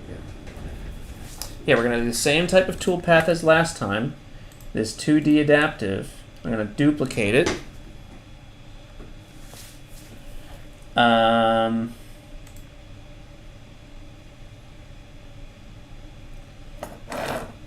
going to duplicate it. Boy, it really did a pretty good job with this here.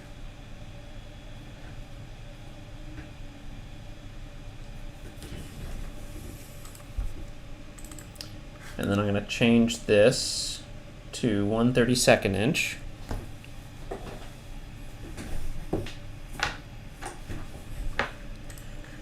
Select inch 1/32 drill. It's not really what I want. I guess that is fine.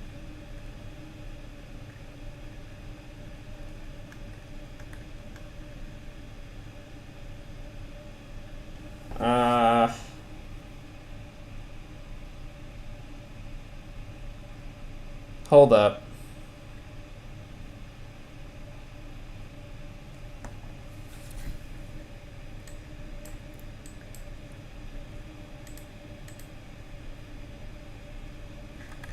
Are there any? Wait a minute. Is it flat? It's flat. It's a 1/32 inch flat end mill.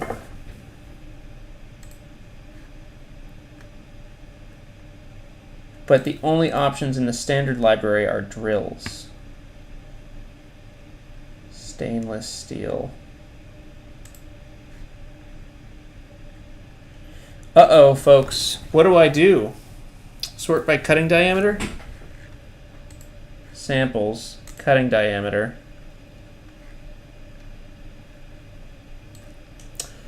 What is 1/32 inch in millimeters? 0.79.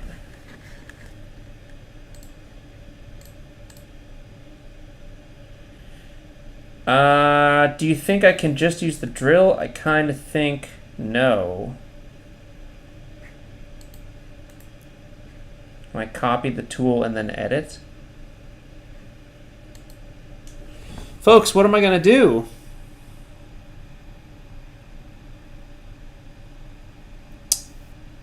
Edit the 1/16 bit. Copy. Local.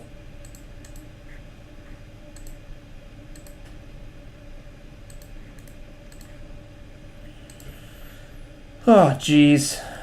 Paste tool 1/16 flat, but now I edit tool 1/32 flat end mill cutter. Oh, geez. Oh. Well, look. All I have to really change is the diameter. I guess I have other information on it. Joey B out here learning way more than he wanted to today.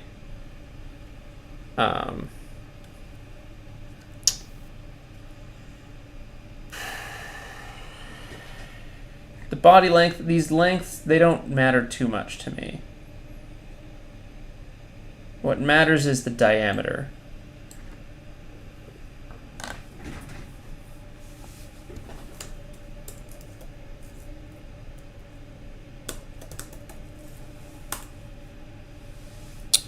One 1/32 is 0.032033125. Diameter and shaft diameter. Right, so the shaft diameter is 1/8 inch, not 1/16 inch. the shaft diameter, 1/8, 0.125.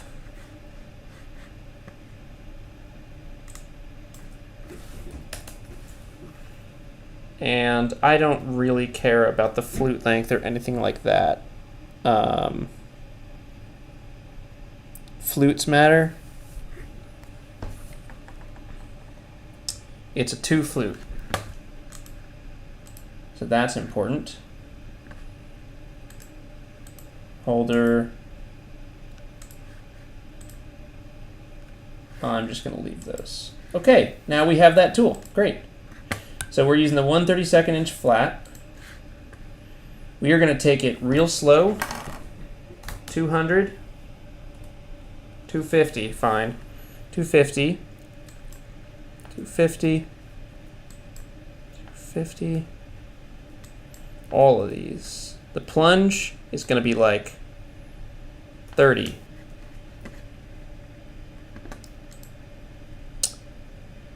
I have the geometry, rest machining.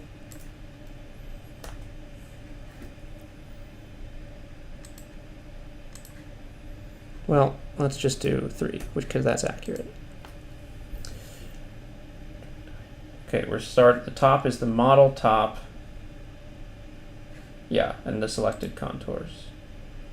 The optimal load on something like that, 0.2 millimeters.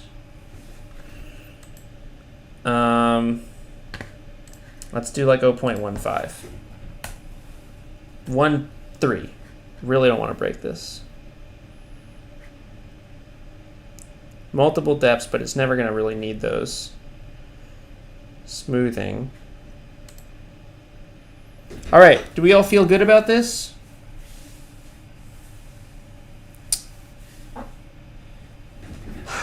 Let's try it. I think it's going to take forever to generate, which is a super fun thing, but let's try it.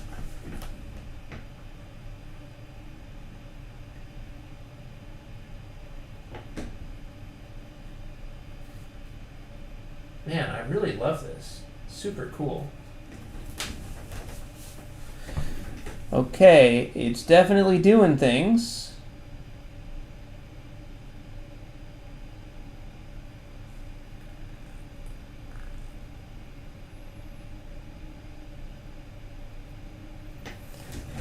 I think it's working. It's hard to tell if this will really work out. And I really feel like I'm going to break that bit, man. I really feel like I'm going to break that bit. Should I try it?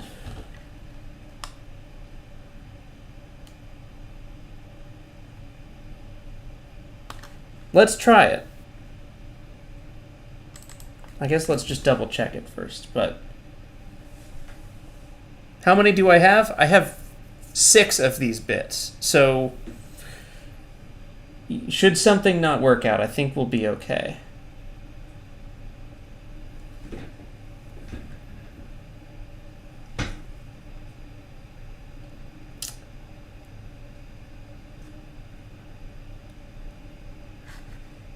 Let's go like 220.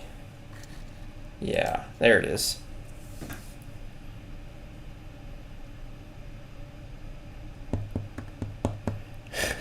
Here's hoping the bit stays in one piece. How about it? Post-process. We're going to call this 311. Okay. 311. I've already changed the bit. I want to remeasure the tool length.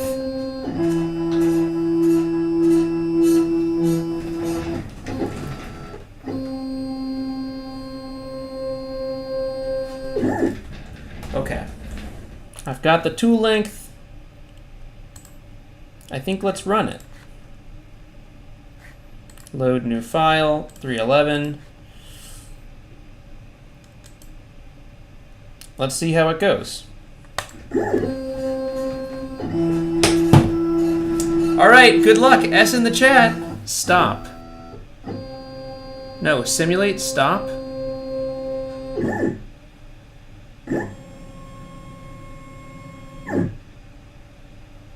All right.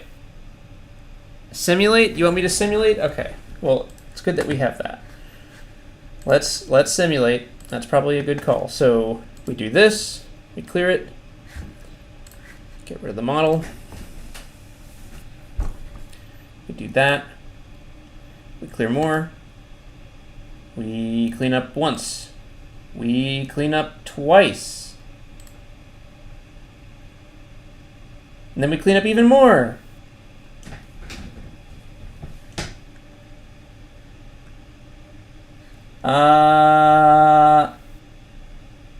Well, that's not right.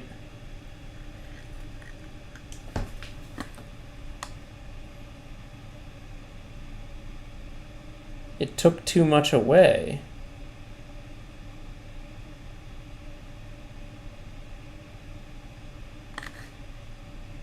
Okay, guess who's glad they simulated?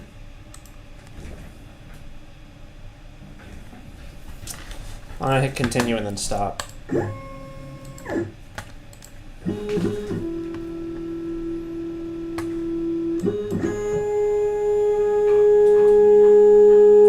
Woof.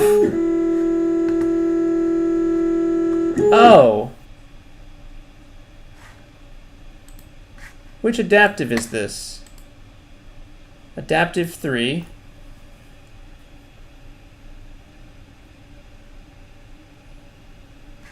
Oh my gosh, open it.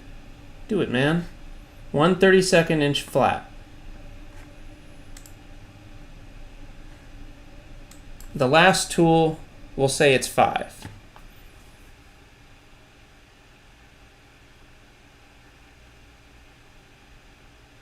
Do I have to select like all the individual things?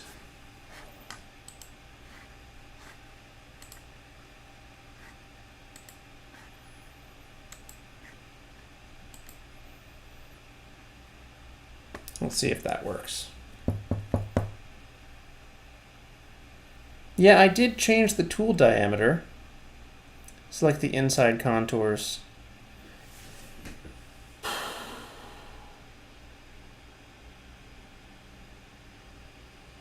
I wish it would just do it for me. Let's see if that works.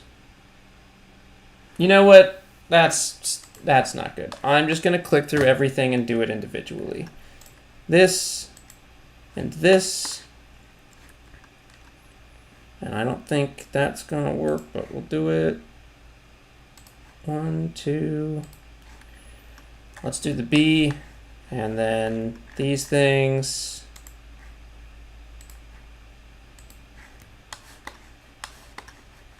And then the 3 to make sure that works.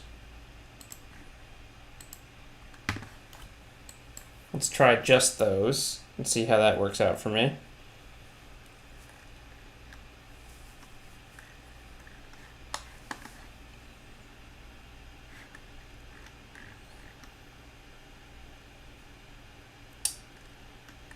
Okay, and if I were to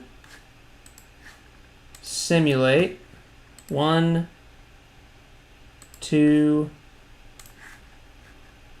3, 4, clean up 1, and then here's the last one. Okay, yeah, it cleaned it up. This is a load of baloney because I didn't select the other contour there, I think. You know, beyond a certain point, like, I just don't have the tools to get in there. I didn't really spec it out very well. All right. Let's see how this works out for me. I'm going to select all these other letters. 1, 2, 3.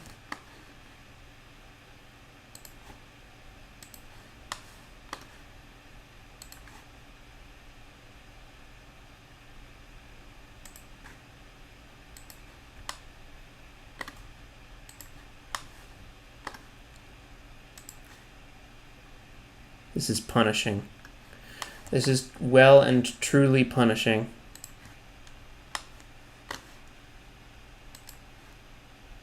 This is why you pay people to do the machining for you.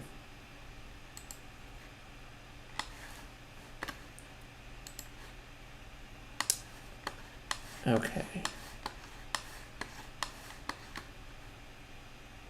Or you get good enough at it yourself that you don't spend 3 hours trying to figure out how to clear one thing because because you're me. All right, there we go. And I just need to get these other things up here. Make sure I don't want to forget those, even though there should be nothing to actually clear out here. Just want to have them selected. Same thing with that. Okay. Inside of the 4. Shoot. I missed it, didn't I? I missed it.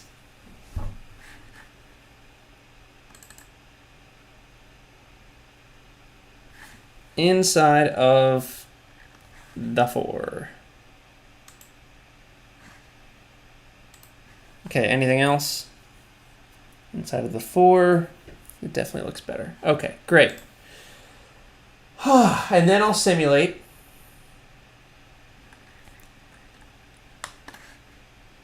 I'll wait for that to generate. Man, this is something else. Oh, look, I've got flux on. Let me turn that off. Quit. There we go.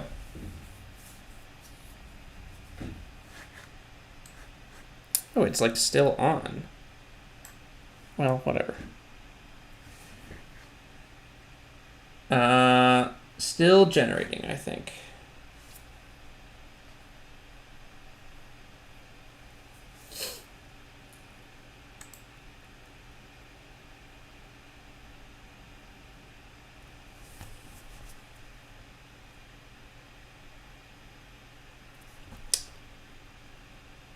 Oh, it's mad at me. Come on, man. What are you mad about? Toolpath generation was aborted by the user. Okay, try it again then.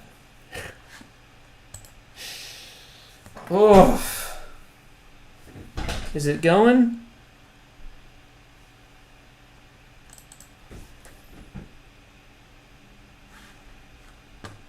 All right, I'll change one thing so that it has to regenerate the toolpath.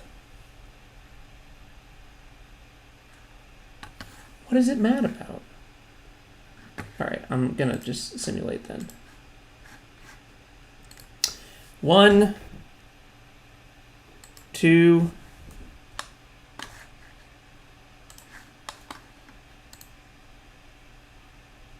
3, 4, 5. Okay, that looks good. It's never going to clear out most of the BPS, but that's fine. 5, 5. Okay, that's it. That's what I want. Great. I'm going to take this. We'll turn back on the model. I'm going to post-process. I'm going to call this 312. Save. I'm going to load 312. And then finally, I'm going to run it. Oh, jeez. Here we go. Here we go. Second wind.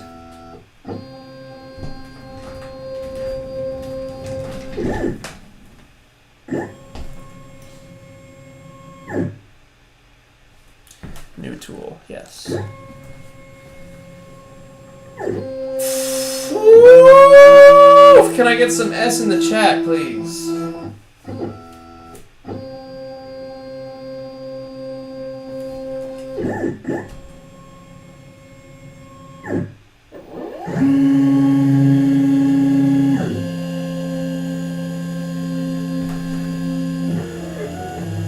Okay, it's going.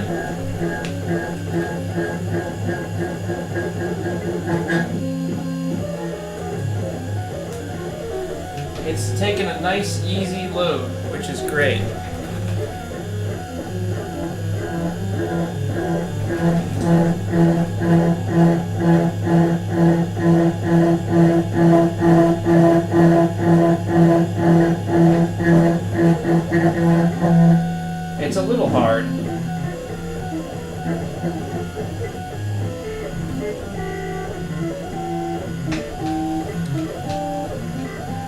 Oh yeah, 20 questions. 20 questions. 20 questions, but the chat makes the topic. Do it. What do we do for a topic, chat?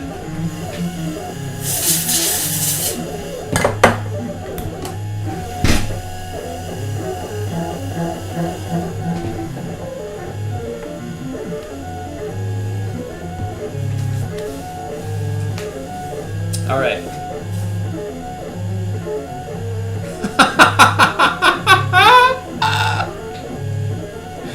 I want to thank the Discord for doing this. This is one of truly the best things to come out of the Discord. Oh, that is really wonderful. Thank you guys so much. Okay. Fire trucks, Orange Rocket, Doug Hurley, countries in Southeast Asia, canned air. I think it has to be space. I'm keeping it as space. I don't know anything else. We could do music, I guess.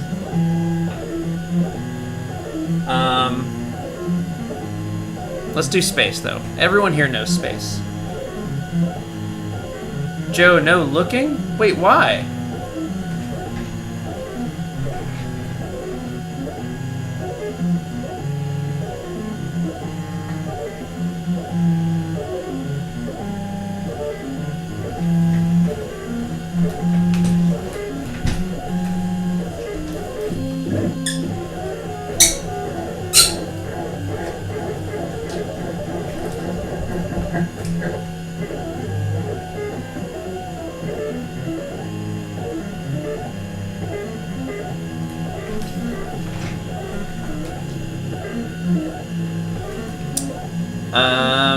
Alright. Here we go. Space trivia. No, rocket trivia. A little different. Rocket trivia. No, rocket 20 questions.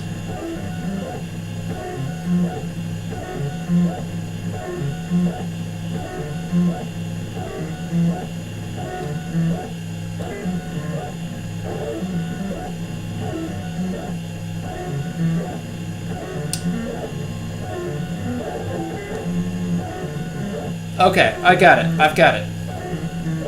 Rocket questions. Here we go. It's rocket 20 questions. Or no, it's space themed 20 questions. That's the final answer. Space themed 20 questions. I'm ready for the first question.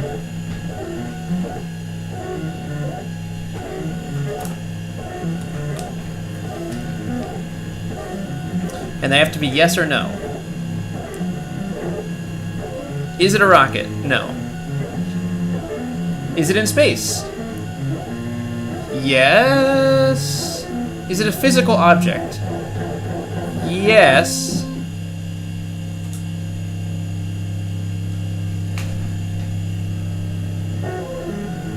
Has it flown? Yes.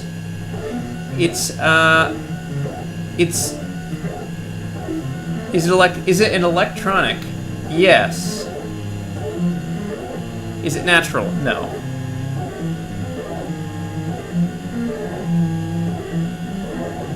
Is it on another planet?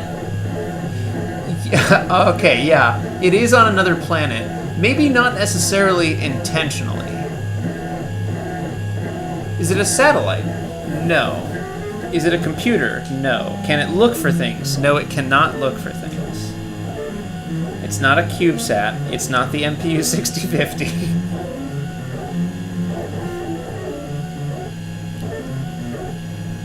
It's not the Mars Climate Orbiter, but it might have been. There might have been multiple on it.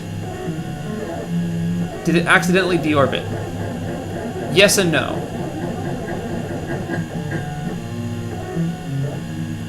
Is it a part of the Mars Climate Orbiter? Yes, but it's not exclusive to it. Cassini? Sure, probably.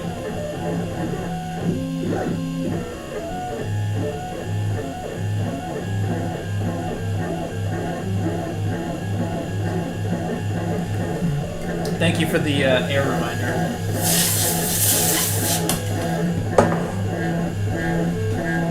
Solar panels. No, good guess, Jared. RTG? No. Also a good guess. Let's get more specific about what it might do and what it might not. Do I have a good wine pairing with CNCing? I do not have a good wine pairing. I do have some Trulies though. I got some Truly seltzers. If this goes well, we can turn up.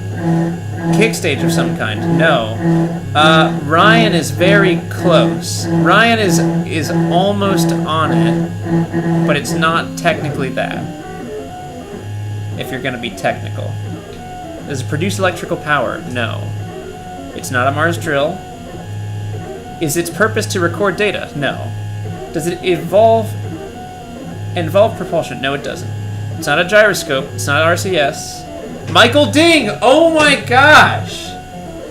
Michael Ding for the win. I don't know what it is with you, man. You have an uncanny ability to win these things. It is a control moment gyro. That is incredible.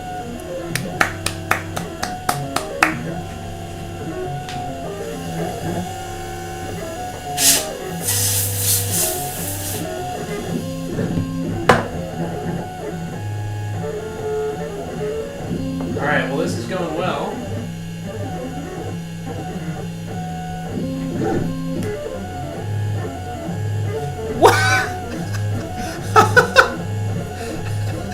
Braden, what? Michael is so sweaty right now. Trust me, I just asked him. What? That is amazing. There you go.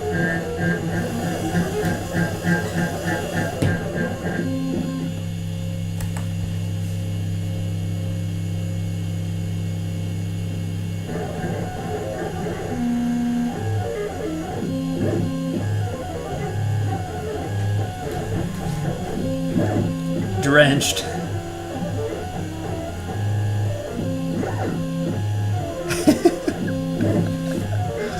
Alright. I'm doing it. I'm gonna pair the wine with the CNC. I'm gonna grab a Truly seltzer. It's not wine, but I'm gonna count it. This stream has been going for 4 hours and 30 minutes, and I think I've earned it.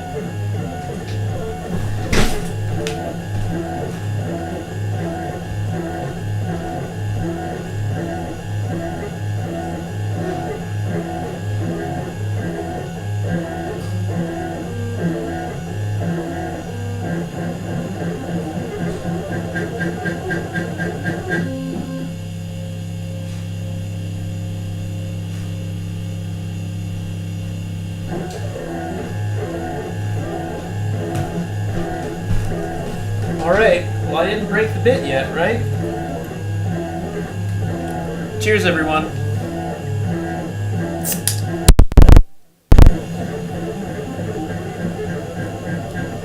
You know what I realized like a week ago? Truly is way better than White Claw. This is about the most white thing I'll say, but Truly is far better than White Claw.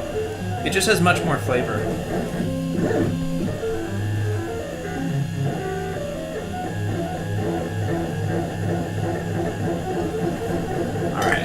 There.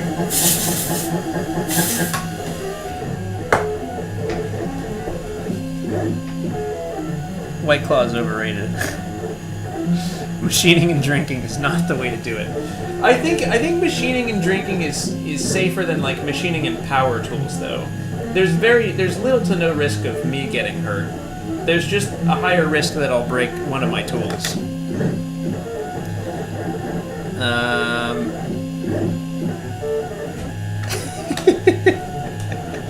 Joe Wakefield, that's a good point. That's a good point. It's better than everything else just for the memes.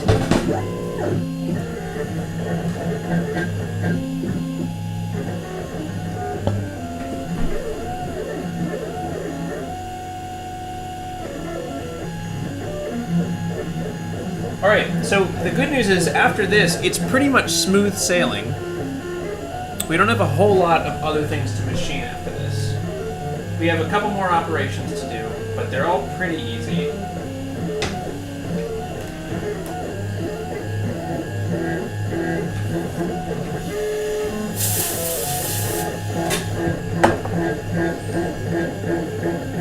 Someone asked 1/32 inch end mill, and that's correct. I think now we're maybe getting the 4.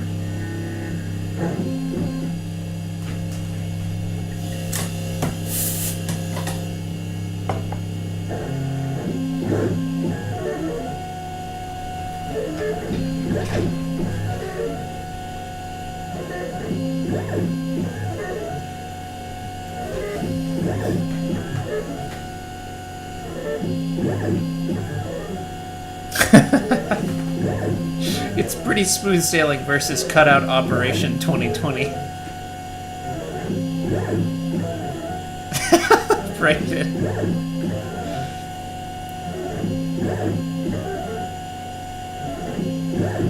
I got my yoga pants, man. You know what? I am kind of a basic white girl though. I love fall. I love the pumpkin spice latte. Although you know what? I've betrayed it. I used to love the PSL, and now more than that, I hope they bring it back this year. Is the what is it? It's like the pumpkin. It's some other pumpkin thing, but it's like the pumpkin latte. It's not the pumpkin spice thing. That's all sugar. But they do like pumpkin flavored coffee, and they do it cold, and it's really good. It's like the ice pumpkin mocha or something like that. I don't know. It's very good. Air the CNC. Thank you.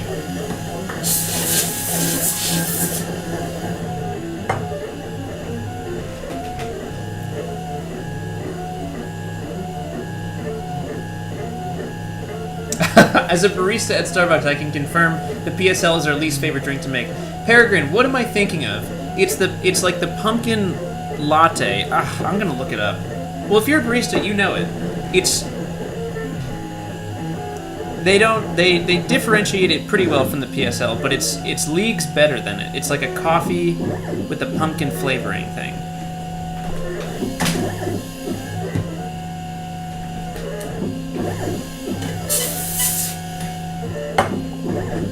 The pumpkin cold brew!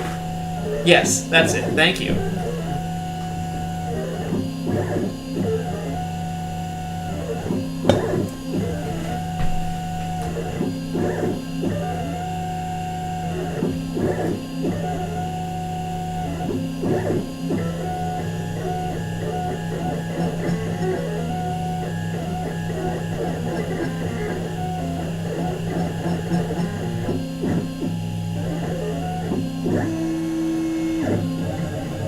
Here comes the O.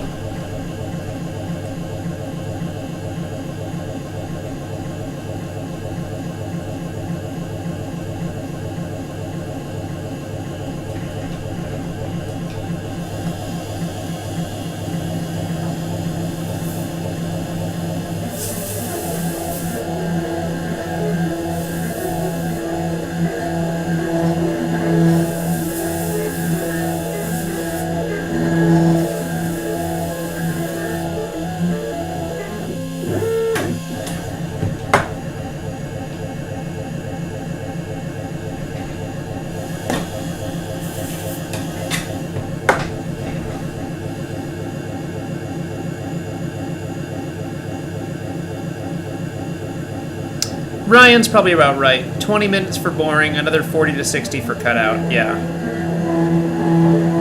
That's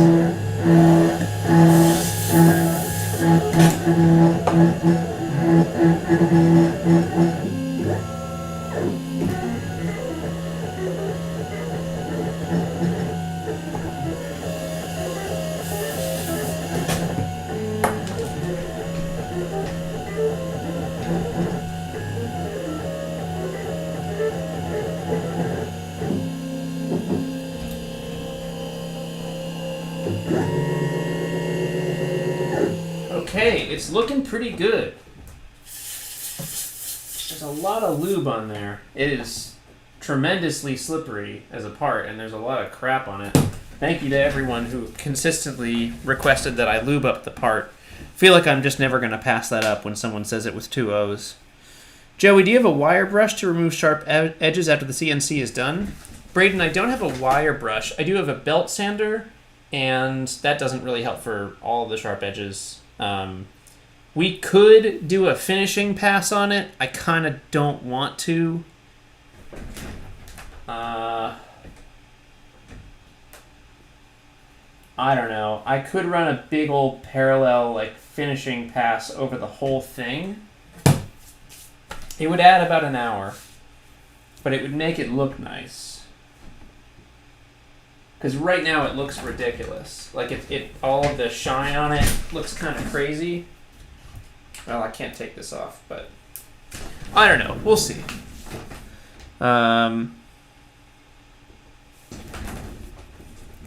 Lube, please. I know you're not operating the machine right now, but what'll it hurt?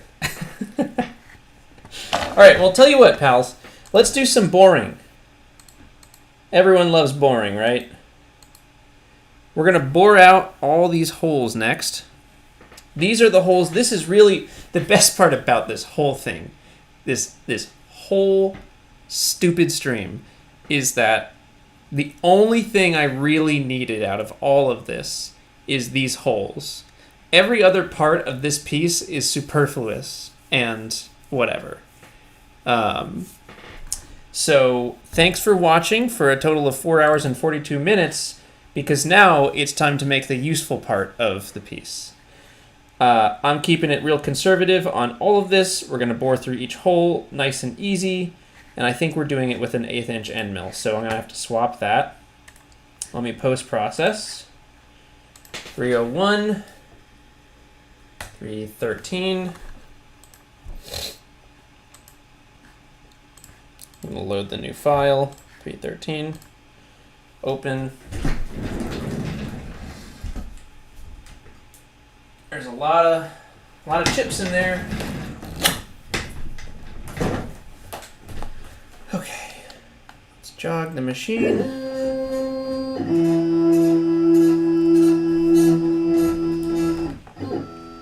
I think it's all 1/8 inch after this.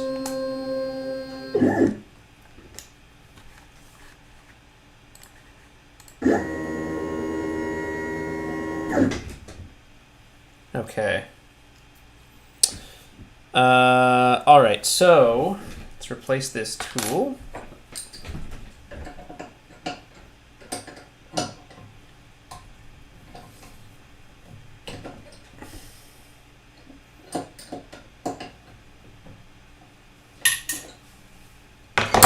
I'm really glad this worked. I was super worried about it, but I think as long as we just take it really easy, it seems like we can be safe with it. Here's the tool. Super tiny.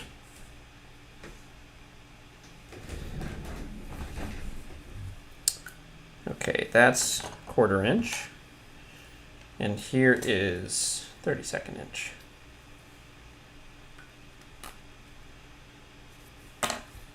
All right, this guy goes in here.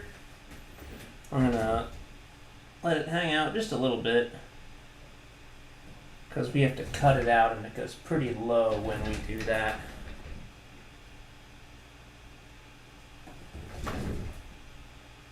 Yeah, we'll see how that feels. If it ever gets close, then we'll talk. But okay. The mill is in. We're done. We need to run 213, 313. Let's run it.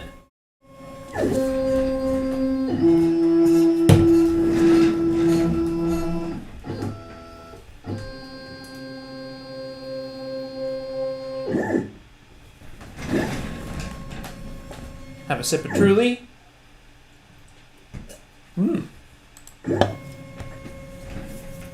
I've got wild berry today. That's what we're sporting, is wild berry.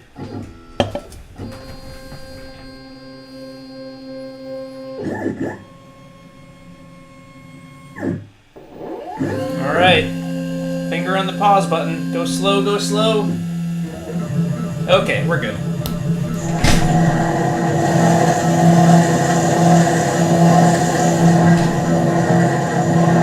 It doesn't love it.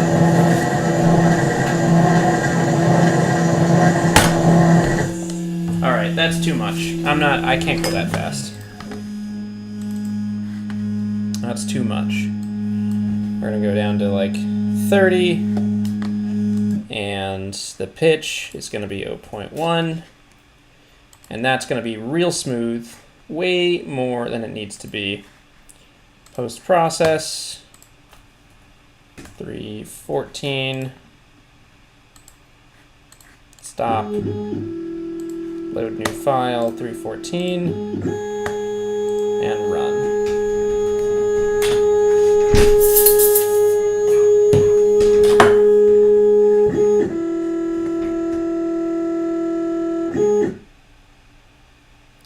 Do a finishing pass for the boring operation. So should I do stock to leave? Just like a little stock to leave there, and then do a finishing pass. We could do like 0.05 millimeters, and then we'll just do a real quick second boring operation. Yeah. Is that how you do it? You just do two different operations, one after the other. One of them has stock to leave, and then you duplicate. And on this one, I'll do a higher pitch, like 0.3, and a higher plunge, like 50. I don't know if the plunge makes a difference here, but it won't have stock to leave, right? It's all radial.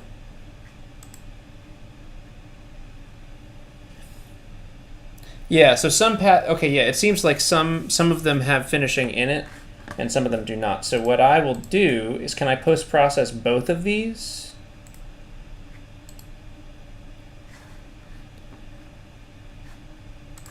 If I select both of them, will it do them both? 315. I guess we'll find out.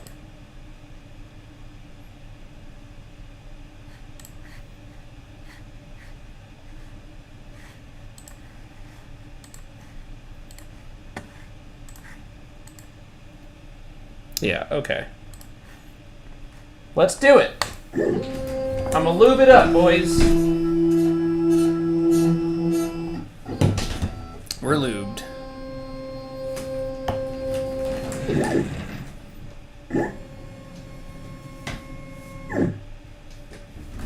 Continue.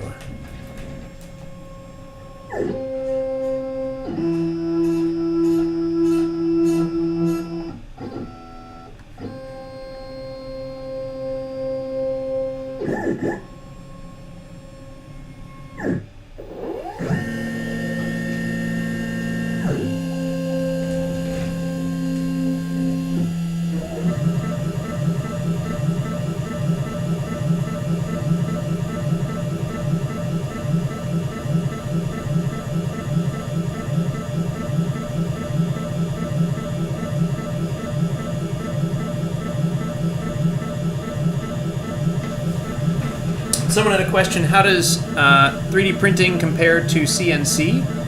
So I don't know if I have a good enough read on that yet. CNC, okay, that's fine.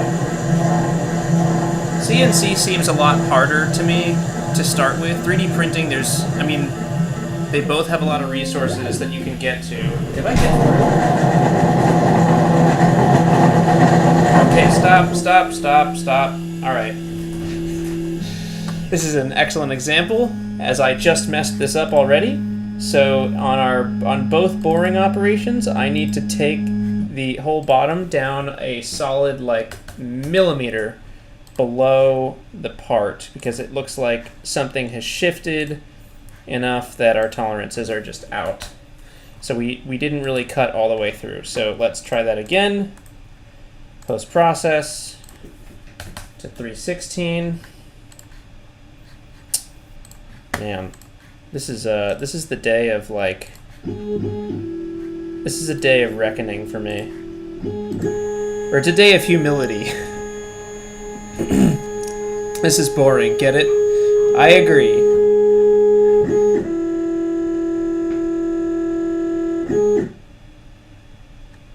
All right. I've loaded the new file. Let's run it. Here we go. Oh, you know what? We did cut all the way through. Never mind. It's whatever. Now we'll cut even more all the way through. We have like 4 millimeters to cut of pine to cut through, or plywood. Anyway, the question being, how does CNC compare to 3D printing? I think CNC is more expensive, and especially because of the stock material cost, and it seems harder. But it's also... Well, I don't know. It seems kind of badass if you can get it to work, which I can sort of get it to work. Alright.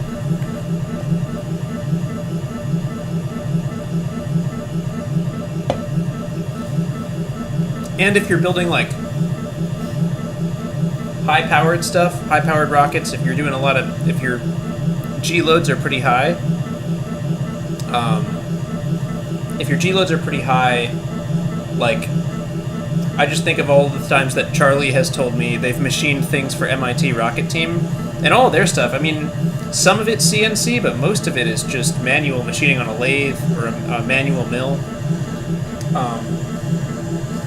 They do a lot of that. Okay, so now we're in the pine. You can see the pine coming out there.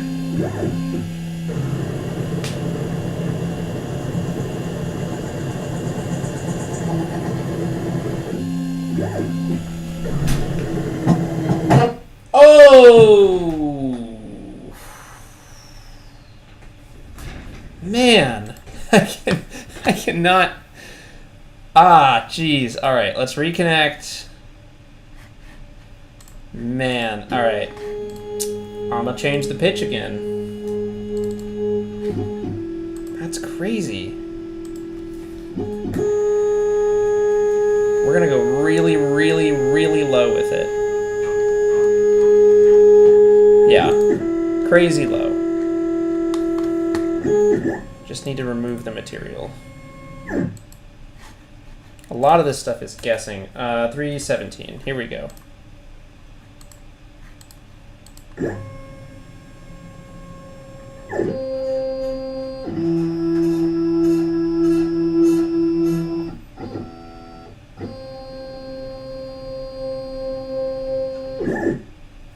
Daniel's right, but I'm not going to switch bits. I'm going to do it with the 1/8 inch bit. I've made up my mind. All right, here we go. We're gonna load 317 and run.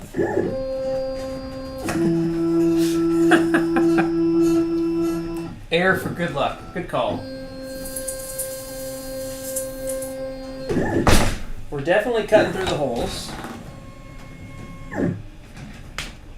All right, tool change.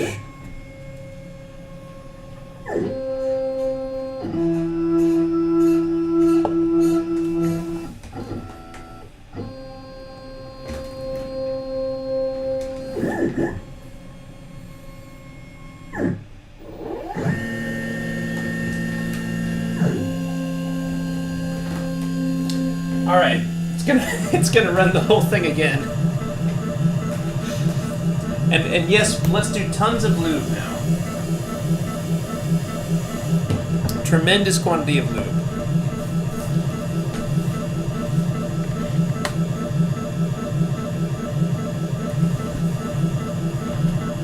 This is the most metal thing I've ever seen you do.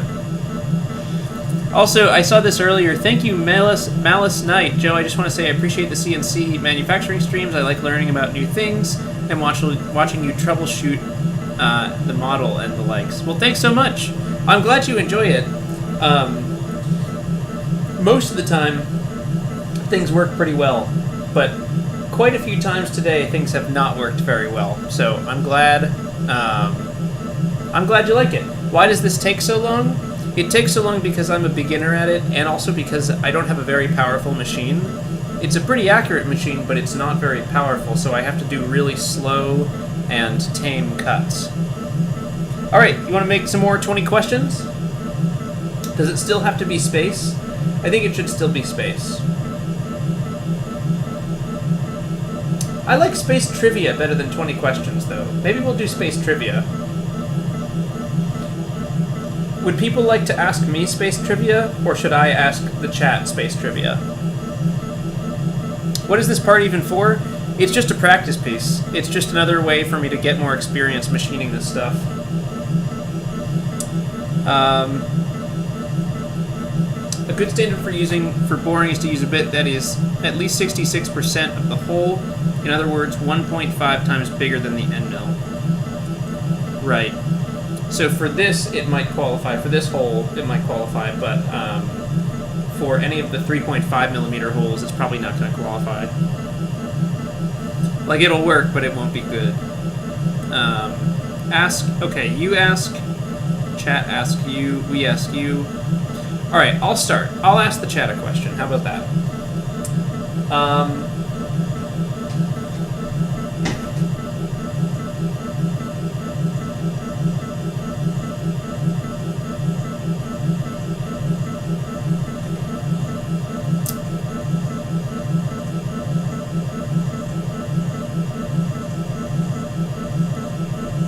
Boy, I feel like I've done a lot of things before.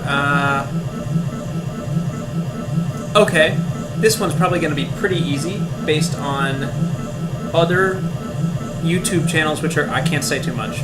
This one's going to be pretty easy if you are on YouTube a lot. Often. Wow, this is really overkill. Okay, and the question is, for the NASA Commercial Cargo Program, there were two providers. One was SpaceX. What was the other provider? Oh, I'm sorry. There were several providers. One was SpaceX, one was Orbital ATK, but there was another one that wasn't Orbital. What was it?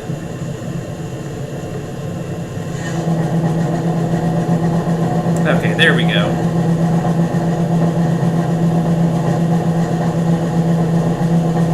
I think J.R. Kraft gets it with Kistler. Rocket Plane Kistler was the other one.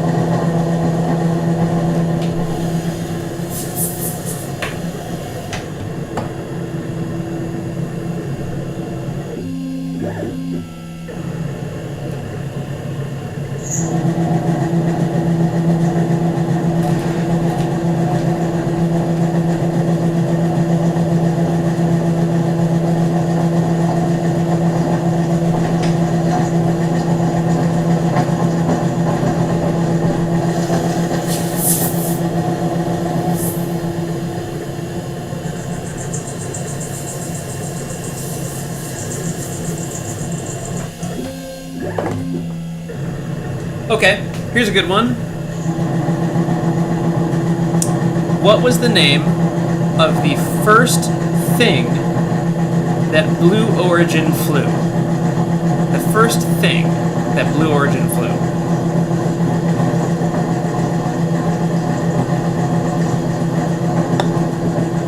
Not New Glenn. Definitely not New Glenn. Okay, Goddard. I think Flyover gets it with JR in close second. Andy Levine with Your Mom is not quite correct, but thank you for the suggestion. Yeah, Goddard is correct. Their little hopper, Goddard. And for bonus points, what company manufactured the propulsion system for the Goddard hopper?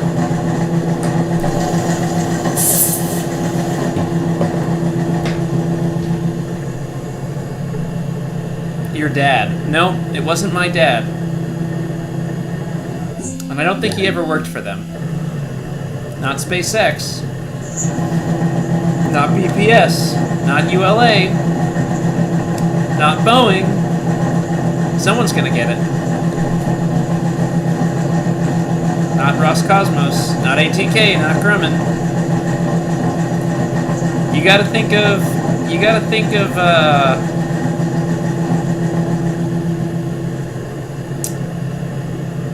wow, no one is getting that.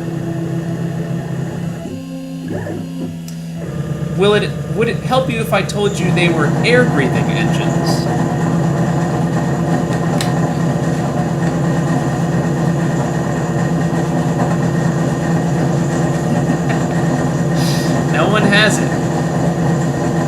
not Boeing.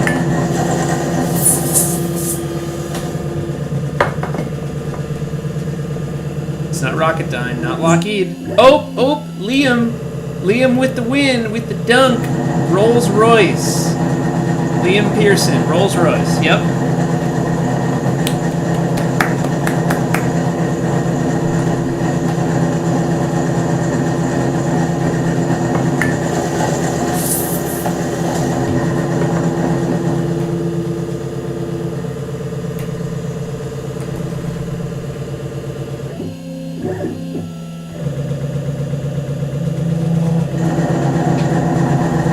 All right.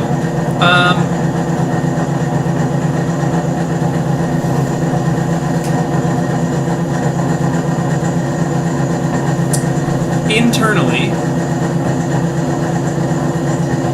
Okay. New Shepard is called New Shepard. Everyone knows that New Shepard is called New Shepard. Internally, within Blue Origin, what is the name for it? When they reference it on the stream or anything like that, what do they call it? You can give me either the letters or the actual name.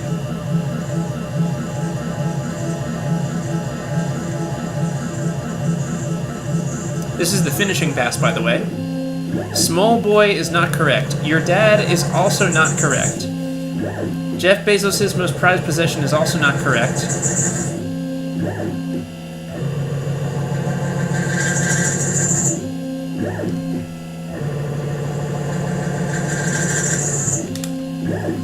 PP very large is not correct. It's not NG1.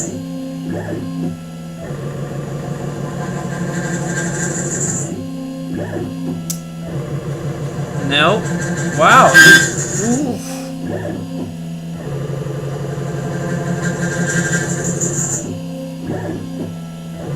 Someone's gonna get it.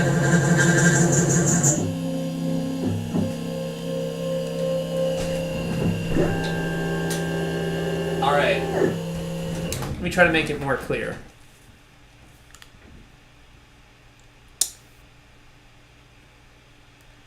On the stream, you could call it booster, right? You could call it booster. But what's like another name for booster? It's 2 words. And you'll hear them call it out sometimes on the stream. It's 2 words. You can give me the 2 letters, or you can give me the 2 words, and I'll count it either way. Not first stage, not thruster. Sorry, I went to the bathroom scene there. Okay, so now we have an adaptive toolpath to clear out this final big hole here. And I think the settings are like pretty tame on it.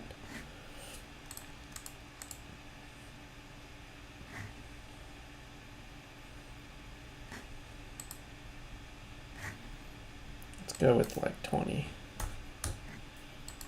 Okay. Now we'll post-process.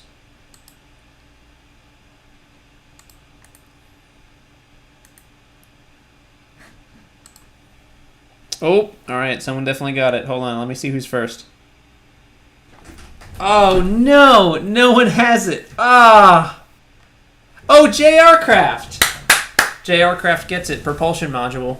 They call them PM. So you'll hear it sometimes. They say like PM1 or PM5 or whatever.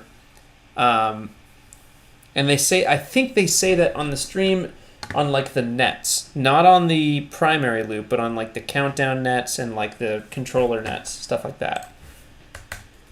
They call it propulsion module. That was a weird question. TBH. All right, 2D adaptive. Oh, you know what? Let's go further through there. Bottom is going to be -1 millimeter.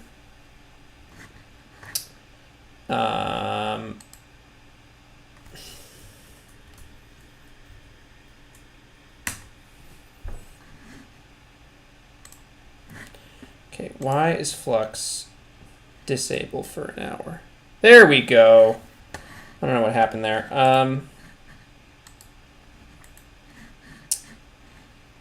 Post-process. We'll call it 318. And this is one of the last operations we have to do apart from cutting it out. But there we go. We're going to load a new file, 318. It's a lot of files.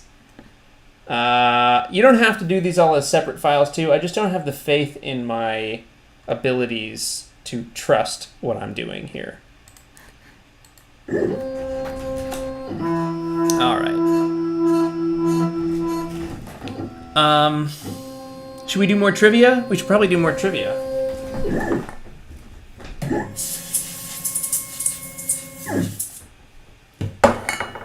Tool change required.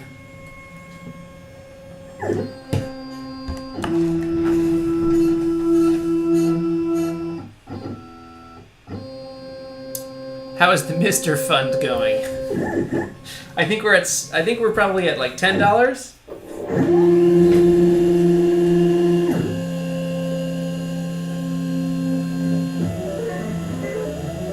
Oh boy, well we're starting nice and high up, aren't we?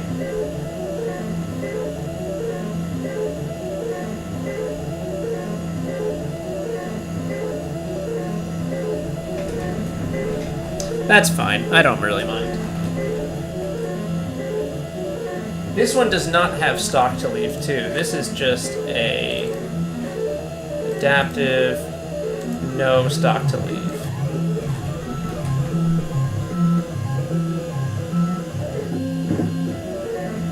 Wow. What?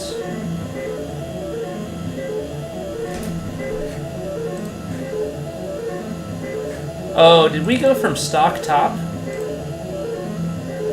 No, top height is modeled top.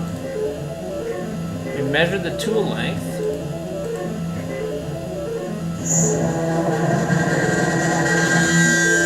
Huh, that's weird.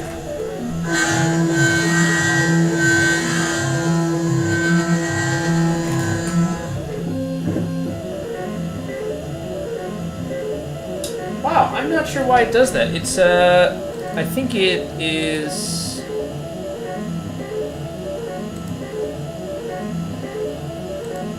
Where's the option for keep tool down?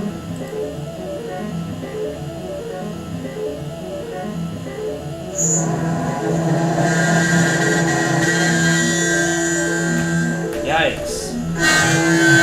Yikes! Wow, this is weird. This is a weird thing, man.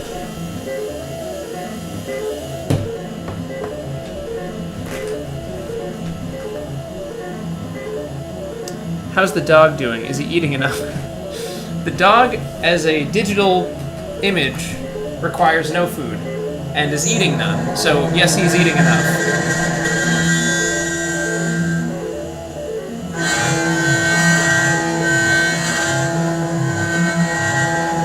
Well, I don't like this, but it'll work, so I'm just gonna let it run.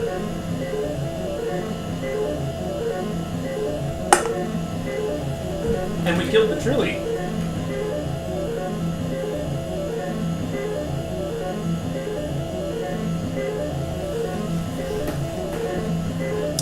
All right, more trivia maybe?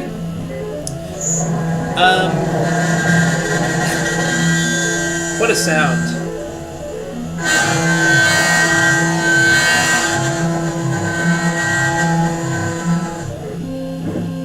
Probably need some air.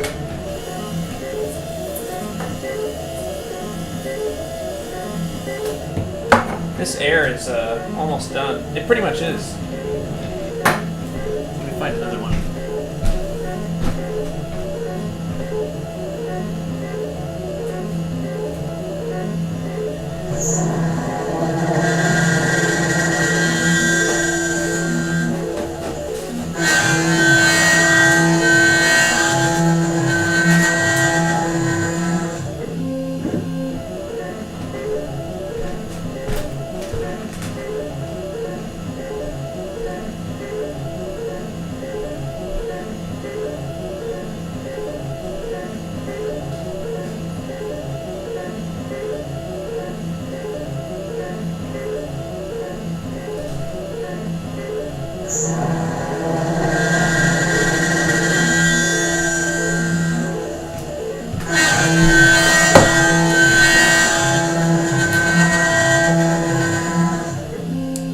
Got more air. This beat kind of hard though.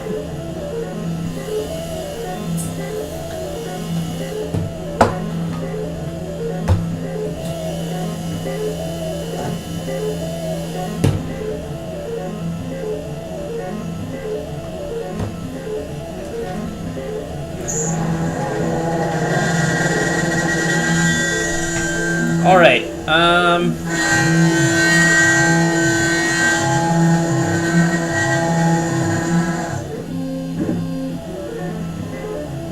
Who was the first company to have a spacecraft they produced reach the ISS?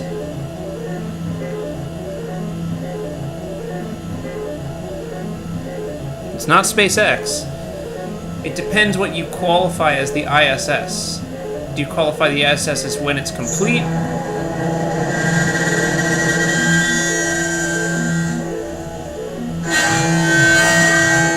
I mean, it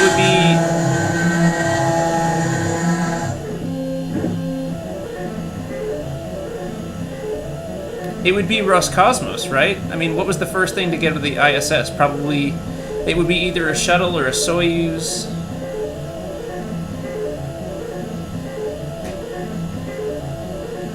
It might be Northrop Grumman. And it could be North American Aviation, which would be the shuttle. I think it depends on how you define when the ISS becomes the ISS.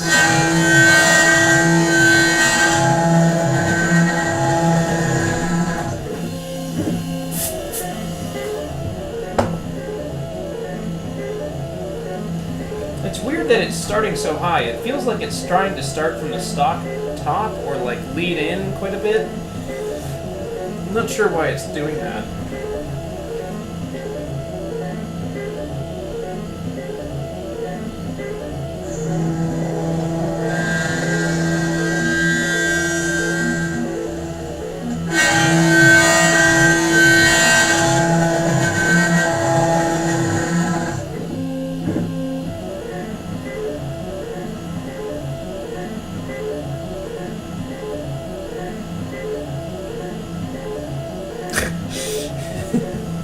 All right, can I? Yeah. So let's do. I want to do more questions for me. I want to see how much I can disappoint everyone here with my lack of space knowledge. So ask questions, and I'll try to beat the chat. Someone, like anyone, can ask a question, and then I'll try to beat the chat's answer. Joe, is it just me, or was yesterday's stream more smooth? Uh-oh. Is it not working well? Hold on. I'm gonna hold off to make sure that this is smooth. It should be smoother today. That this is smooth. It should be smoother today. Oh no, this is fine. I mean, the machining was better, but I don't think the quality was better. I think the quality was worse. How big is space? It's 6. How many launches did SpaceX have before getting to orbit? 3. Who made the Merlin 1C turbopump? Barbara Nichols, right? Is that true? What year did the first rocket reach space? Hint, not orbit. Was it the V2? Did the V2 ever make it to space? That's gotta be in the 40s, right, JR?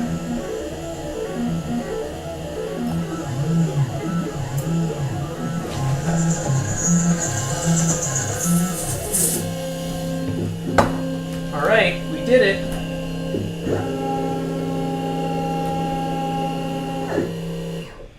Oof.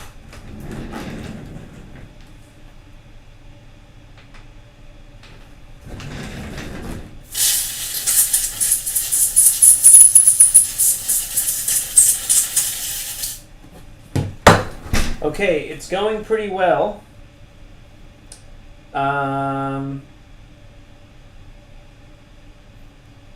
Now I think it's time to cut it out. I think it's time for the final operation here. How many Apollo missions made it to the surface of the moon? Okay. 11, 12, 14, 15, 16. Did 17 get there? Is Apollo 17 a mission that happened?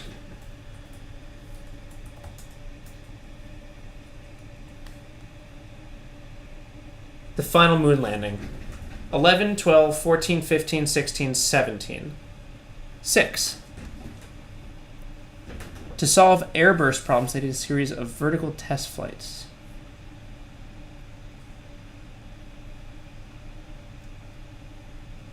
(1943).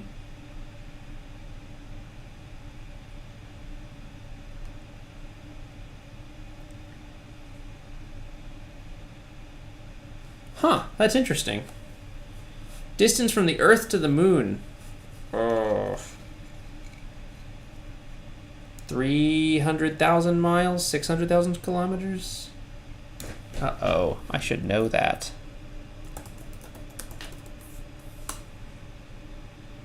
Okay. 238,000 miles. 39, almost.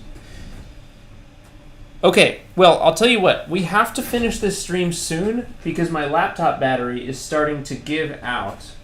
And the charger cannot charge it fast enough. So the last operation I had some chamfer operations. But the last thing I have is a contour to cut out the rest of the thing. So that's right here. It's a contour op. And we don't go too fast. Top height, stock top.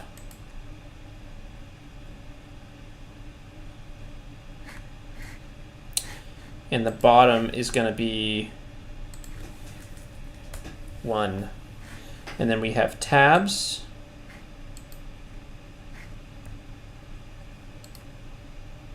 Right, and I'm just gonna do it. I could do a chamfer, but I think we're gonna call it a day here. So let's do this 2D contour. Boy, this is a lot of passes. Feels like we can go a little harder with that. Let's go like 0.25. Let's try that and see how that works out for us. Justin, chill with the highs, man. We don't really have a lot of moderation in this chat, so everyone's on the honor system. What was the first landers to successfully soft land on Mars? It wasn't Viking 1. Oh, I don't know, JR. I think I genuinely don't know the answer. That's embarrassing.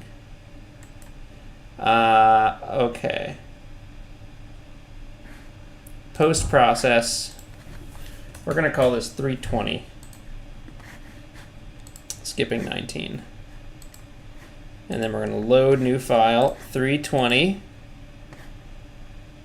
This is an 1/8 inch end mill, right? Yeah, 1/8 inch, so we can keep our tool. And let's run it. Woo! It's time, folks. I'm gonna get another Truly if this starts working. I need some lube too. 1, 2, 3, 4. Lots of lube. Insert tool. Probably way too much lube, TBH. But everyone in the chat likes the lube. Can I get a lube for good luck, please? LOOB. Whoops.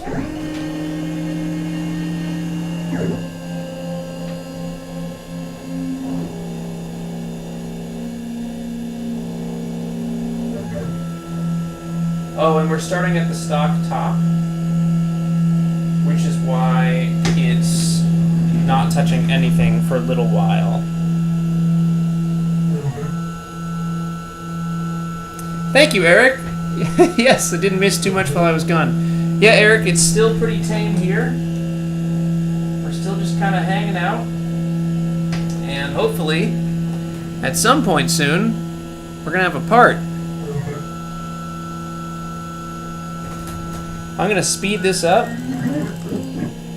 Oh boy, we take it out each time. That's weird.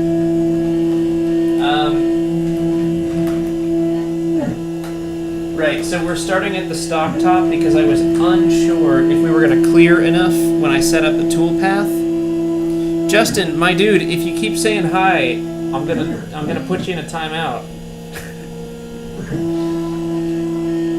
Yeah, I was unsure if we were gonna have to clear more stock, but we spent most of the stream doing that. Joe, how was your salad 5 hours ago?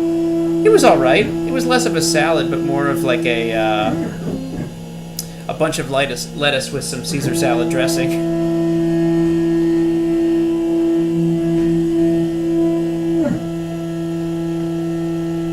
KSP later? Oh, I don't think so. I think I might be all streamed out. I want to watch a movie. What movie? I would like to watch a movie tonight, though. Last night I watched Contact, which is my favorite movie of all time. If anyone has suggestions for spacey, futuristic movies that I should watch tonight, I would love to get some suggestions.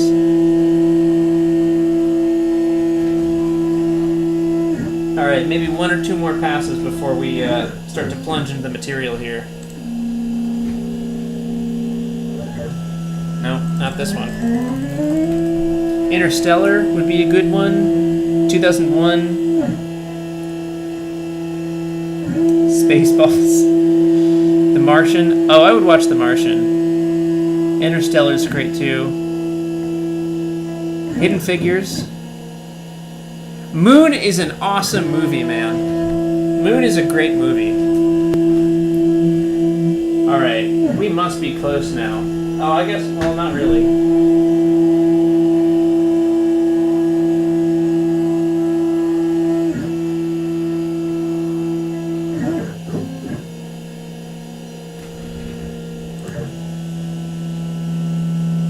Nothing yet. Okay. Maybe one more. One more pass. BPS YouTube. I did watch my video, the Sprite Hop and Divert montage last night. Here we go. Now we're getting some. I forgot all of the details that I put in there, so it's nice to have that as a, documentation of it.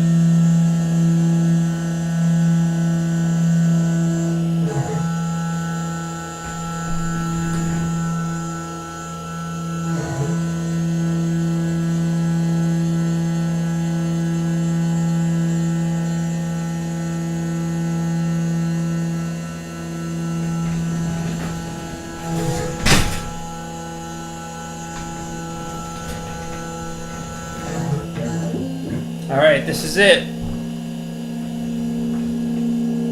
Let's see how we do.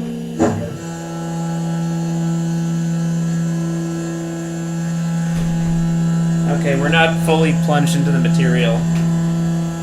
Might be one or two more passes before it gets really loud.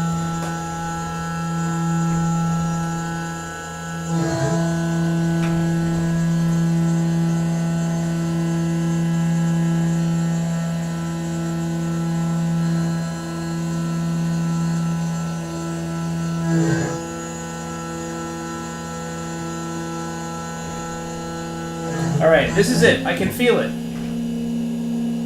And I'm about to hear it. Yeah, boy!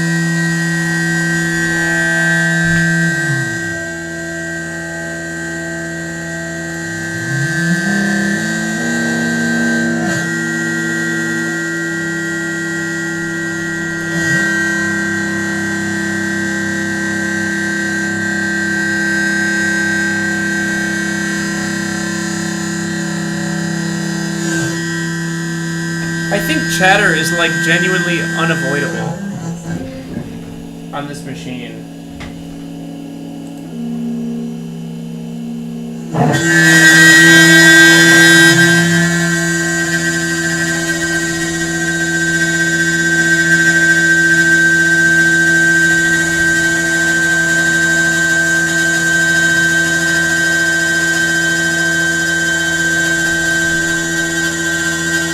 That sounds terrible.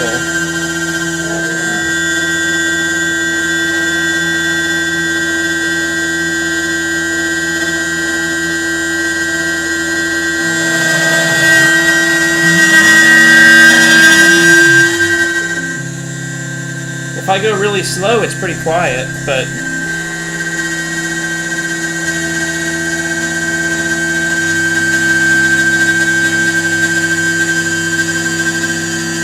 This may just be the reality of this.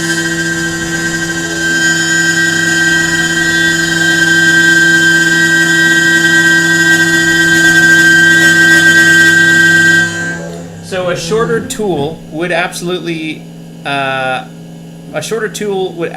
help. The problem is with a shorter tool, I end up hitting the clamps.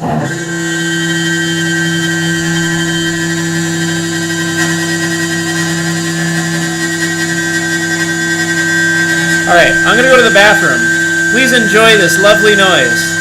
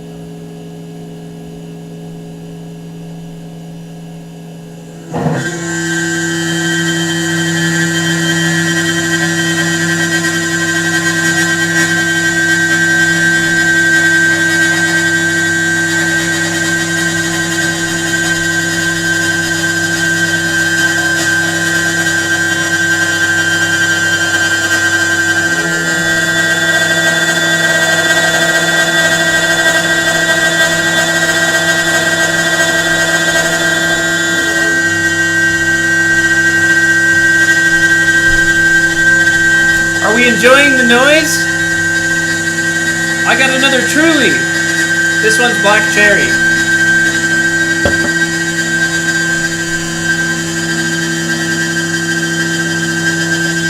Let's get some air.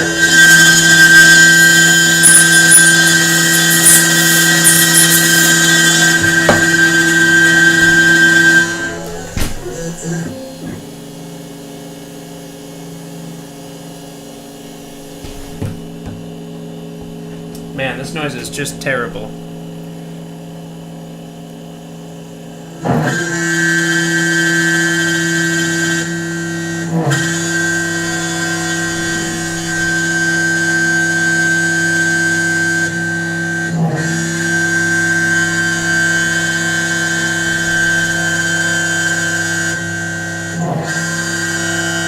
Oh!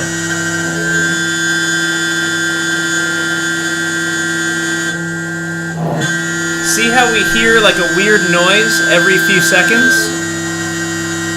Watch the drill as it moves up and down. We're starting to machine those tabs, yeah. I thought something was wrong for a second.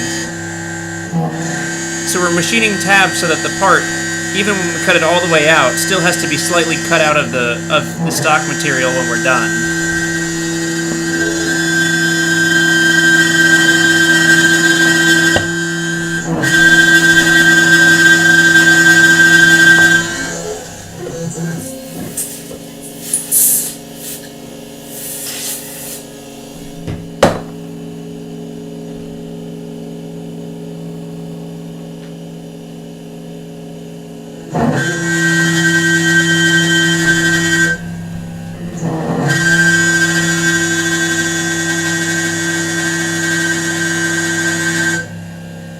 When it reaches 69% progress, I will shout lube. I agree, Ian. Thank you very much.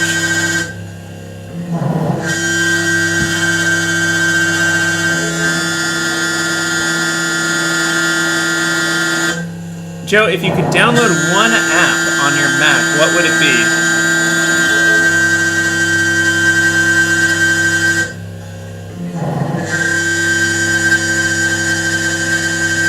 That is a very difficult question. Probably Google Chrome. Because of all of the extensions and all of the web-based apps that are in Google Chrome, I feel like I could do 90% of what I need to do just within Chrome.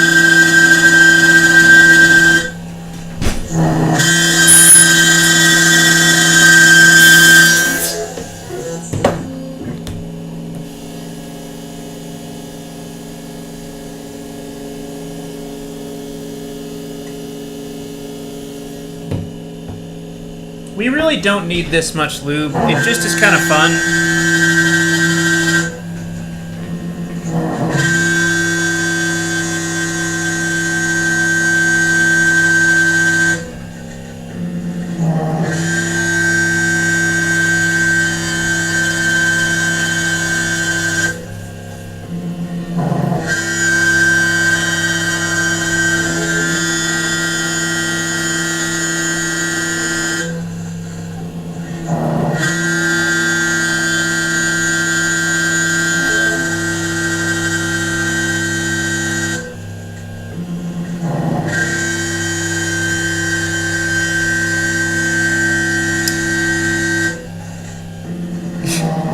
Joe, you should 3D print your own lube mister. I would bet I can 3D print most of the parts I need for some type of air cooling. Yeah, that is a heck of a lot of chattering. That's correct. I think I really should have a shorter tool for this.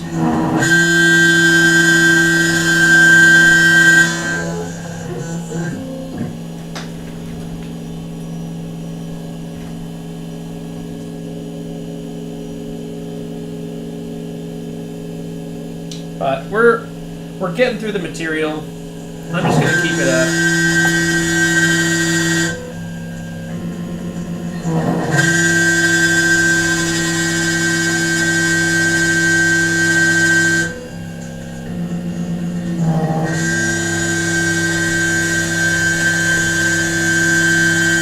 You best clean those chips.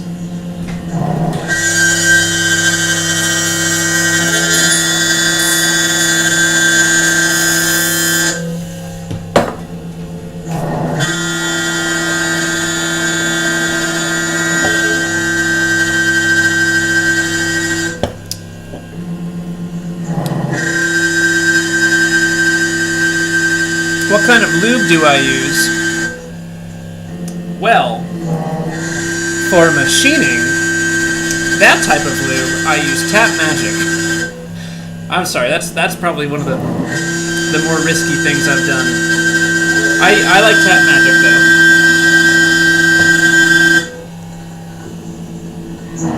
Joe, is this a good excuse for not doing anything productive for the past 6 hours? I don't know, man. The whole world is kind of on fire, so you got lots of excuses to not do to not do work. I think you're good. What advice would you give someone looking to start TVC?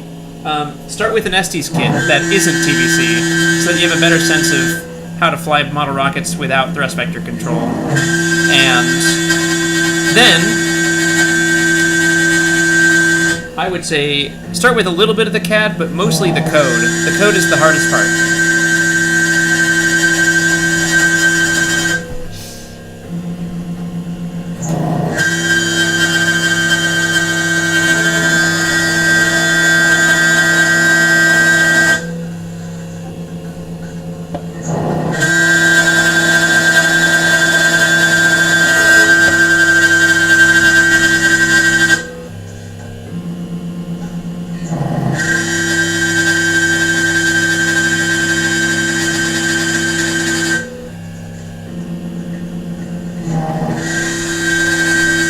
Oh, 69% lube!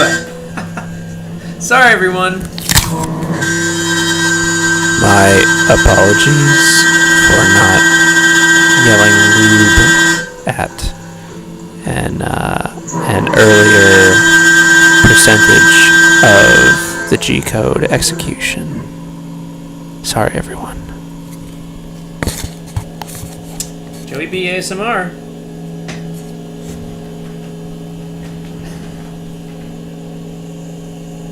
Let's clear these chips.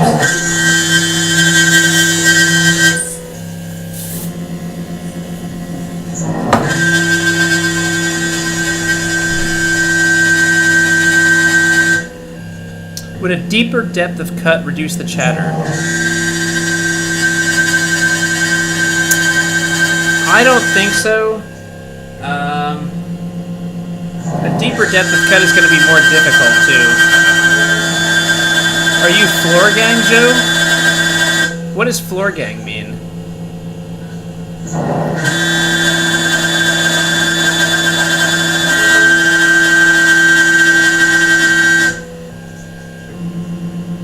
Oh, hearing protection. Now that we are 75% through the operation, I will now don my hearing protection. What is floor gang?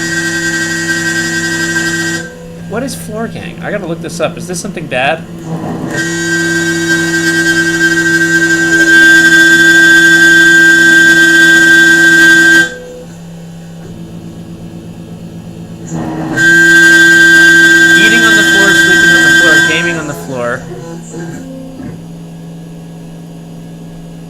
What is ceiling gang?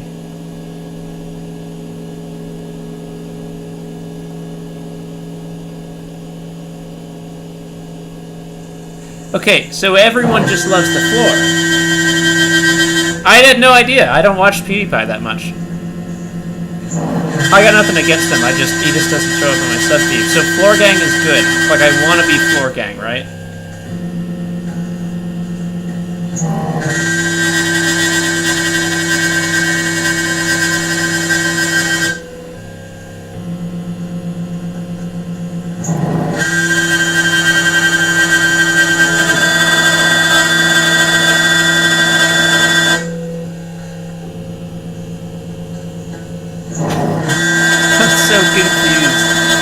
I'm floor gang. I'm floor gang then. I'm officially floor gang. I don't totally understand it, but I'll be floor gang.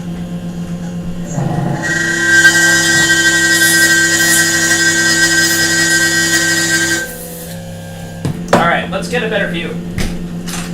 Oh, I forgot this is perfect.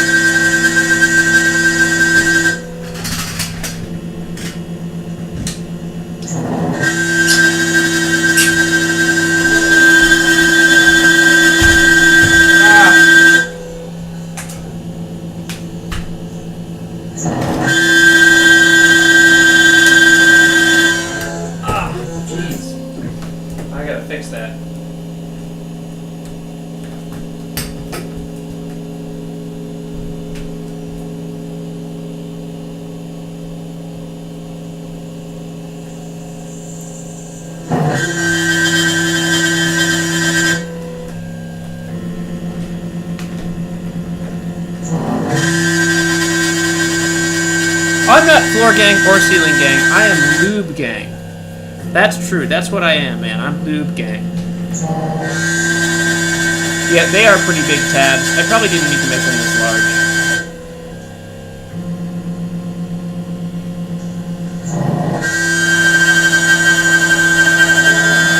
Alright, 88%. Almost there. I think the next pass is when we cut through everything.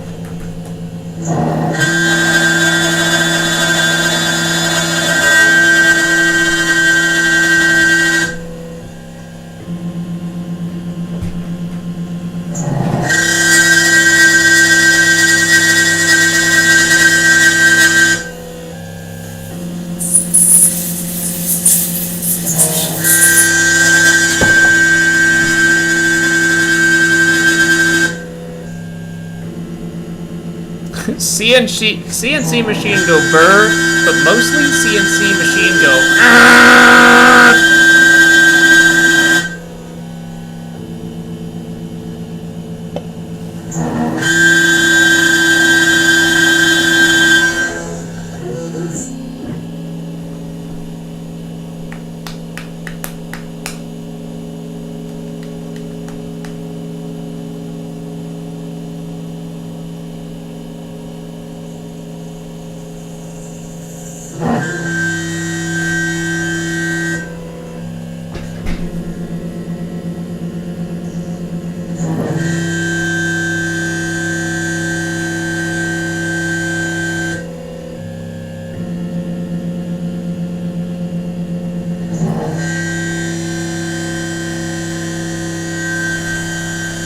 Okay.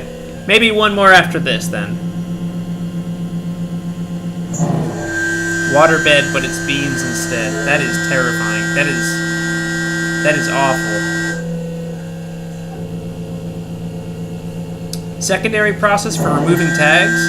Rob, I will just use a Dremel for that, I think. Joe, do you like long walks on the beach? I feel totally neutral about that. I don't really care that much about long walks on the beach. If I'm on a vacation, yeah. Otherwise, I've probably taken fewer than 5 long walks on the beach in my life.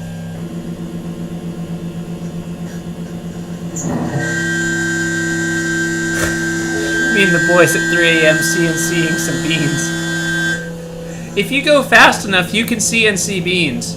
But I would do it frozen. I would freeze the beans. I would put them on ice, and then I would CNC away the ice. But you've got to go really fast. Wait, what? You're not done. Get back in there, man. You're not done. Oh, jeez. Did I not set... Oh, boy. The contour is supposed to go 1 millimeter down. What did I get wrong? Oh my god. I set it to... okay. I set it to 1 millimeter instead of -1 millimeter. So now the new top height has to be the selected contour plus... We'll do 1.2 millimeters so we can get a nice pass before that. And that should give us like 3 passes near the bottom. Yeah, boy! Cool. That's all I need. Great. Let's do it again. And now, because I've changed where the top is, 321... Can run it again, almost without any fuss or bus or hubbub, as it were. This is such great quality content. Man, I don't know how low your bar is, but you should raise your bar for content. Joey B troubleshoots CNC for 8 hours straight is... Honest, I don't know. I might watch it, but I would watch it if it wasn't me.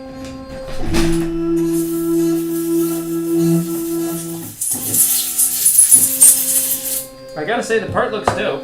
So far, it's looking great.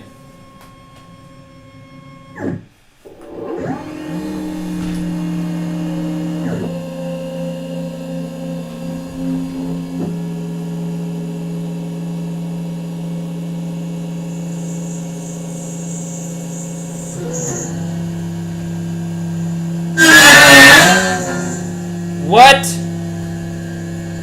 Stop, stop, stop. Okay.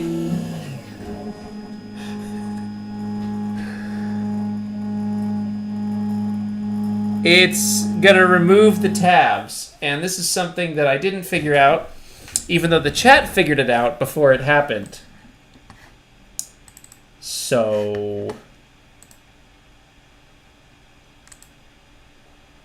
do we just... What if I do like 2? Will we have more space above the tabs? I'm okay with plowing through some of the tabs. I just don't want to plow through all of the tabs. Yeah, look, I can plow through very few of the tabs as a treat. Let's try that. I'm not going to do any math on it. I just... Really what I want more than anything is I want this thing to be done. Stop. Load a new file. 322.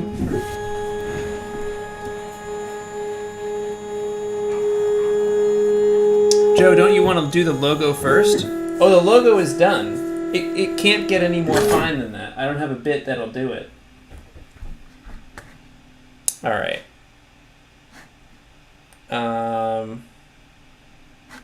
Run. Here we go. Slow first pass it is, yes. No, I didn't skip the hollowing of it, Jared. I just didn't make the logo big enough that any of the bits I have could fit in there.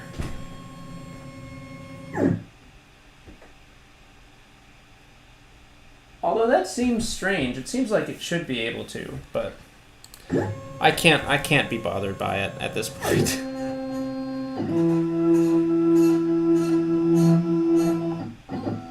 Tool change.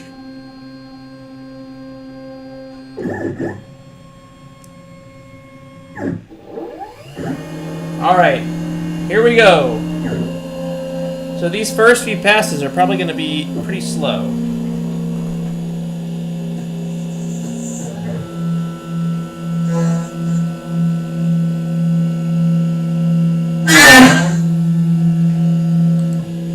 What the heck, man?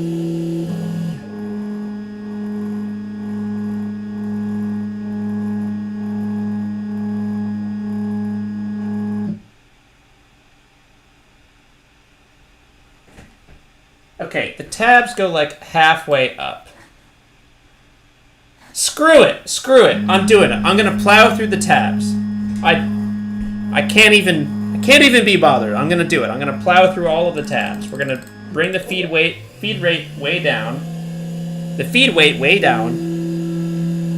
I'm plowing through the tabs. There will still be enough tabs because I made them super beefy.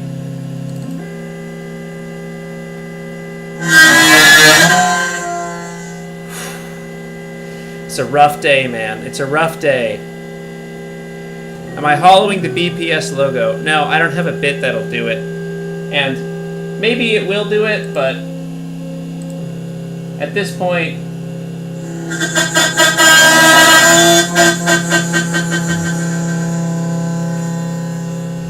At this point, it's time for this part to be done.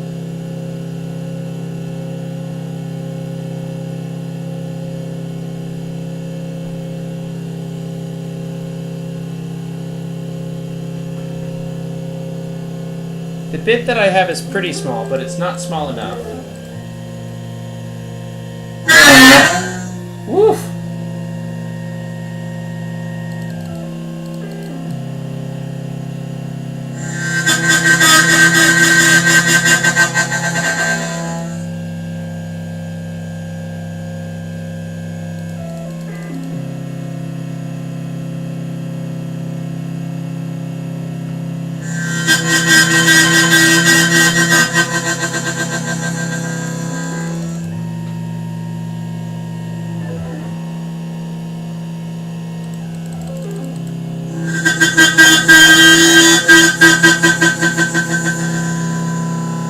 Alright, we did it. We plowed through.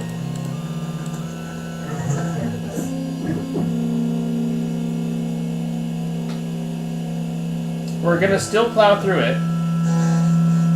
Just a little bit.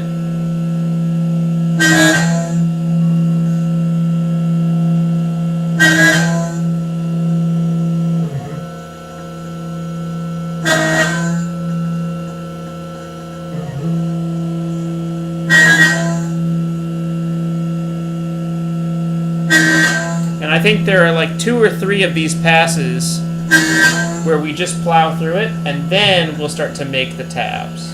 But they still show up here. They still show up, but they're small.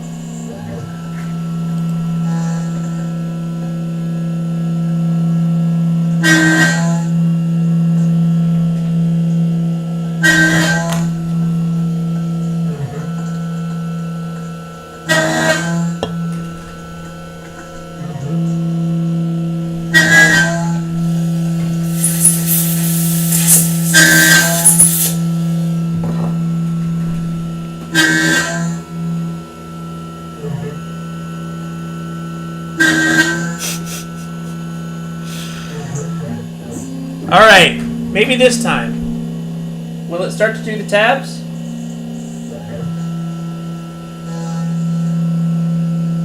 Nope. Nope, it's just gonna plow through them.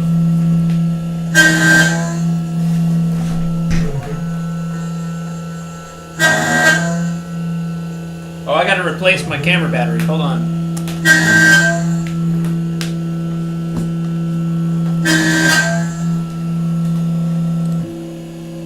I'm gonna pause the machine.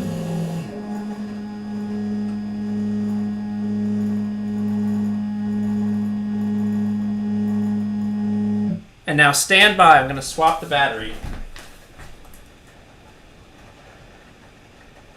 I gotta say, mad props to Sony for making the beefiest effing battery ever.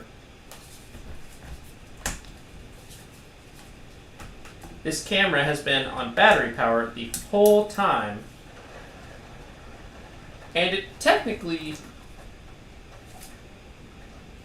Oh. Oh, it's raining. Wow.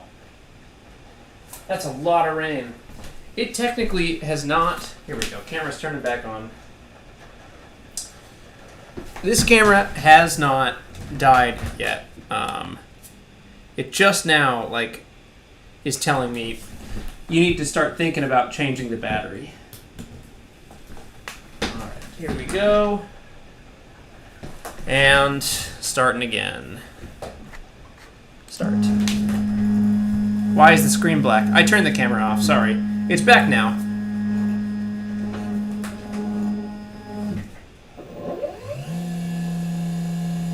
Alright, do your thing, man. Good luck.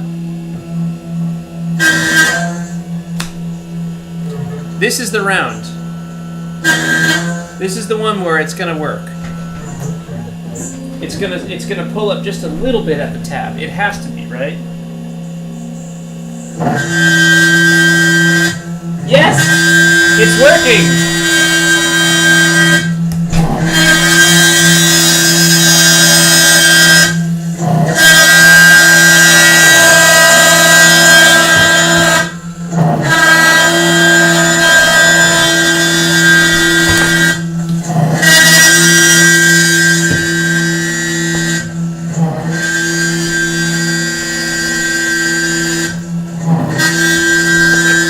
Everyone loves the lube.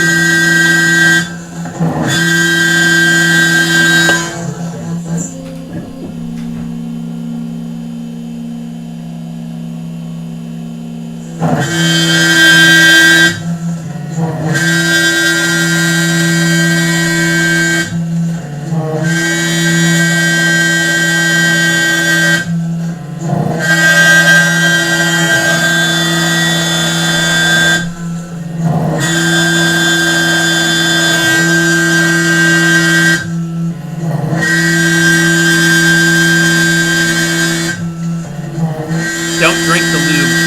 Those chips, they do need the blow. They do need the blow.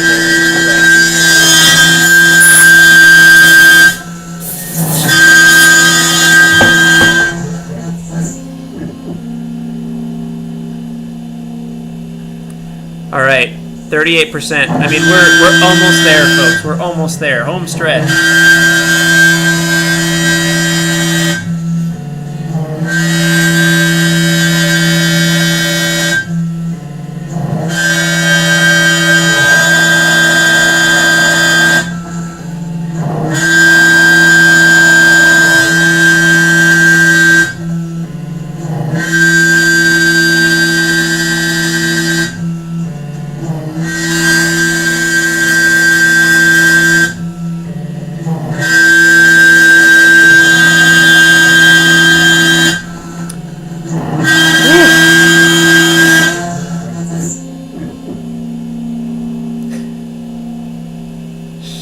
Air plus lube plus Joey B equals crap crap.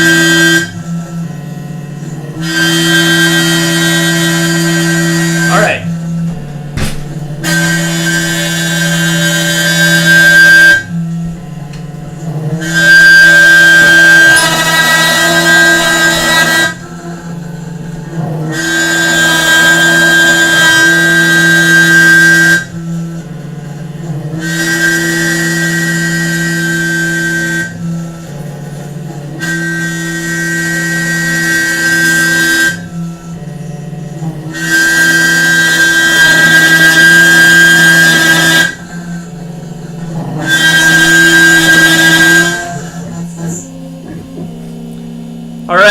almost there.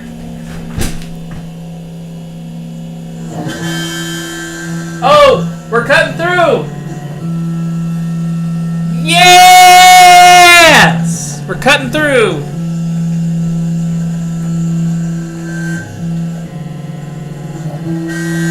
That's plywood.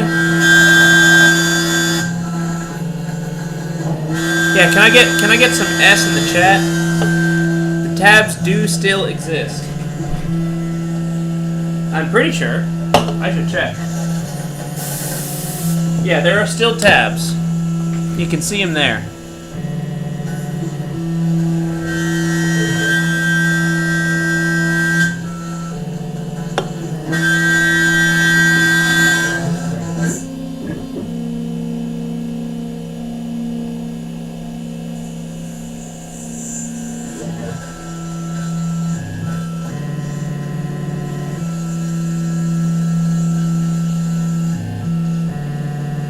Now I told it to cut a solid, I told it to cut a solid millimeter down into the plywood. So we're just gonna let it go through and do that. Kyle asks, what are we making, Joe? A rocket part? Kyle, we're just making a test piece. This is probably the last test piece I'm gonna do before I start trying to machine real rocket parts. I've been doing a lot of these little CNC tests where I just try to make something and I try to test my skills at CNC machining. And by no means are they good, but I've done enough parts now where I feel like I have a good sense of what I can do well, and I'm ready to start putting that to use with a real rocket part.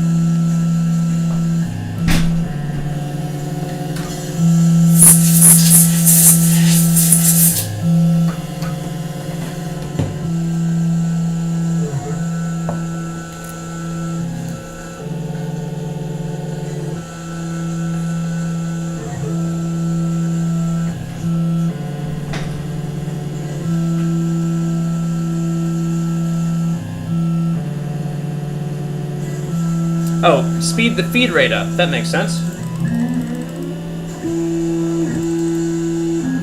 We can do that now because it's wood, so it doesn't matter.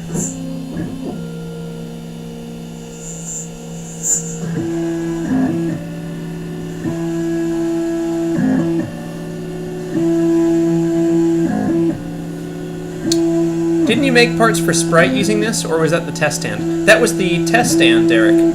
So I made I made 4 little brackets for the test stand, and I stretched it out to be the biggest deal ever when it really wasn't. Oh!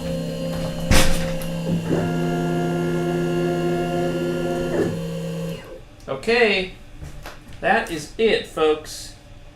I'm calling it there. It's not a very pretty part, but let me tell you what.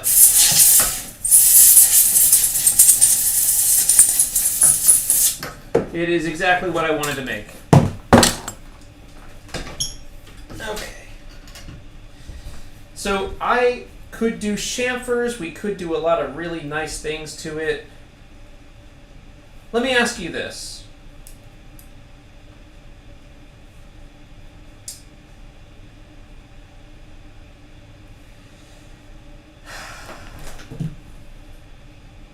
Is it worth it to go over it with a ball end mill and just smooth everything out? Ah, jeez, now I want to.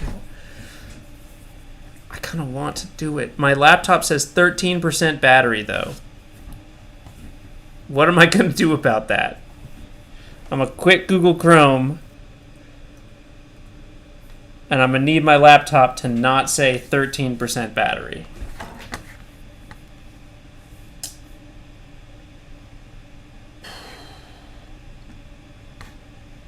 All right, let's just try it.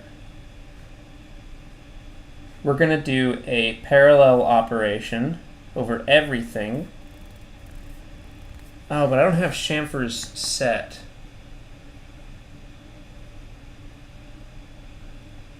Could chamfer the edges. Let's do that. Let's do a 2D chamfer.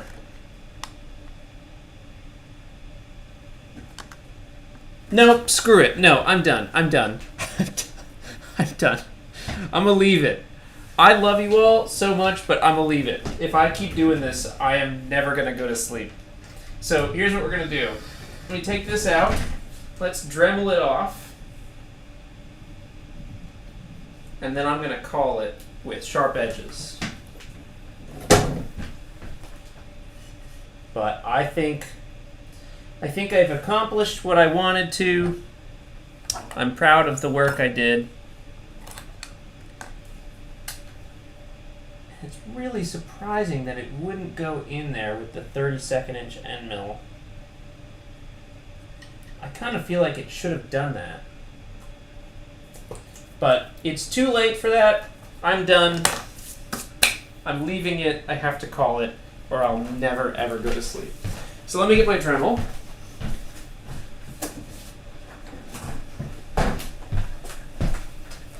And let's undo these clamps. Here we go. Z-cam.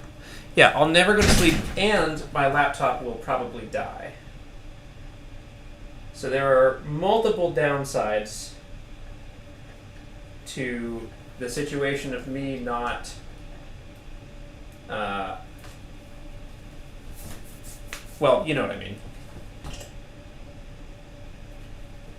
It's been long enough with this stream, and it's time to wrap it up. And this is the biggest piece I've ever machined, which is not big by any means, but I don't know, new record for Joey B. It's a lot of chips all over this place. All right, so there's the plywood, which looks real cool with the parts machine out of it. Here's the piece itself. So now let's get that Dremel and cut it out. One sec.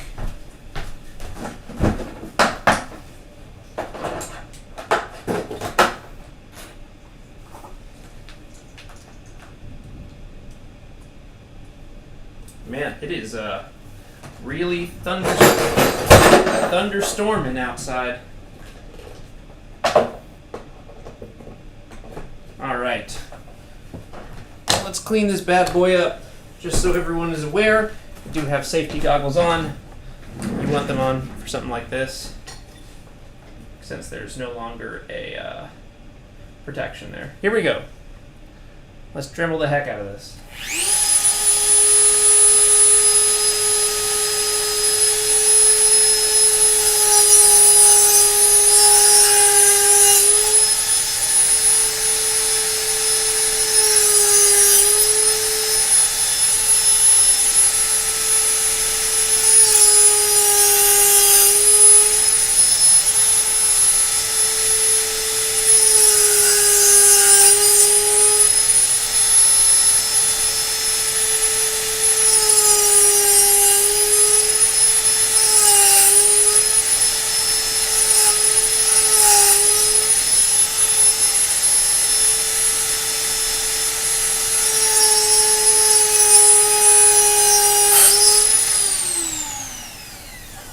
Well, there are chips everywhere.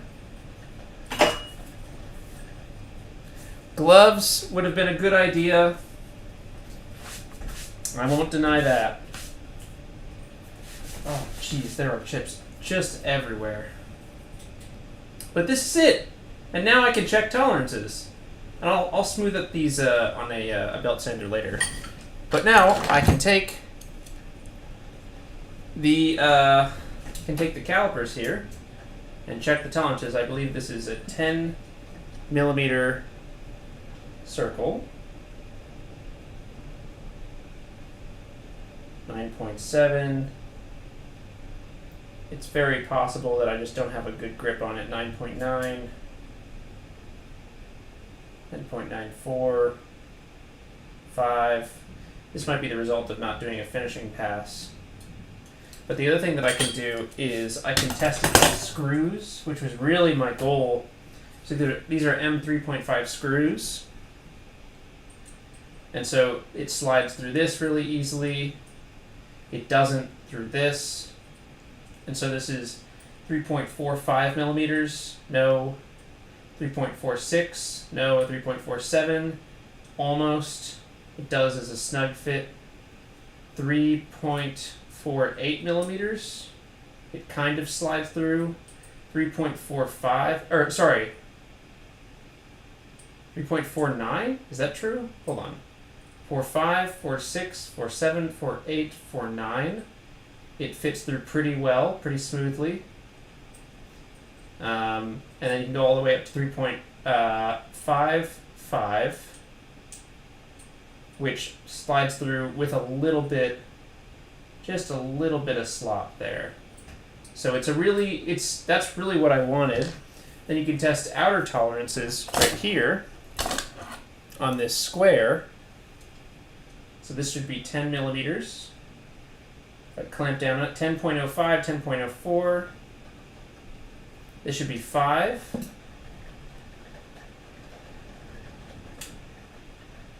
That's 5, 5.1. So that one's a little rough. The inside of this should be 5. 4.98, 4.99, 5. This I think should be 4, but this one might be a little tough because we didn't zero it very accurately. 4.5. Yeah, see that's not very accurate. And I think this should be 35. 33. Never mind. Sorry, 33. And that's dead on. And then I think this should be, I don't know what this is. 80? Yeah, that sounds about right then. 80. So, that's it, man. I did it. I did the thing. Oh, jeez. Well, we made the thing. It took a lot of work, and it got chips literally everywhere. Everywhere. All over this machine are tons of chips. My trash can is going to have an excellent time dealing with this later. And maybe my vacuum, although I kind of don't want to put this many metal chips into a vacuum. But that is it. All right, folks. That stream was 6 hours and 9 minutes. Holy Moses, man. And you know what's crazy? I don't know what it looks like for you, but because I have Ethernet plugged in, and because I ditched my old internet service provider, apparently, according to OBS, I have dropped 0 frames over the course of the entire stream, which is crazy and seems unlikely, but yeah. Woo! It's a long stream. So definitely a couple of you here from the beginning. All right, enjoy your movie. I'm going to look through the chat and see which movie I should watch. I don't know. I kind of think maybe The Martian. We'll see. Man, and you know what's crazy? I watched Space Force. Not a good show. I really wanted to like it. I didn't enjoy it.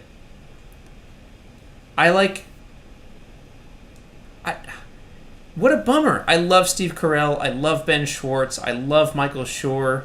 I love everyone who is involved in that, and it just didn't work for me, which is a bummer. Anyway, whatever. So thanks so much for joining. I really appreciate that y'all spend time with me and watch me do machining things and stuff that I'm not necessarily good at, but I think it's a good idea to just show that it's okay to not be good at stuff. And boy, I am not. So thanks everyone for joining. Do the classic thing where I just say thank you 6 or 7 times during the stream. And yeah, Jared sums it up. It wasn't what I expected, but wasn't terrible. It just there were a couple of moments where I laughed during the show. There were a couple of moments where I really laughed, and most of them were from Ben Schwartz, who he's so funny. He's the dude who plays John Ralphio in Parks and Rec. I really want to watch this comedy special. All right, I'm just ranting now. So I'm going to go. Thank you all so much. We probably will do more of these streams. It's pretty easy to do, and it really doesn't slow down my process and it helps me because everyone knows more than I do about machining. So thanks everyone for joining. I'll talk to you soon. Have a great evening and stay healthy.